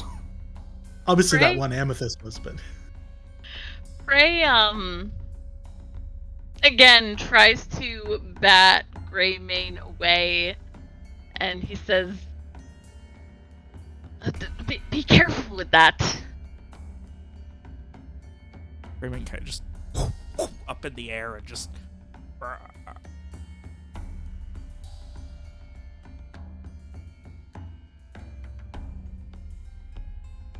And, just vaguely, while still fluttering, kind of lands on a nearby tree and pecks the tree and then, points his beak at you and then points his beak randomly in a direction. Is there a point to me being out here? You're just taking me out here for the fun of it. A couple of very, very heavy breaths from Greymane. And I would like you to give me a wisdom notice to see if you can interpret what Greymane is trying to say with these in more complicated terms. You said that Henrietta couldn't give her opinion about whether we should go or not. Greymane is clearly can? more Frey, intelligent are you than fucking Literally a natural 12. Yeah. Yeah, nat 12. Yeah. After a couple of minutes of back and forth, which Garrett, you are of course getting a front row seat to in your head, the general idea that you seem to be getting, Frey, is that Greymane wants to follow you while you find his friend. Frey, I have no idea where to even start looking. My friends, the others that I was traveling with, they're looking for your friend. And I don't know where they are. Also, he definitely knows that that your earring is magical. 100%. Okay. Once again, without really rolling his eyes, he just kind of rolls his head on his little bird shoulders. I mean, follow the feet, I guess. Do you think Frey's good at following tracks? No. Give me a what was it? Int notice? What the hell did Survive. No, int survive. Int survive. Please, Frey. Okay.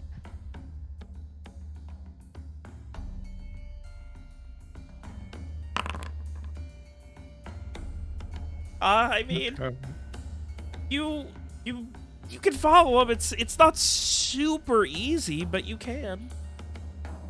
Like, you're gonna be going slower and probably not really doing anything to catch up, but you are technically going to be following. Right, he will more of just stumble onto those tracks, because Frey can't track somebody. But he will follow that trail as best he can, only if it's left in a really obvious manner. And occasionally, Greymane does flutter ahead and kind of look around and then give a couple of taps to whatever branch he's sitting on as if to say it's okay for you to follow. He does seem to be scouting ahead for you and keeping an eye out.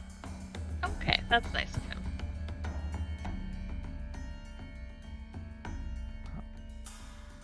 But he also seems to want you to do most of the work because he's a bird.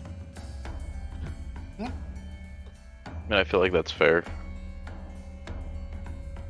But yeah, so don't. Frey will keep Bird. This is what he does. wandering in this misty forest. All right. Meanwhile, we jump back to Garrett, Strieg, and Rohan. You guys are continuing down into the Misty Forest. And we are continuing into the Misty Forest. I let them know that Frey left the campsite and is kind of sort of following us and also kind of sort of following a bird. And we'll see what's going on here. So, like, I think I just how turned long to are we streak. gonna kind of sort of follow these tracks? Well, I mean, I don't know how It's much like, we longer don't it can really want to be. be deep back here when it gets dark. That's true. Do we know what time of the day it is now? Look around. I mean, your internal clock would say, like, late afternoon, like 4 or 5-ish. Okay. I don't know. Maybe give it another half hour, 1 hour max. Okay. Yeah. That'll give us some time a few hours to get back. Cool. Yeah, I guess we keep going until then, though. See if we Sorry, how long did you find say? anything. About Like an hour, a half hour hour. to maybe an hour max. So Garrett is following tracks. Is there anything Strieg or Frey's also technically following tracks. Is there anything Streak or Rohan wants to do besides follow Garrett?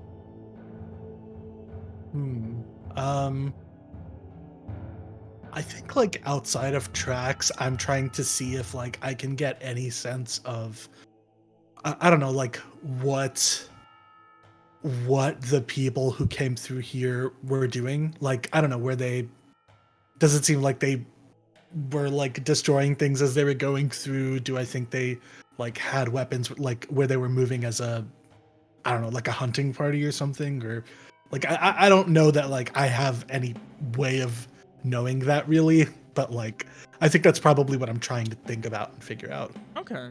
Try and interpret from the environment. Yeah. Yeah. I will say, looking for, differences in the environment, give me Wisdom Survive. Oh. Oh my god. Nice. Every time Garrett pauses for a second to see once again if he can figure out exactly how many fucking people you're chasing, you kind of like spend a little while, you get down and they seem like they were moving at about the same pace. There's no running, there's no destruction. It seems like they just kind of, with some purpose moved in this direction. Like, they're not wandering. You guys have not, like, went in a circle. You've been going nearly due south, maybe a bit, like, southeast. And do I have any sense that like do I see anything that they might have been following? Like anything special about the route that we're taking? Because I know we're following their tracks, but If does there's it seem like any, like, specific things. No, it doesn't. It specifically doesn't seem like it. Like, there's no rhyme or reason to why they would have went this way. Or okay. why they would have left the wagon in the first place. Right. Or why this man would apparently leave his best friend in the wagon. Yeah, I think assuming that Frey has told us that like the gems were probably magical, and like maybe that the Raven has an interest in magical items and that there was like swirling stuff in the gems. I'm probably thinking like, okay, these guys seem like they knew where they were going, like they were not guessing, and there's nothing that they specifically were following in the environment. So that makes me think that there is something that was telling them like for sure this is the right way to go, which makes me think that we should keep following the tracks, because that seems like we must be going in the right direction. Yeah, like they there's never weren't been a guessing. time that you hit a dead end and turned around. Yeah. So I think I tell that to the others, just like it really doesn't seem like they were guessing. Like it seems like they knew where they were going, which makes me think that there is something out there that we should be looking for. So I'm still going to keep an eye out.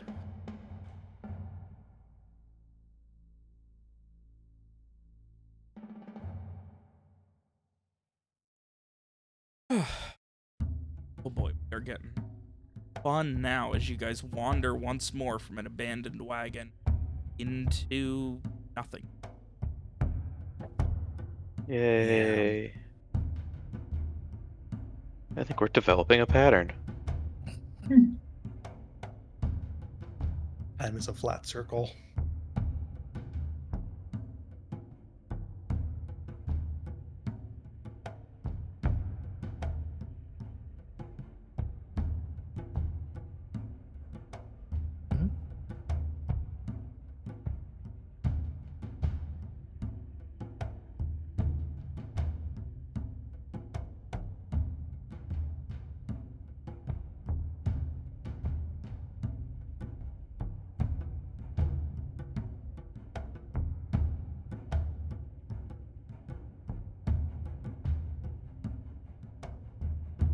Had to do a little bit of typing. I apologize. Worse.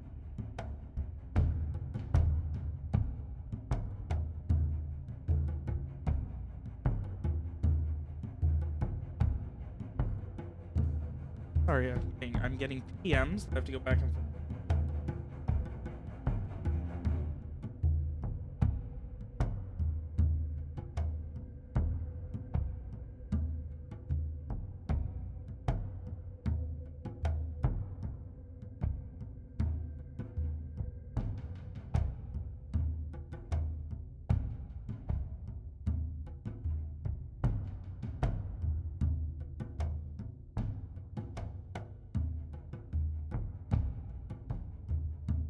So, with that, you guys continue on.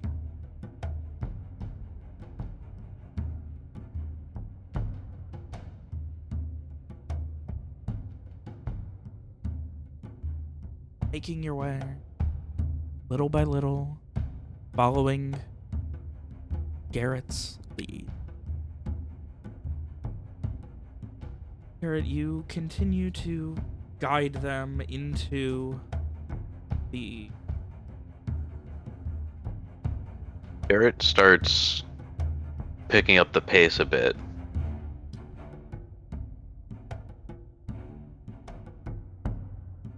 And starts muttering under his breath just a little further.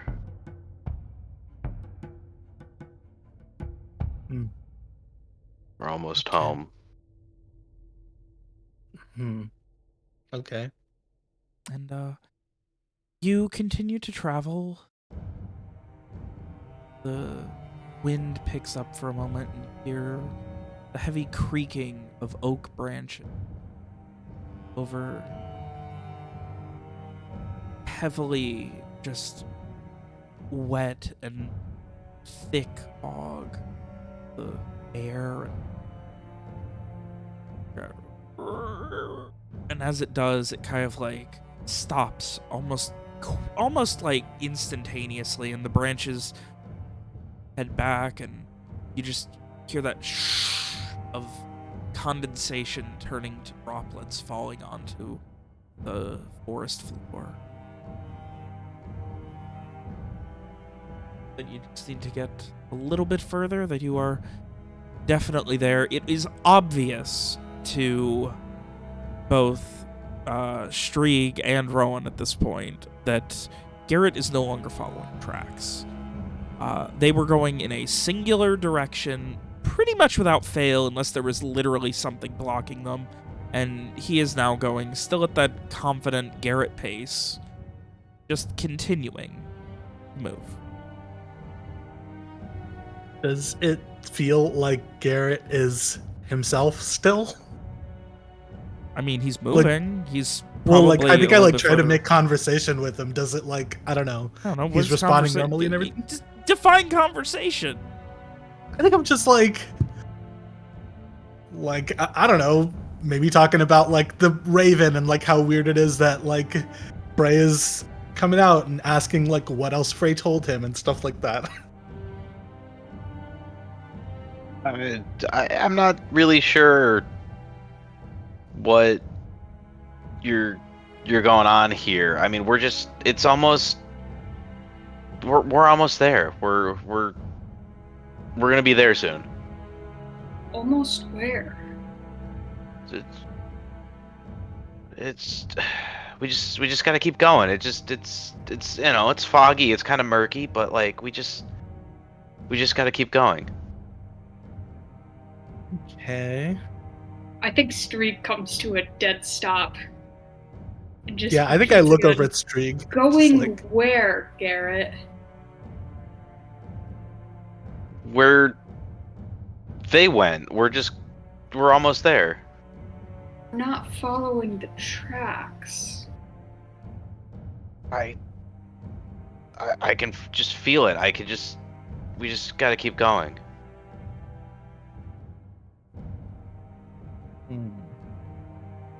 You can feel it?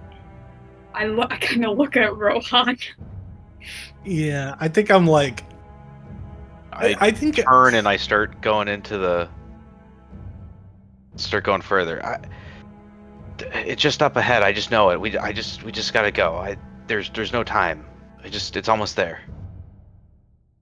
I think I look back at Strieg and just shrug and keep following him, but a little bit behind, just a little slower than I was maybe. I'm gonna pull out my crossbow and follow slowly as well. So, slowly to the point where Garrett's making tracks now. Yeah. He's not running by any means, but he is moving with the practiced precision of someone who spent time in the scout division of the Darid Brigade. And determination. I think for me it's I'm trying to keep some distance, and anytime the distance gets like too far, like maybe when I can't see Garrett anymore in the fog, like I probably like pick up the pace a little and just catch up just enough to like where I can see him again. But I think I'm just wary, so I'm trying to like, I don't know, maintain some distance. Meanwhile, Ray, what are you doing? Continuing to follow the tracks as best you can with as much speed as you can? Frey stops in his own tracks and he looks up at Greymane and he shouts at him, "Go, fly ahead, make them stop!" Give me a charisma convince. Okay.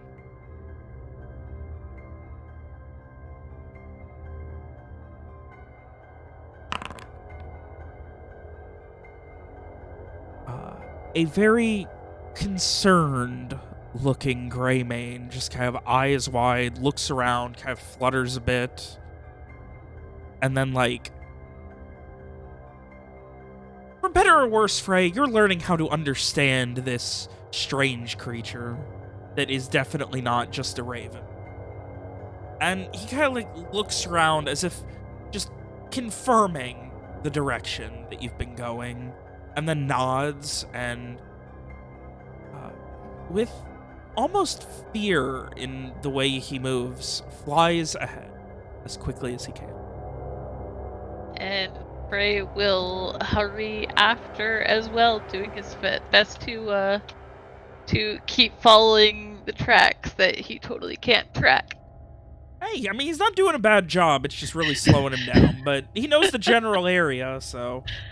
he can also hear the cawing, cooing, and screaming of Greymane, who is seemingly trying to make sure that he knows which direction Greymane's going in. Alright, cool. Yeah, so he will hurry after him. Give me a Dex Exert to navigate the occasional pitfalls of the underbrush. Is exert a skill? Yep. That might be the most Frey thing I there ever it is. heard. Is exert a skill? You can learn that? I know, I just couldn't find it on my list. I just found it though. Yeah. Oh, Frey. That's about right. Well, that actually tried exert. That's not something people do. He's been a real trooper. My but foot's this is bothering like, me. Yeah. I mean, I think it is like Frey was operating at like his peak performance when we were on a normal road, walking straight ahead. And so now that we're like in the woods following tracks, it's just like And Jesus, Frey okay. has to run in the woods now. Yep. Yeah. Oh. Frey, you begin picking up the pace as best you can. You are definitely not the fleetest of foot, and definitely not the most outdoorsy type, but you're doing everything you can, but occasionally just slipping on rocks, hitting a knee, stepping on your foot wrong, and that, oh god, you just have that moment where, like, that pang of pain from that blister on your heel just shoots up. You step directly on a rock that's right under the growth, and just shoots up all the way from the heel of your foot, just radiating to your knee and then all the way up your thigh, and it takes minutes for it to go away as you're just like running and limping as the pain just goes from like irradiating to pulsing to just finally beginning to fade after a few minutes, and you're just like, oh fucking hell, oh it feels awful. I think when he does feel that, he would just gasp in pain, probably tumble a bit. Definitely a little scraped up, clothes a little torn. Limping as he tries to just keep going one step in front of the other. Catching a tree when he can to like support himself, but yeah, he's gonna keep going.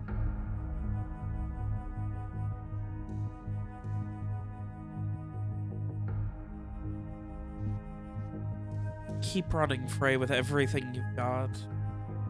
Trying and trying, trying. How much are you willing to push yourself to catch up to?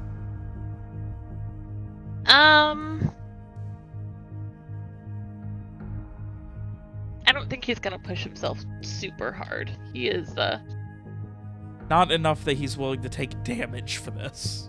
yeah. Alright. It's gonna be a rough go for Frey getting into the fray. I'm gonna get more Frey puns in. I believe you. So, as Frey charges forward, Garrett still leading the charge proper.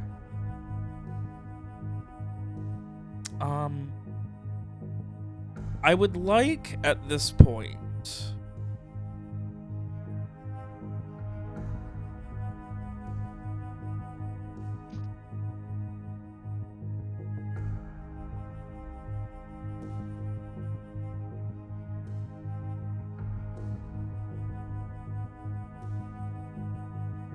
Sorry, I don't know exactly how I want to do this.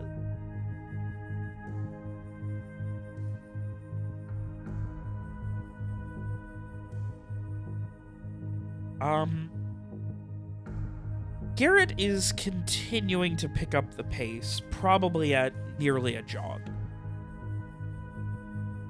Are you guys still continuing to follow? Yeah, I feel like I'm committed at this point. I have my crossbow out too, though.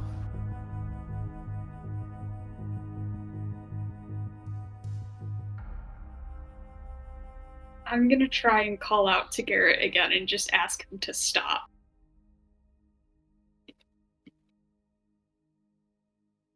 He doesn't hear you. Or if he does, he doesn't act on it. Well, I would like both of you to give me, at this point, Dex Exert to keep up with Garrett. Okay. Greymane is also going to be giving a Con Exert to fly with everything he's got. Because... Oh, yeah. It looks like Frey is getting left behind. That's fair. You guys run further into the endless calling of dark and foggy forest. Rowan, you and Shrieg staying on Garrett's toes, who is now at a very adept... Like, he moves like someone who knows where he's going and has traveled these woods before. Do we see the path also getting faster? Like the tracks? Assuming we still see them? I mean, do you want to stop and check? No. Okay. Yeah, we keep going. Given that you do not want to stop and check, you guys continue just dodging forward and backward, listening to the wind pick up, the bending of the trees. It just keeps getting stronger and more uncomfortable and more threatening and more oppressive. And a couple of minutes later, you run past the tree that Garrett was already behind. You just immediately have this uncomfortable feeling. You watch as Garrett, you feel something. You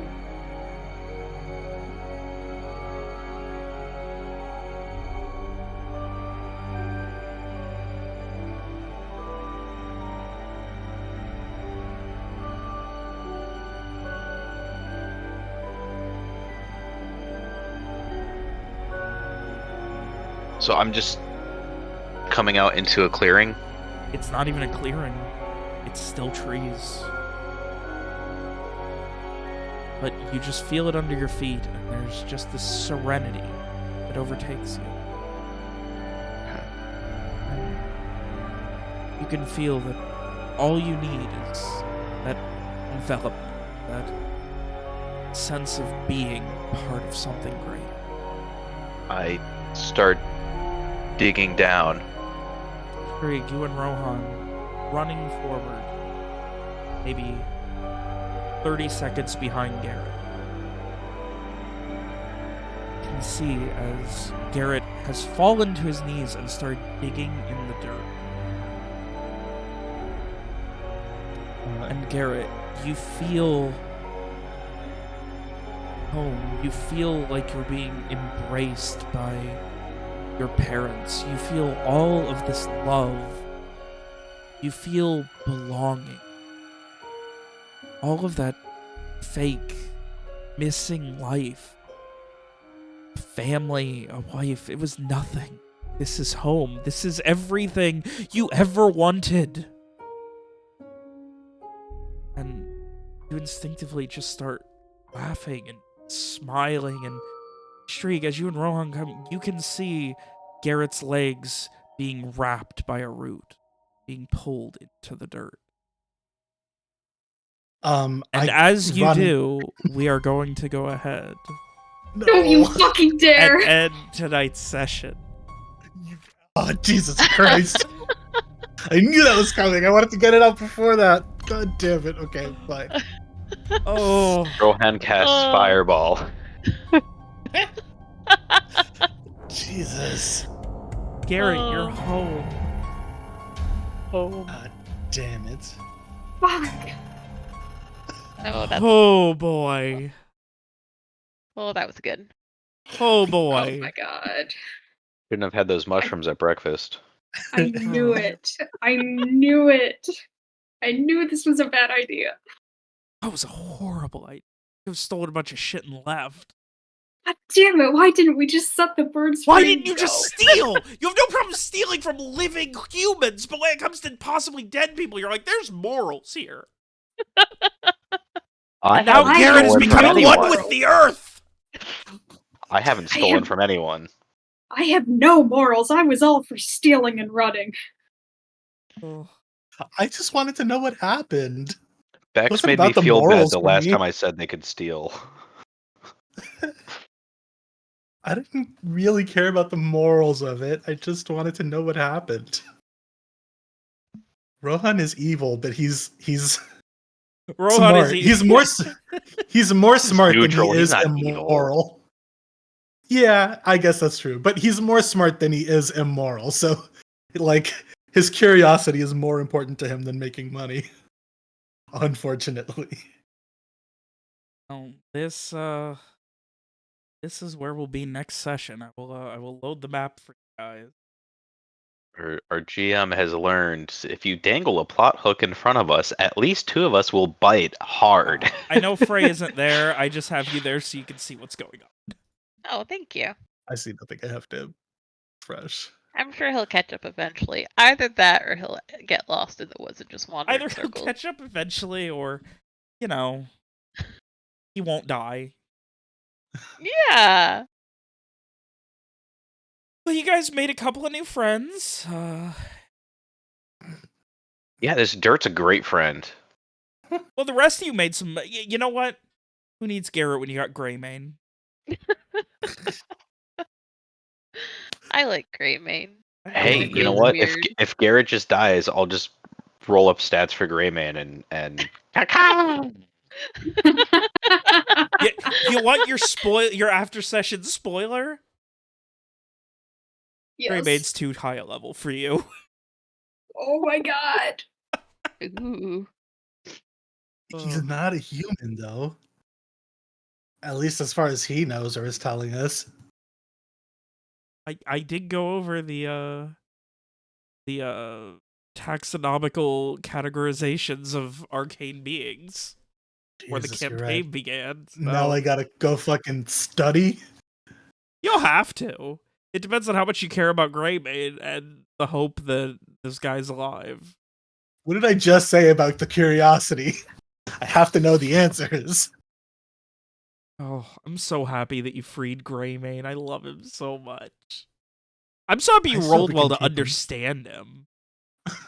I just Oh, hope we can So- keep him. He would be like what, a demi-kindred maybe? Because he wouldn't be a past or a risen. I think he's probably altered because they. Oh, maybe a Vercanum, because those are beings that are made of pure magic that may have science. They may seem to be flesh and blood, learn to interact, but these are created by large amounts of mana, normally at the hands of very skilled arcane practitioners. Would be wish-granting Jinny, golems of pure animated stone, and living flames are examples. Yeah, there's a lot of things Greymane can be. Demi-kindred are But- Harpy, Seabound cousins to Siren. I mean, technically, so probably, I mean, could be a nice demi-kindred or a Vercanum. Well, I'm assuming both of them are relatively rare-ish. you might find out next session. Hooray! I mean, technically speaking, like, I think goblins are demi. Yeah, goblins are demi. That's true. Yeah, demi is Well, very much a catch-all. For what I want, Garrett's gonna for come what I back want. as a Garrett's gonna come back as a Sylvan, having partially merged with the plant forest. I mean, good for Garrett. Listen, he likes nature. Yeah. He likes nature and has now forgotten about his wife. Your wife is gonna kill us if we don't get you home. What way? If we let you, if There's we no let you wife. bury yourself in the forest, your wife will never let us hear the end of it. We haven't met her yet, but I'm just gonna sight unseen assume that she will murder us. Well, there you guys go. Now you know what happened because you guys fell into the exact same trap. We could When have we just set out, we stolen thought it shit was and fair. run. Like literally, you literally followed their exact path. How many times did I say their path is going the same way, and they're walking the exact same way that you guys did, with no sense of hurry, but a sense of slight purpose in a singular direction. Yeah, but we were following their tracks. Like we were going to rescue them. Yeah. Like I assumed that we were rescuing them from something. No, it was very And much you it was are. very much a meta reference by the like of how often I was hammering home that you guys Yeah. fell into the exact same trap. Oh. I mean, I stand by it. I think we were right to come, but Oh, Maybe I think if you want to be heroic, of course you were right to come. See if we can save people. That's the fun of the game. That's what makes a Yeah. heroic power fantasy. But yeah. the reason it didn't work on Greymane is because he was in a cage. Couldn't go anywhere. Huh. What about the bear? The bear let go. Or is the bear not smart enough? The bear doesn't have a high enough intelligence. You're asking. Interesting. I'm that more why- curious about why it didn't affect Rohan and Skreeg. Because we Well, know Yeah. it can based off clearly of affect Groot. intelligence. We didn't even roll for it. Like That's as not far true. as I know. How many times did I say, oops, I've had these rolls set to hidden all night? Oh my god. You guys have been rolling shit you haven't known about all fucking session. Jesus Christ. Yeah. Hey, just remember, if it's non. Oh wait, that's why you asked if I wanted to use my one reroll in this scene. Oh, son of a bitch. Well, no, not for that. The reroll can only be used for a skill check, not a save. Oh, that's right. It would be a will. Yeah, you're right. It would be a. But I save. thought maybe it'd be something else you'd want to use, especially if you succeeded and then like later you were like if you had to like tackle Rowan or something, maybe then like exert to hold him back or something. No, that would be a good point. Yeah. Yeah, that's why I wanted to specify that like this is all part of the same scene. Oh well, Ronnie, I did promise you horror, and it's finally starting. You just had to get out of the city. Oh. Yes, it's quite fun. Oh. This was good horror. Actually, Oh, Frey's yeah. the only Love one it. who really didn't get to deal with it. Frey just got a bird friend. The Yeah, most it did creepy eventually. fucking bird friend to ever exist. Yeah, Robert promised me horror because I was posting looking for a gothic horror game specifically. Lee's and my reaction when Robert said he nods was We're both just like, no! he nods. What the fuck are you talking about? He's alright. He's a nod. Oh.